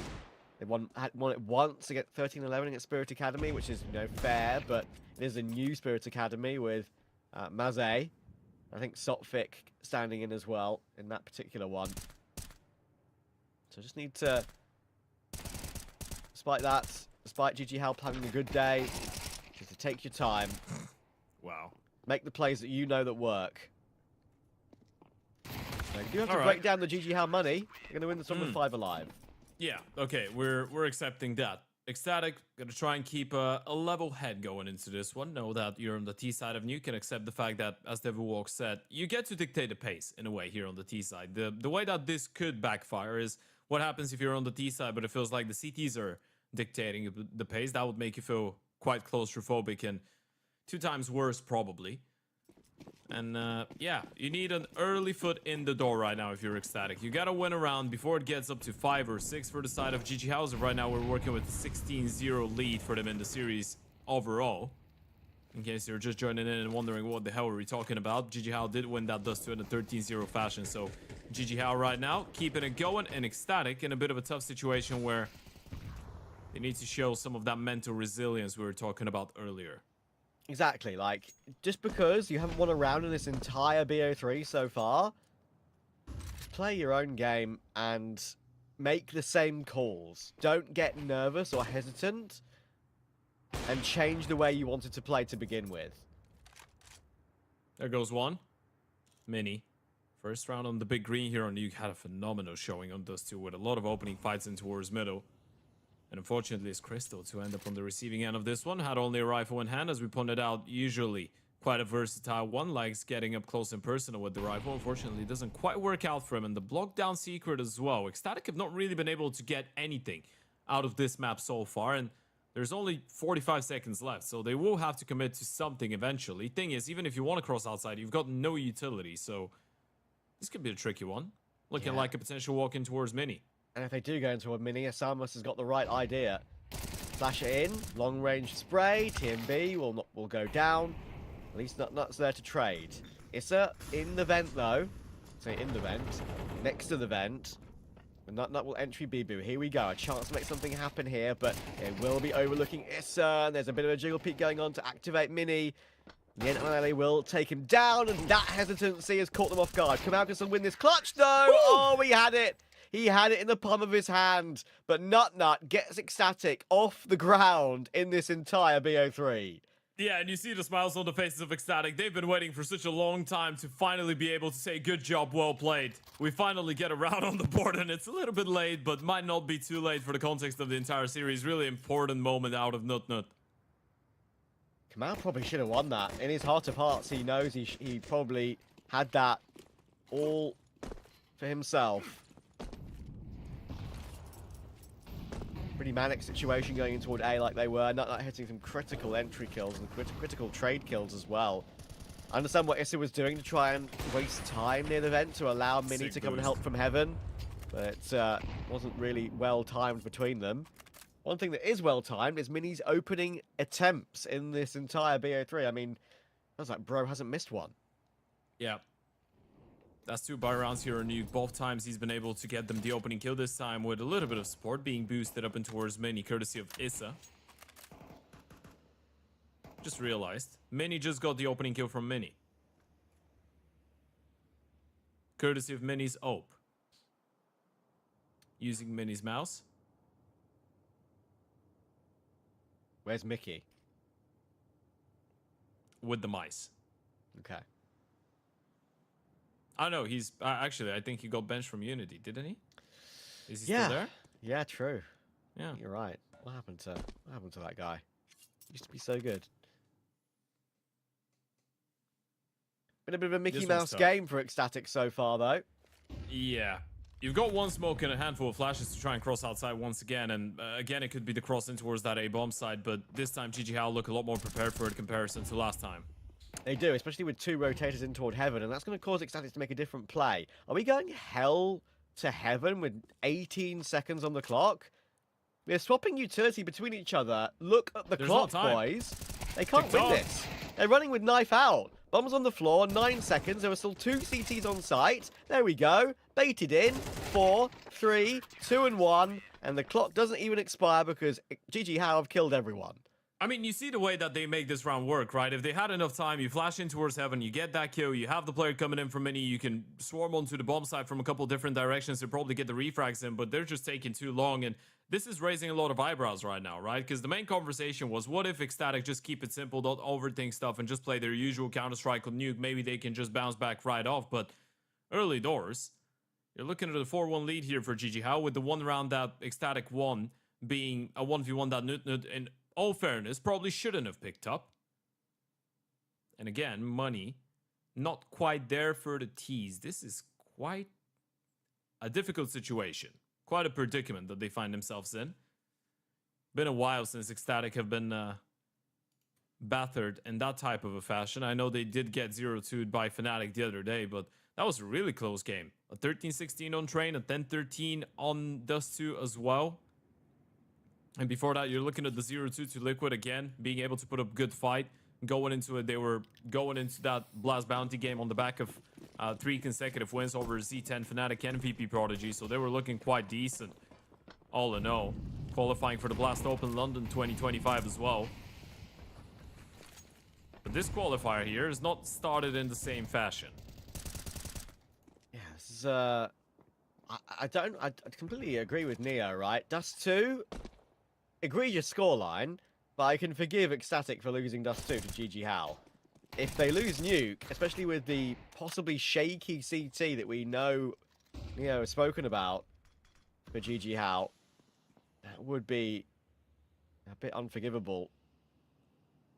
I mean, thankfully for them, it is forgivable because this is GSL, right? So they technically do get a second chance, but it is outrageous the way that Would be a they difficult second could. chance. Yeah, definitely. Not easy to pick yourselves up after a result like this. If this ends up being a 2-0 in fact, because this one is still going, but GG How look like they've posted quite well for this one. Issa able to multi-kill. Bomb dropped. M4 retrieved for Analele, but when you're that low, what can you really do? Kamau will put him down, and Syrah and TMB. Not really much to say here. TMB will now get caught by Osamus. I'm expecting much from TMB, but it just needs some confidence, it feels like, doesn't it? Needs to have one round go his way. And then maybe that individual level, which in my notes beforehand for this tournament, I did mention that it's sometimes an issue, his individual level, but they very often just have the firepower to make up for that, and he just gets his 1-for-1 when necessary, and it doesn't matter. Today, I'm not saying if he played well, they'd be winning these games. That's not how it works, but to have only one kill in a map and nearly a map and a half, it's not a good look. No, it hasn't really been going well. You can see a little bit of frustration in there for Syrah. He definitely doesn't like being part of this. They've been able to accumulate 10 kills over 6 rounds of action. Osamus himself has got 7. And the most worry part is the fact that Nutnud and Alele have 8 of them. Issa with another opening kill in towards outside Crystal going down, and Syrah maybe has been able to catch a bit of a timing. Osamus is ready. There goes the kill. Issa's nearby as well, though. Need to retain confidence somehow when you're getting beat 18-1. Oh. There we go, TMB. That's an important shot to hit. It's those sort of kills that can just keep them in advantages in these sort of rounds. But you just got to stick with the same plan. Do what you know best. Don't be put off by making the plays that Syrah just made. That does get them an advantage on this round 7 of Nuke.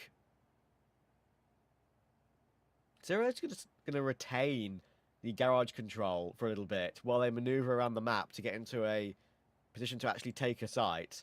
They'll take a little bit of extra time. Not sure if people realize this. I don't think he does. There could be a player right behind him. Staring at outside. Question is, how do they want to use the remaining of the round? Apparently 25 seconds, they'll start making their way in towards that ramp position and in towards the B-bomb side. And Mini's here.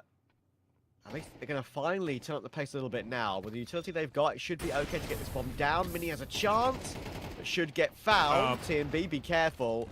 That bomb needs to go down. There we go. TMB manages to go 1-for-1 as well, which is pretty good considering. And Syrah will drop down the vent to catch Bibu's rotation. That's a critical find for him. And Kamau is forced to fall back and save. They're having a couple of close rounds. Money's okay for GG How, but for being 5-1 up, it's not out of control, as out of control as it could be. So he'll save and keep the M4 kit and util. Yeah, still a little bit of a late round. It could have gotten a little bit hairy if Minnie's able to hit that first shot, by the way. Oper could have been in a position to win the round by himself. Thankfully for Ecstatic, just leaving Syrah in towards Garage, being able to get him in there and reposition in towards the B-bomb side looked solid enough. Syrah with a good one. TMB with an important double as well, especially that punish onto Issa going for the outside peak. And as Devilwalk said, it's really important when you're playing against those types of teams that are going to be a little bit wilder, especially when they feel like they're in a good position, in a position of power and control, just to be ready for every single possible peak, right? At all times, you need to be on high alert, because sometimes those guys are going to go for unconventional fights, and you need to try and be one step ahead.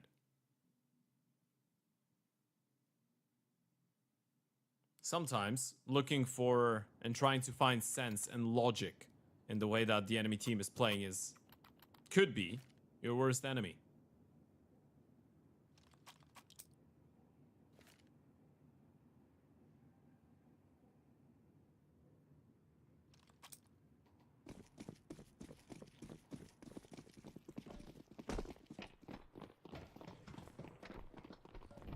Well, they've doubled their score for the series.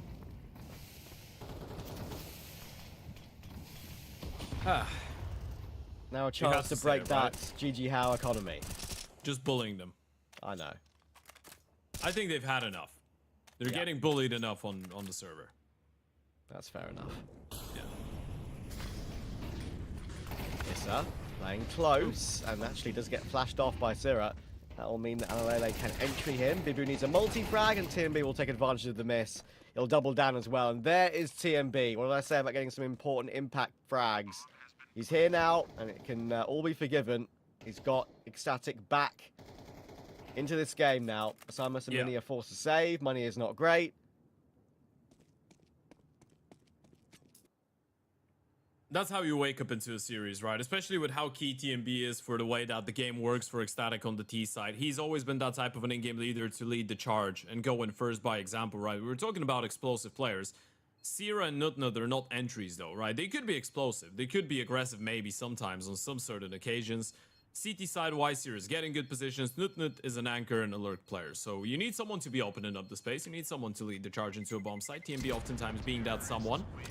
And you can tell how important it is. Definitely going to make you feel a little bit better being the in-game leader as well. We're bringing that point back, but it's just because it's really crucial. There's no coach behind Ecstatic right now. So TMB is the one that needs to lift himself up when things are not working out. And this could oftentimes be challenging when you're having a tough day. Individually, team-wise. The moment you start getting going, you start getting a couple frags, that's going to make calling a little bit more fluent. At least you'd hope.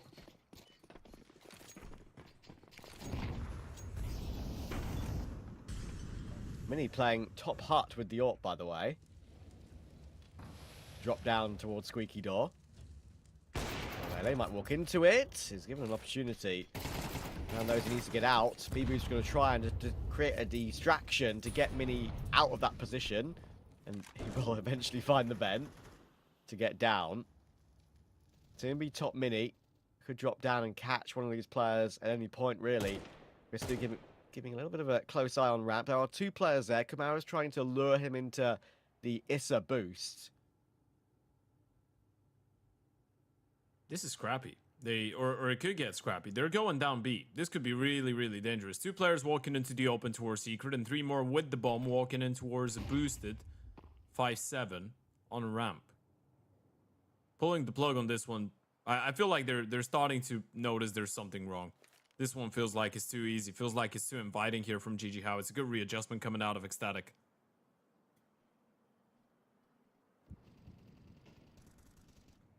Samus will be able to find TMB to smoke, I believe. Yeah, there we go. See it on the map right now. And he'll be able to stay alive toward the back of the site. Bibu's going unchecked in Mini. And Crystal will go down. Suddenly 5v3. They're going to be swarmed, surrounded. And Alele doesn't know which way to look. And Syrah needs to find 2 more kills. And they're both behind the A-bomb site. Almost impossible to get both of these. Utility's going to try and force him into the open. And it will. But Issa, it gave him time to rotate. 8 seconds on the clock to pick up the bomb and plant it. He's going to have to go for effect to try and get the kill. He will, but there's no time to plant that bomb. And Mini realizes, hides in Squeaky, and via timeout, GG How will get 6.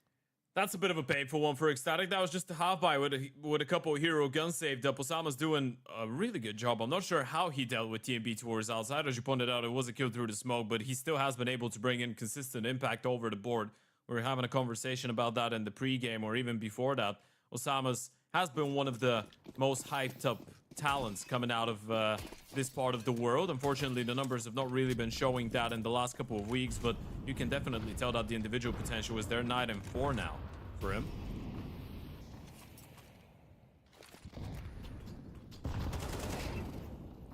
Oh, dink taken. Not as much damage to that dink that may be expected, though, for GG How. People will stop Syrah trying to advance through the corner of that smoke. Maybe a bit of a give up there from Syrah.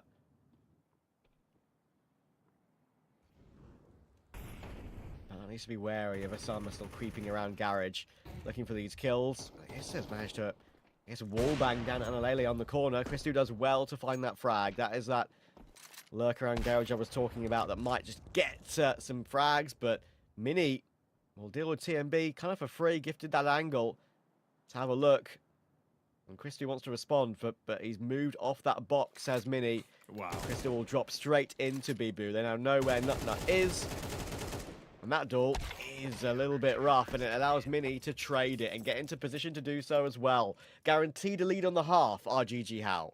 I mean, even look at the way that Bibu approaches that fight, by the way. They're just playing on full vibes. They're just chilling in the server right now. Bibu hears an Oper scoping, dropping from a box. He's like, yeah, I'm going to swing this. We've just cleared out lobby. I know you're both here. I'm still going to go for the fight. This is a little bit of a weird one for Zero. Maybe anticipated the smoke to be a little bit closer, or he lagged out. Could have been a lag out. There's the peek I was talking about. Bibu just not really giving them any freedom, not giving them any respect. And that was a sick flick coming out of Mini as well. Oh, here we go. XM.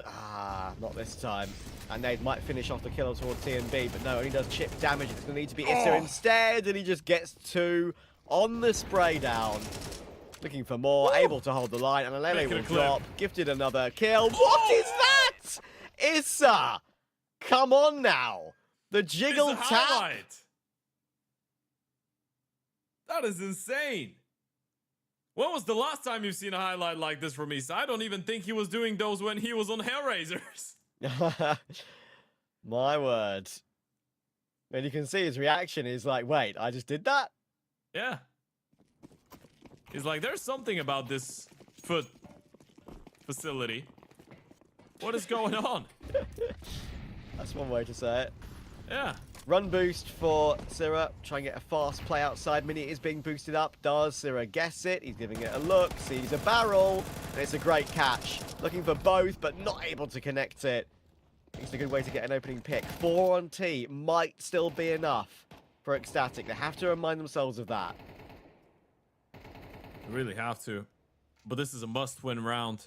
You need to make it work. And Alele's already gotten himself out of the door, and especially with the spam through the smoke, they might not be ready for this timing here.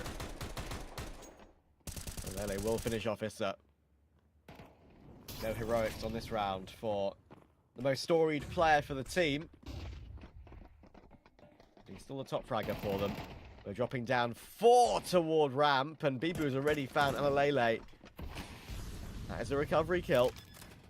That will try and get the bomb planted. Kumal might try and deny, but it's in the smoke. And if he swung any wider, he probably would have been fragged. Might not matter. He just doesn't give a damn. Wide swing towards Syrah.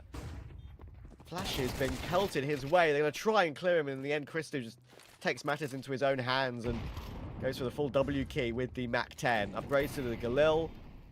Samus knows exactly where he is. But I think there's, now that all the util's been used on Ecstatic, will that give GG How a look to recover this final round of the half? They now know where multiple of these players are. Good trade from Nut though. Time. The Deagle will get that one, and time is a serious issue. I think it's already ticked too far. And Nut will hit the Deeg to at least get Ecstatic 4 rounds. It could be enough, but honestly, GG How still looking incredibly solid. Yeah, this is not comfortable at all. It's still a little bit better than what Dust 2 was, if not a lot better than what Dust 2 was, but you can't really say that Ecstatic have recovered. You can say that they've given themselves a chance. We're going to check out this once again. Look at that beauty coming out of Issa. This is what years of competitive Counter-Strike does, and still, that was absolutely phenomenal. A nice little flashback. Flashbang? Flashback. There was a lot of flashbangs flying around. There were. Yeah. Lots of nades toward those double doors. Yeah. None of them catching Issa, though. It was all from his side of things. A quick update onto what's going on over at the second stream, by the way. We have Spirit Academy actually taking a 13-4 overpass against Foot. That was map number 1 there. Map number 2 is Mirage, and the third and final one will be an Ancient if needed.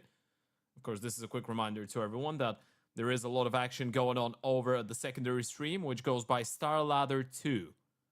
Over on Kick.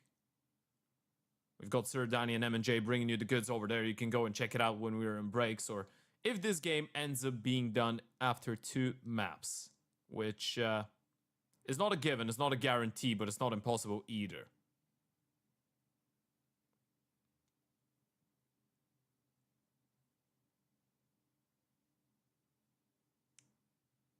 How are you feeling about this one, Trav? I'm convinced. I'm just convinced Ecstatic are not out of this game.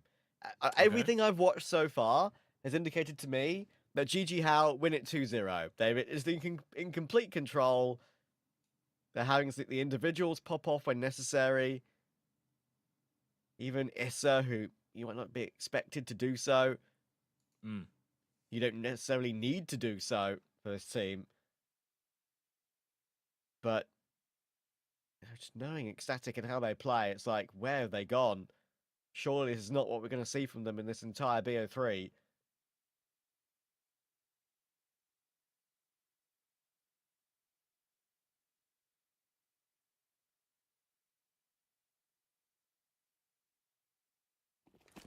That would definitely be a little bit of a tough one. Thankfully, no more technical timeouts. We're right back to the swing of things. So this is a game that Ecstatic could get a hold of. They just need that pistol round. That would be a great starting point. Here we go. Nut. What can you do? Oh, my word. He's no Arasdos. Apparently, Kamau is going to run down Christu, and Alele given no shot whatsoever. And this is the issue, right? It's a GG How on T side now. They can dictate the pace. They can go for what they want to go for. And Bibu will also stop Sira's rotation. Unstoppable. What have those guys been doing the last couple of days? I think 24/7 deathmatch. Look at the way that they're getting the shots. It's so instant. Every single one of them. No chance. You go for a peek. Bang. Headshot. You try and hold an angle. Bang. Headshot. You try and help a teammate. Guess what? Bang. Another headshot. They're not giving him a chance right now. In a lot of those fights, you can't even be critical of Ecstatic. They're not allowed to shoot a bullet. It's not even like their setup was that bad. Sure, you could argue with the dualies, boost it up. Should not be getting one, if not two, maybe. But it just burst and completely overrun everyone else. It's weird because you don't want to. You want those two players to be playing together, right? You want Crystal to be there a little bit earlier to try and support Nut. Even if Nut wants to be the first man to make contact, which ideally you'd want Crystal to just give him a little bit of a jiggle, try and get the first kill or at least show his presence, and then Nut takes contact. But yeah, it's a disappointing one. Now they need to go for a force buy. This could be the game right here, right now.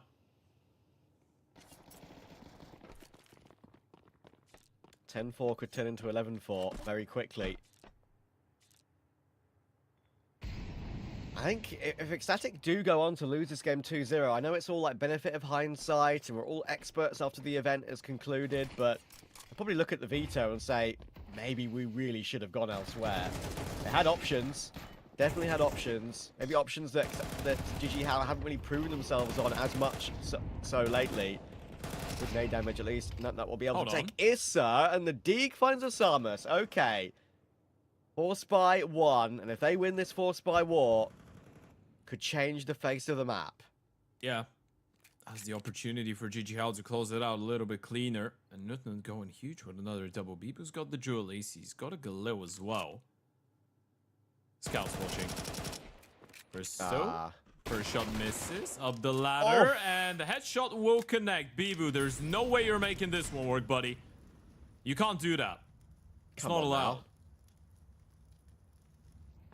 Dooley's on the ladder while flying up. Be mollied off. Oh, he won't be. It's exploded on the ladder exit. Surely he's not going to get away with this. Two players in good positions, and he won't be allowed to drop down. And then he will put a stop to it. In literally a must-win force by win for Ecstatic. Yeah, that throws you right back into the game. Ecstatic now have an opportunity. You're one conversion away. A bit of a smile on Bibu's face there. He knew that it was a nice try, especially with the kill from the ladder with the Julies. But unfortunately for him, good hold coming out of Ecstatic. And actually, a big shout out to Nutnut, who's been doing a lot of work in a lot of the rounds that they've won so far, by the way. Trying his absolute damnness to bring in the impact and keep his teammates in this game. Crystal's been having a bit of a tough day here on Nuke. 2 kills. You had to see him on a big green, though. Maybe this is where he changes things up for himself. My God. What does he need to do, man? What is he? What's the wrong? I want someone to look at that play, analyze it, and tell me, did Crystal do anything wrong to deserve this? No, he's the one 2 and 14. It's just so annoying, isn't it? Okay, no, that's recovering it. It's 2 kills. Mini's going to be able to trade. But it's still a 3v3. The Deagles are going to be scary. Evidently.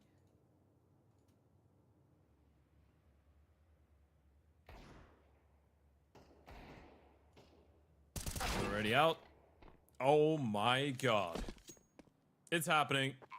It really is. Bro.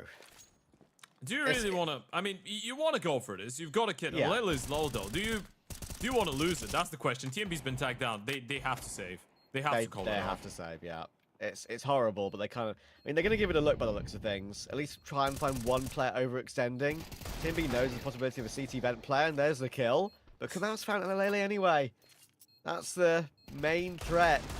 TMB's still pushing for it, but he's been tagged through a hot wall. And yeah, he's going to have to tap the bomb. Trying to force them to die to the bomb explosion. But I don't even think that's going to happen. Incredible. I think every single thing that GG How kind of do seems to turn to gold. Like, it's unbelievable. And maybe it's just their day. Maybe it's meant to be. Look at that. Nut again, trying to keep them in, trying to provide the goods, but Mini's so sharp with it, man. And you're looking at the reactions as well. They know what's going on right now. They know they're just part of someone else's Cinderella story, participating in someone else's movie, and they're not the main characters. You can't really do anything about it right now if you're ecstatic. I mean, you can't do much. You can just go for another investment, hope for the best. Crystal's going to leave himself with a little bit of residual cash. Sad part is, he might get the big green when he's 5-12 down. And this is the force bite that could, once again, hold on to their chances for a little while longer, but it could just be prolonging the inevitable. And look at the kill distribution on GG How. 4 players on 12 kills and 1 on 11. That is the definition of team effort. It's just the fact that it's not just one guy doing it, it's all of them hitting those nasty shots. Yeah. Insane.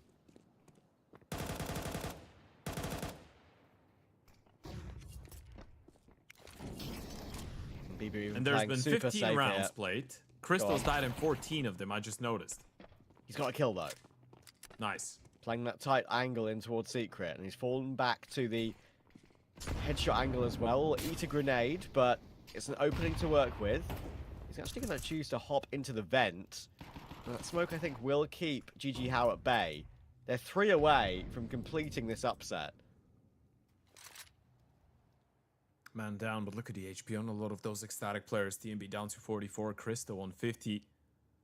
And Alele gonna be on 2 HP. So just a couple bullets, and this one just flips completely on its head. And Alele hoping for the right timing.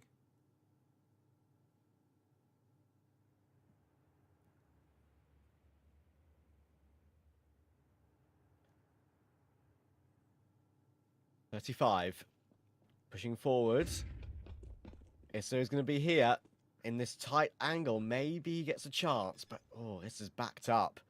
Bomb will go down thanks to Mini on A, and TMB has got this lurk with teammate support. Asamus with the elevated angle, getting tagged up, but it's a great headshot. Spots the vent push from TMB and will actually go 1-for-1 on that one with TMB, but Asamus might have to do it all. He's managed to find Analele on the trade. And Nut 5 HP. Maybe doing it all is actually the easy part for Asamus. Maybe the first 2 kills was the difficult factor of this clutch.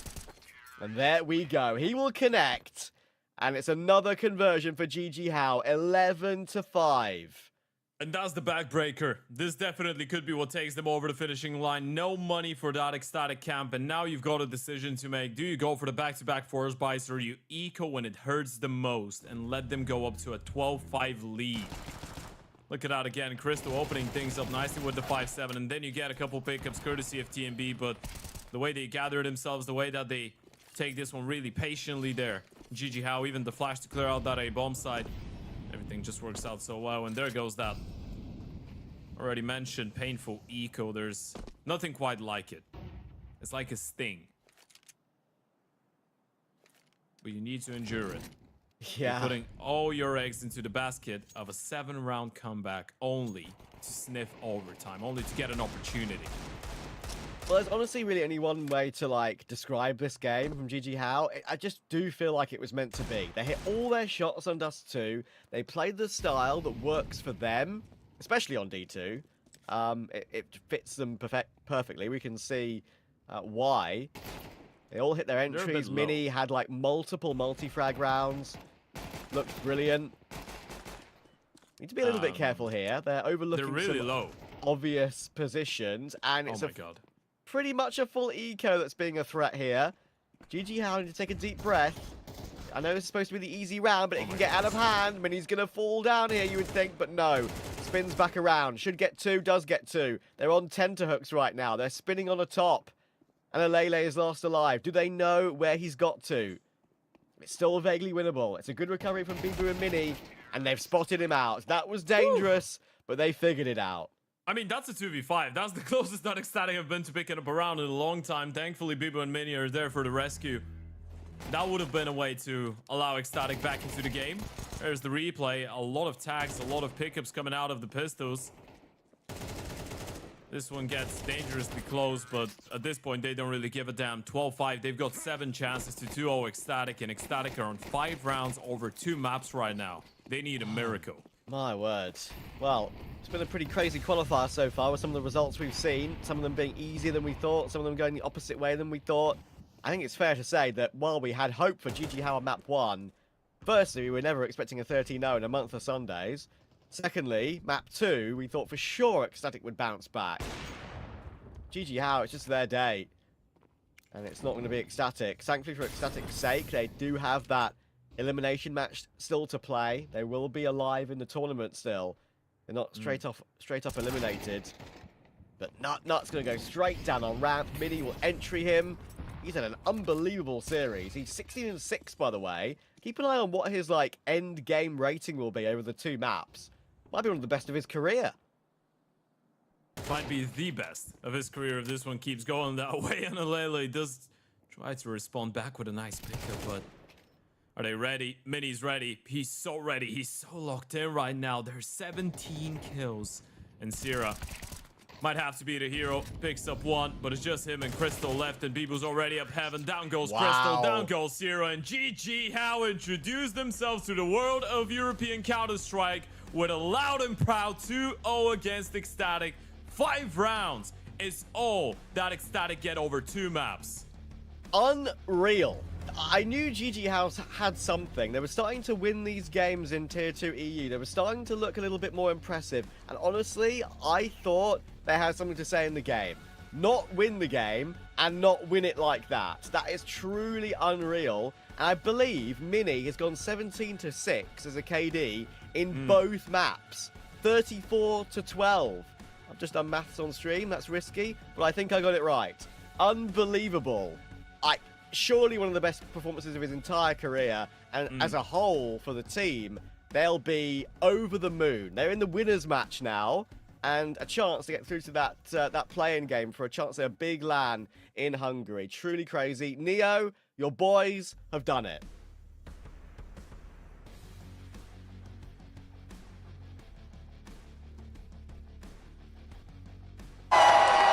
Fueled by the same passion as esports athletes, Zowie continuously develops tailored products, empowering gamers to bring their best out. Today, we are launching the all-new XL2566X Plus, which uses the newly developed Fast TN panel and upgraded Diac 2 technology. The new monitor series continue to evolve, refining details to ensure players can perform their best consistently in games.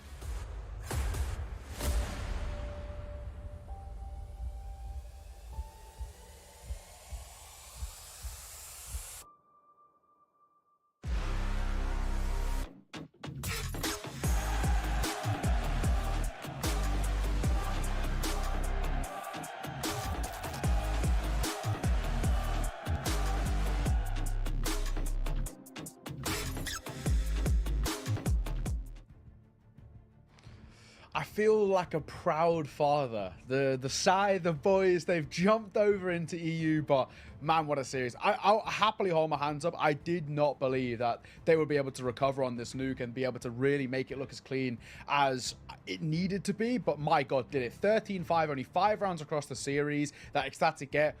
Sheer domination by GG Hao, and what a showing by Mini. Talk about putting your name on the map there. That individual performance, it'll be one remembered for the entirety of this tournament.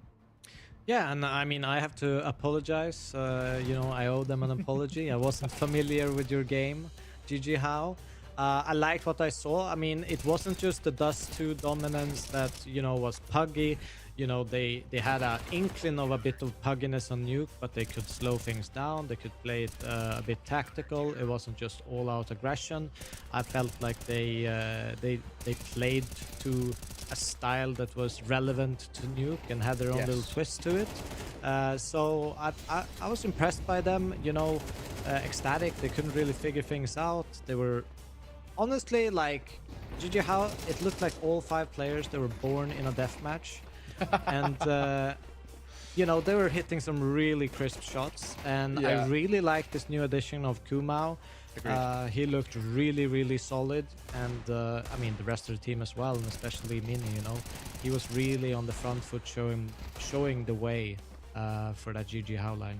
But yeah, I've got to agree. I think Kumar came in and looked, you know, uber confident off the rip. We're getting the individuals alongside Mini that are stepping up.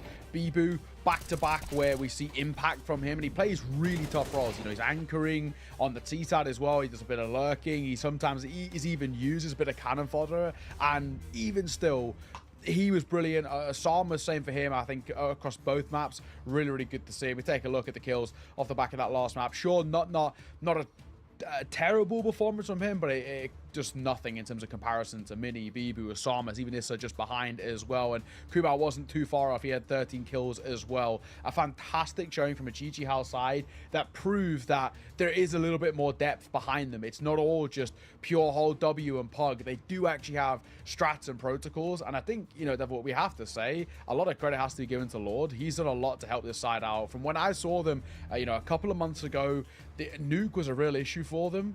They've cleaned a lot of that up, and I think Lord has to be the man that takes a lot of the praise alongside Issa. That's a map in which it feels like they've got a much better understanding of, and now it shows that they actually have real depth in the map pool.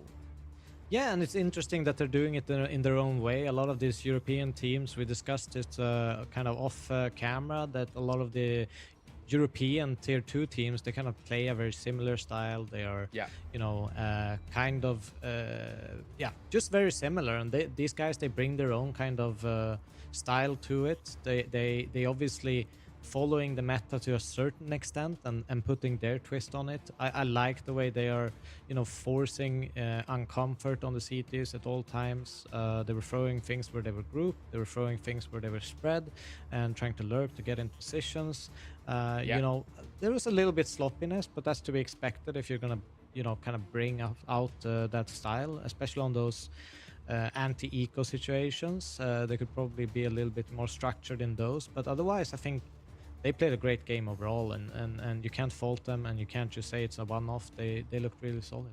Yeah, I think you're absolutely right. So, real credit to GG Hao. Real concerns, question marks over towards Ecstatic. I mean, you know, we were kind of even making a bit of a joke about it to a degree, but, you know, Christo, who could not get going, 007, he started off, but that seems to be the issue at the moment for the Ecstatic side. There's everybody's not playing well, sure, but there's a few individuals that are completely going missing, and Christo's actually very important towards this side. He plays a lot of high impact roles, and we needed a lot more out of him, especially in that first half. Yeah, they just couldn't get it going, couldn't find form on that T side, and that's rough. That's where we look towards someone like Christo to make a big difference, and it is also proof in the pudding just how good GG Hao were playing. I thought Issa, as the A anchor, was really locked down. I was very impressed with just how solid he was. Not only was it just getting the kills, but the way in which he would buy time for rotations to come through, or he would kind of pull off gimmicks to give himself reposition, small things like that. Really impressive. I think, you know, again, Mini floating around, very good. Asamus on the lurk, similar thing for him. There's a few things where you're showing that not only does the team have depth, but actually the individuals do as well. And it's really good signs them coming over towards Europe. They're boot camping currently at the Foot facility in Turkey, and obviously this boot camp is paying off in dividends. They look great. Yeah, I want to have one of those sandwiches they had in the back there. Just there's something they're doing right. They're eating right or warming up right. I don't know what it is, but you have to give a little bit of criticism to Ecstatic as well. I think at the end of the day, you know, they could have changed things up. They could have taken more pauses. I understand they don't have a coach at the minute, which could probably have helped them in this situation, especially playing that kind of high pressure CS against them. They didn't get as much breathing room, but that's when I think it's extra important when you're playing this high speed Counter-Strike team that you take a little bit of breather, figure things out, make a few rotation changes and positional changes, and you know, try to change things up, because it was obvious from the start, even on both maps, that something had to change and they couldn't just keep playing the same way. Yeah, I couldn't agree more, right? I think this is an Ecstatic side that got stuck in their own ideals. I mean, we discussed this, right? We said, you know, heading in towards map number 2, and actually we discussed it throughout Nuke, saying, you know, if we were in that position, or especially if you were in that position as a coach, you sort of know the ways to break down a side like GG Howard because of fundamentally how they like to play. The best way to fight fire in this instance is with fire. You want to poke them. You want to actually beat them at their own game. And unfortunately, Ecstatic did nothing of the sort. They played... You've been touching on something, and I'll give you all the credit for this. They actually stepped off. They took steps back. They were playing way more passive, and they gave way more control over towards GG Howard. Yeah, no, I think it's one of the things. It sounds weird that the counter to pugging is pugging, but in the end of the day, if you are playing a game where you expect people to play a normal rotation system, or even, you know, try to defend areas in a normal way, you kill one guy and 2 guys more show up at the same second as you take the duel. You know, something is off. They're not playing normal Counter-Strike. A big thing is, like, since they rotate off positions a lot on the CT side, you could add an extra lurk, try to get into the ramp position where they're leaving spaces, but you have to get ready for it, because they're swarming you once they know where you are.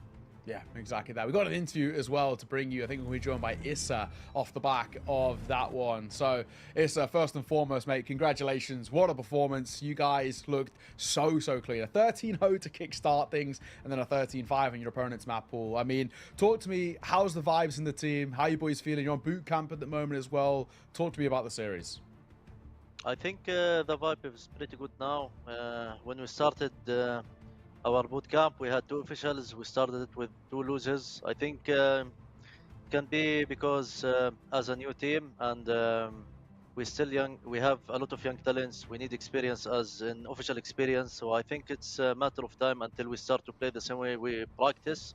I kind of expect it because, you know, I played in before Razor's OG, so I know how hard it is in the beginning when you start a new team. You will do tons of mistakes. And me as IGL, I'm trying just to fix instant after, like, gain experience instant after the officials that we are playing, because I think practice sometimes is not enough. You need to play officials because you're gonna play. You will do a lot of mistakes in official than you do in practice, and this is how you can improve as a team and fix your stuff. Yeah, no, I was super impressed. I have to actually give you a personal apology. I was underestimating you guys a hell of a lot. Hadn't seen much of you guys, and I mean, even on the Dust too, you were going a little bit all out. You were taking fights against them. You're pressuring them a lot, and I was impressed that even on Nuke, you could kind of slow things down and take it a more tactical approach. So, you know, big ups for you to do that in such a short time with a new member coming in. Someone I was really impressed with. One thing is, like, how are you looking to going into this game? Do you expect to kind of be one of the favorites coming into this, considering your practice and your previous kind of officials? You here for one of those spots to a LAN event? Like, I'm always telling my team, we take step by step, goal by goal. We don't have like a set goal that we need to pressure ourselves that we need to reach playoffs or whatever. I think we just take game by game, and like, if we win and we deserve it. If we lose, it's still a win because we will practice, fix mistakes, and then improve as a team. I still tell you, like, really, I think as a new team, we have a lot of room to grow, a lot of mistakes still to do, and I don't want to like force the team that we need to reach playoffs or whatever. I know what my team capable of. I trust all of them, but I don't want to put this pressure on them. Just take game by game and really just play. Just play. Just have fun and play. Yeah, exactly. I wanted to ask you as well, it's about the new guy on your team, Kumao, as well. Of course, generally speaking, for a lot of people, even those who follow kind of tier 2, a bit of an unknown quantity. He's not had that much official experience. He's a bit of a talent as well. I know he plays a lot of Facer and, you know, high elo and rest. But first and foremost, how did you find him? Where was kind of the scouting process for getting him? And obviously, how has it been integrating him in towards the team? Because he looks really, really comfortable. It's actually our manager. He told us about him before, and we checked his facet. And it's I think this game, bro, is high individually. It's like not CS:GO. CS:GO was more team maybe tactically, but CS2 is about shooting and give headshots. Really, no joke. Like look at Dunk. He came in 1 year. He won major. He won everything. So he had zero experience. So I think this game just bring young talents. And for me, like IGL, experience IGL, and then let them do the rest and focus on shooting. And I think, yes, as I said, he will. I expect, yes, he can do a lot of mistakes in official, but the good thing is he respects me as IGL. He will always listen to me, so it's easy to fix the mistakes. Don't have to spend like 10 hours to fix one mistake, if you know what I mean. Yeah, so it's easy to work with, to be honest.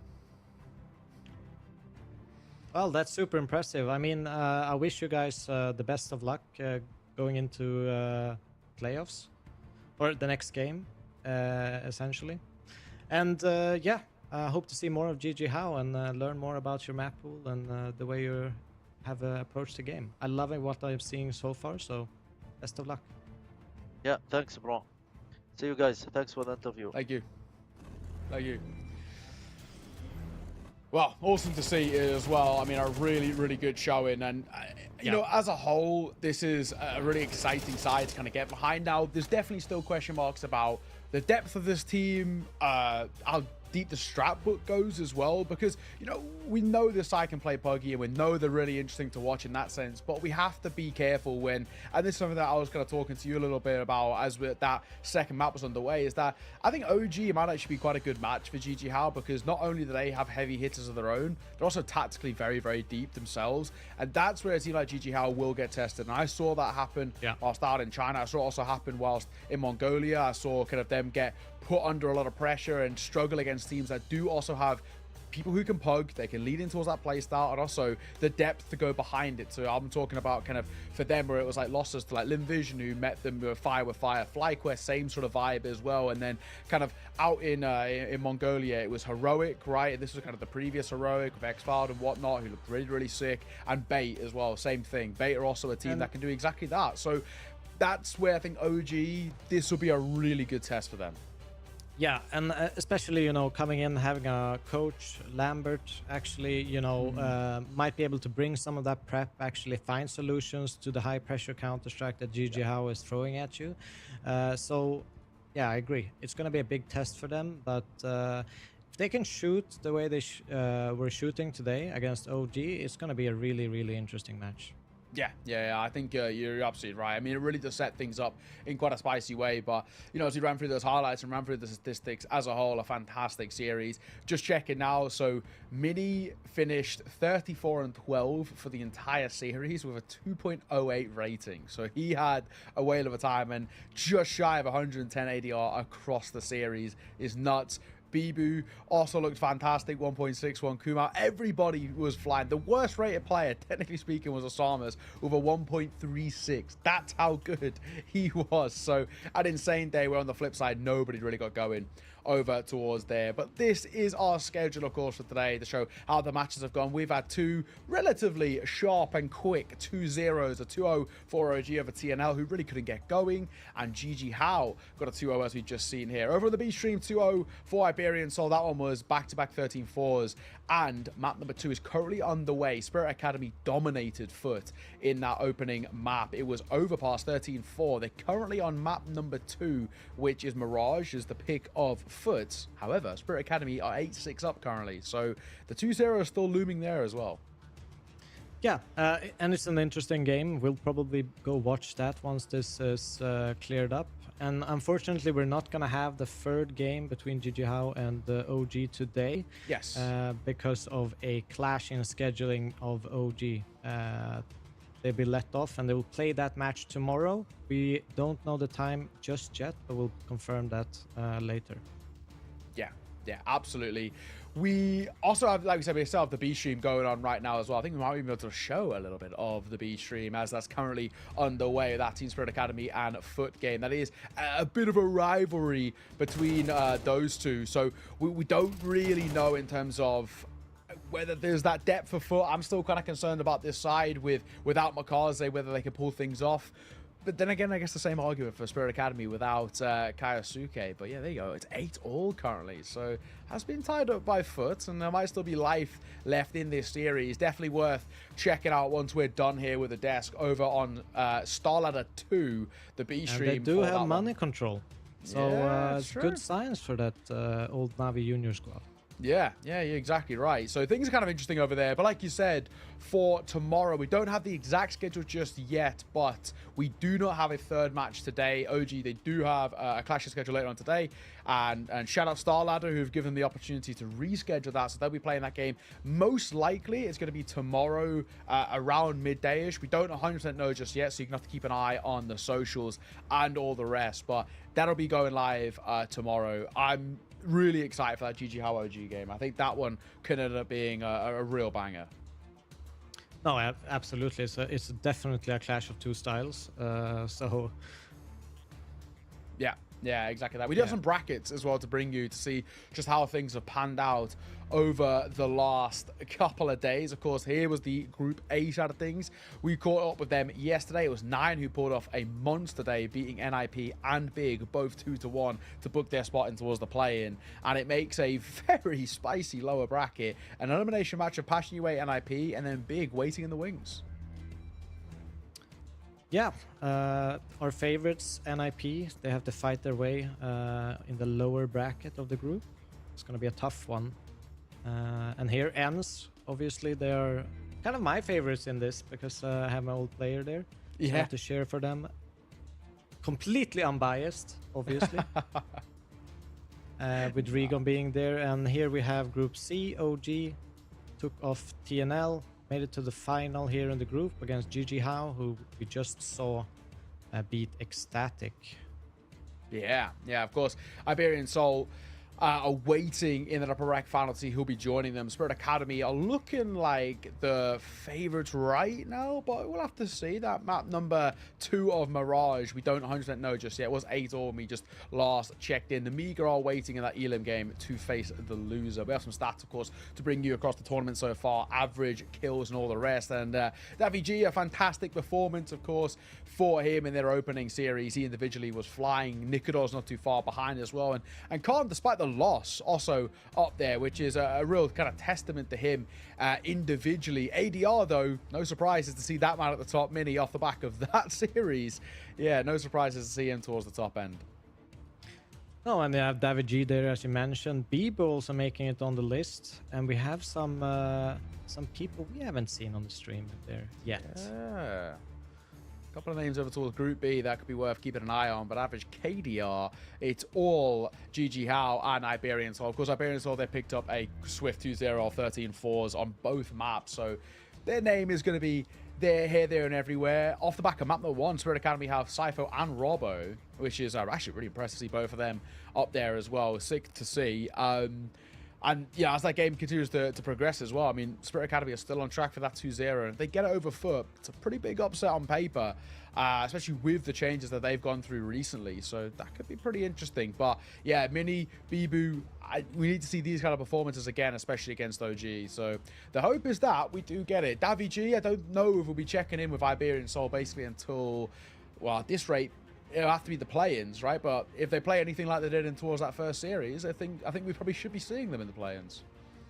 Yeah, I mean, they just swept it. They absolutely dominated. And yeah, it's going to be super interesting. Now we're starting to kind of get a shape of what the tournament and the play-ins is going to look like. A lot of upsets has come through in this tournament. So yeah, it's shaping up to be an interesting one. Yes, yeah, I think you're exactly right. I'm liking what I saw. Like we said, we don't have any more games off the back of this one, so we are done here for this. There is still that B stream action going on, so you definitely want to go check that out as that continues. We will have, because of that clash, OG will play again tomorrow morning, so kickstarting our day with a bit of a banger, which I'm actually really excited for. That sets things up for how this Group C starts to look.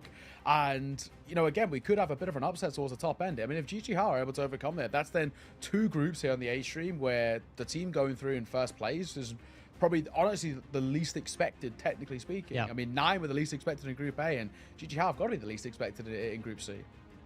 Yeah, and it's great to see these new teams kind of taking, you know, the start of this second half of the season really seriously and figured out how to play Counter-Strike in the best way possible in CS2, which I mean, it still isn't really figured out. And I think Issa is onto something. You know, he talked about letting the guys kind of shoot hard. We've seen with Donk that, you know, being aggressive and kind of being individually talented can go a very long way compared to CSGO, which was a lot more team-based.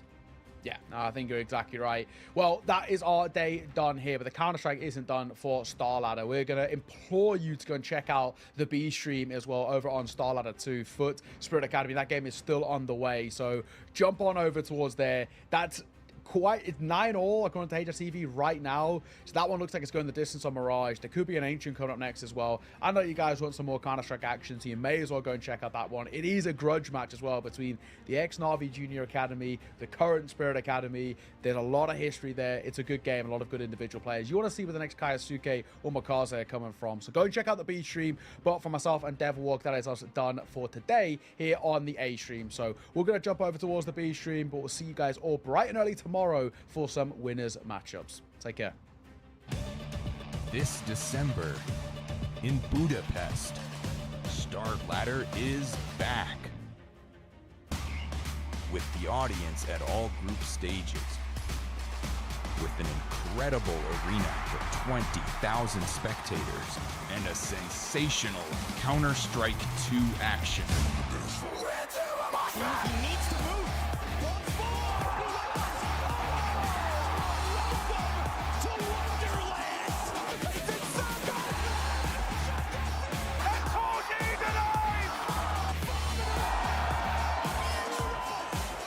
Join us at the Budapest StarLadder Major.